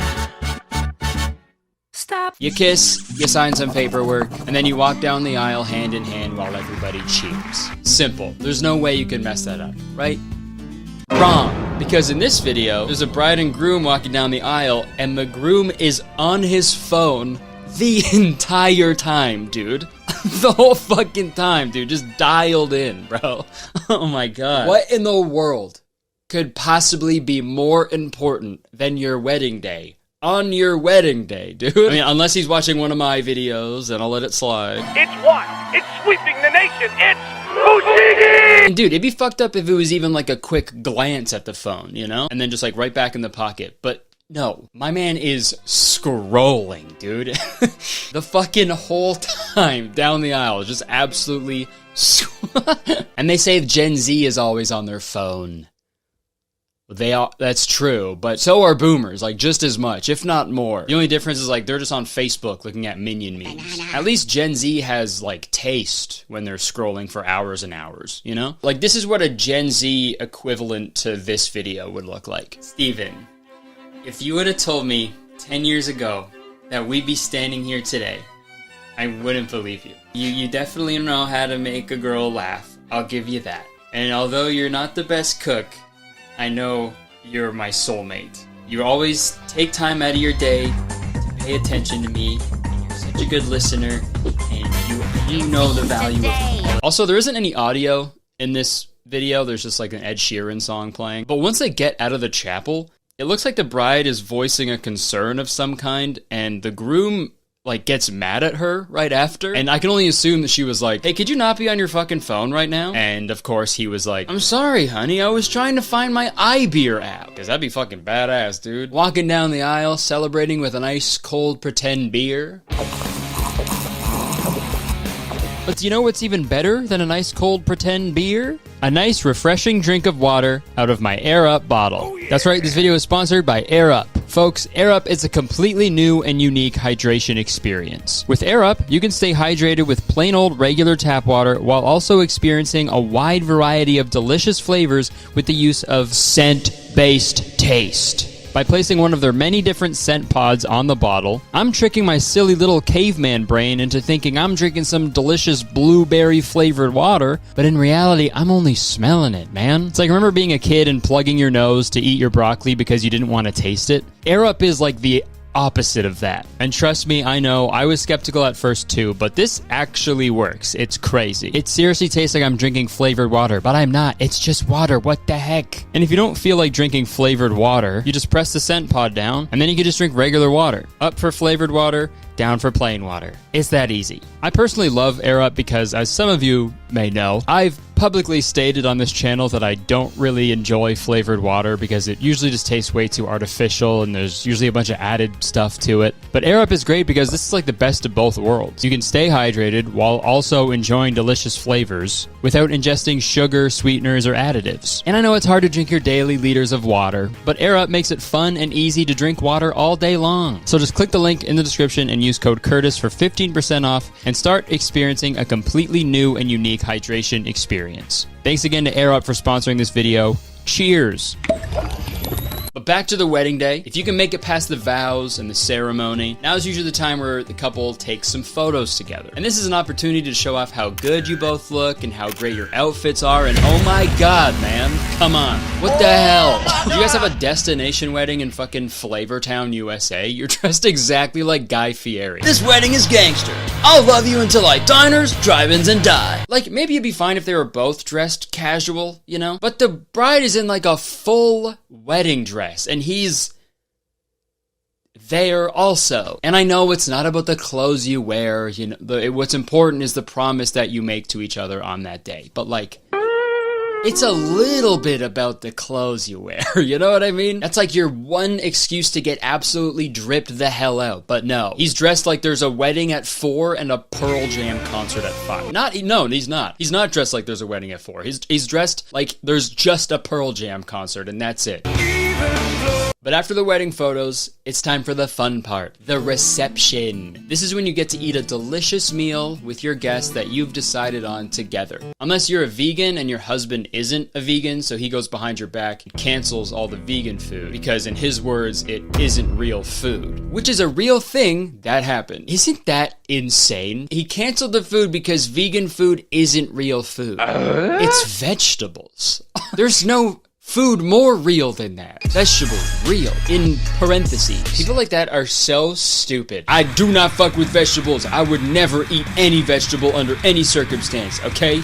I've always been a meat and potatoes kind of guy. But once you get through the dinner at the reception, now it's time to cut the cake. This is when you and your partner cut the first piece of cake together, and this is when you feed it to each other, and it's really cute. And this has been going on forever, okay? Apparently in Victorian times, the wedding cake was actually known as the bride's cake, and the bride would cut the cake and distribute the cake to all of their guests. Brides were friggin' hustling back then, dude. They were putting in work. They were friggin' married to the game. But as the years went on and wedding parties grew, so did the size of the cake. So the bride needed help to cut and distribute the cake to their guests. So that's where the couple cutting cake came from. Couple cutting cake came from. And as nice and cute as this tradition is, this is where most of the weddings go awry. So within the cake cutting tradition, there's another pseudo tradition where the husband and wife sort of shove the cake in each other's faces, and it's fucking crazy. It's like, huh? That's not where the cake goes. It's supposed to go in there, not over here. But over the past few months, I've seen so many videos of grooms just going way, way too far with the cake shoving tradition. Like this video.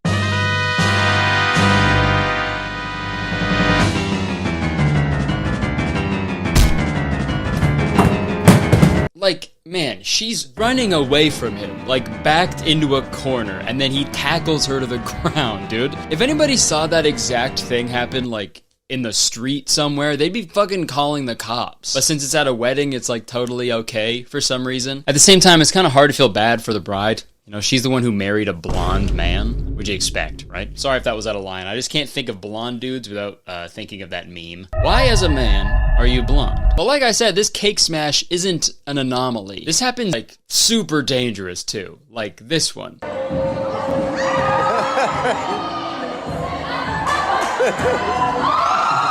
Oh.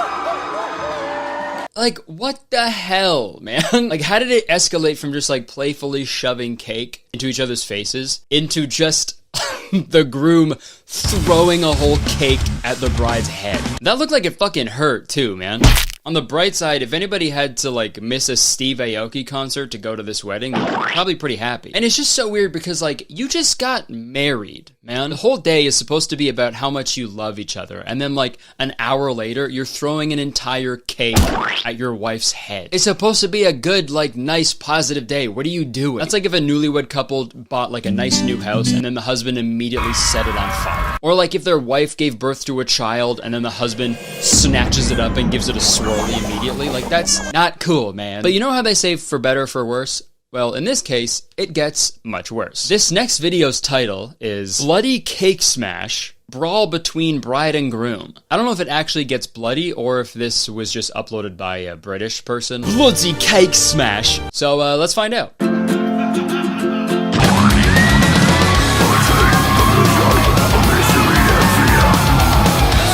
It is crazy how quick that turned into like a full-on scrap, dude. He wasted no time. Also, watching it back, he has like a fucking like sharp cake cutter in his hand when he like grabs her. He could have fucking killed her. And okay, yeah, she literally is bleeding at the end. Jesus Christ. Bloody cake smash. I'm like, again, this is your wedding day. You guys shouldn't be fucking fighting each other, dude.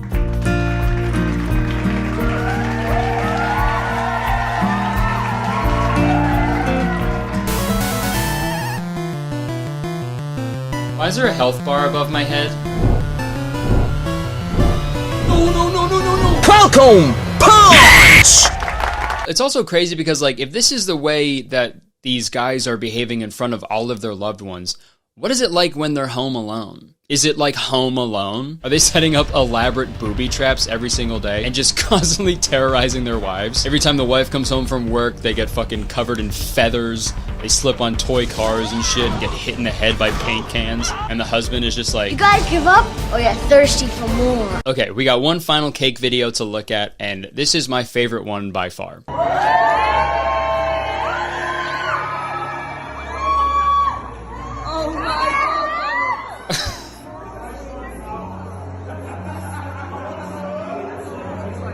Dude. Why would you do that? You guys spent hundreds of dollars on a beautiful wedding cake for you and your guests, and then you just do that. But my favorite part is after he fucking cuts like crazy into the cake and completely ruins it, he has this like post-cake smash clarity. And he's like, what the hell? What have I done? Like, don't be sad and annoyed, dude. You did it. It also kind of seems like he's done this before, you know, and his wife was really hoping that his cake smashing days were behind him. And then when he fell back into his old ways, he was so disappointed in himself. He fucking blacked out in a violent fit of rage and just destroyed the cake. I don't know, his parents must have been like killed by cake or something. So whenever he sees a cake, he just fucking loses his mind. That's the only logical explanation, I think. And that also sounds like the worst Batman villain of all time. Commissioner Gordon, I came as soon as I saw the bat signal. Gross. Anyways, listen, Batman. Bakeries all over Gotham have reported a man breaking in and smashing all of their cakes. No, it can't be. Missing something, Batman? Put the cake down, you mother. Don't swear. Oh, I'd love to put this cake down, Batman. I'd love to put it out of its misery. Wait, it's my birthday tomorrow. Is that my birthday cake? No, Batman. This is your cake. Okay, sorry, we got a little off topic there, but we've got one more wedding instance to talk about, and we've saved the craziest for last. I'll just read the title of this article. Bride alarmed after discovering groom being breastfed by his mum before the wedding. Yeah. Insane. To do a quick recap, a wedding makeup artist saw this whole thing go down, or maybe she was making it up.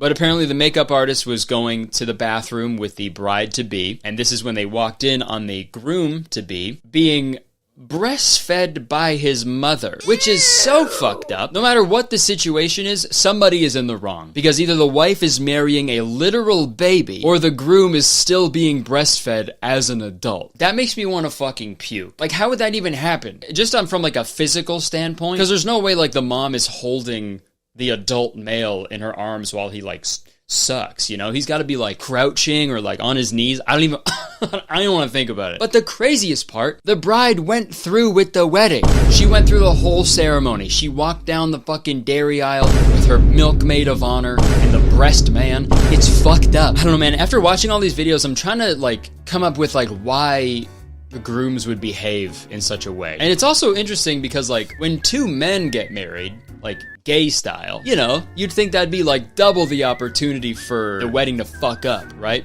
For the grooms to like totally mess up the wedding. But obviously that never happened. You never see gay dudes behave like this at their wedding. It's always the friggin' heteros, man. So I feel like these grooms are like children who are like used to being the center of attention all the time, so when the attention is mostly on their wife on the day of their wedding, they get upset and respond the only way that they know, which is with like violence and anger to get the attention back on themselves. It's either that or like a weird way to like humiliate their partner as like a power dynamic thing to make themselves feel superior in a way. I don't know. It just doesn't make sense to me. I would love to know your guys' theories in the comments below, so let me know. But Jesus Christ. I think how the groom behaves on your wedding day is a good, like, litmus test to see if you should actually marry them. Unfortunately, you won't know how they'll behave on your wedding day until your wedding day. So I think the one surefire way to ensure your groom doesn't act a fool on the wedding day is to marry the cake boss. Bud Evil Astro, the cake boss. You gotta marry him because he would never willingly destroy a cake. But I wish he would. Okay, thank you so much for watching. I hope you enjoyed it. Please like the video because believe it or not, 1 like equals 1 Batman spank. Leave a comment. Let me know what you think about all this. Let me know why you think dudes do this, because I am racking my brain. This needs to be like studied, I think, at Harvard or some bullshit. I don't know. You can check the description for all the other stuff I do, my podcast, merch, Instagram, Twitter, all that crap. Okay, thanks so much. Peace out.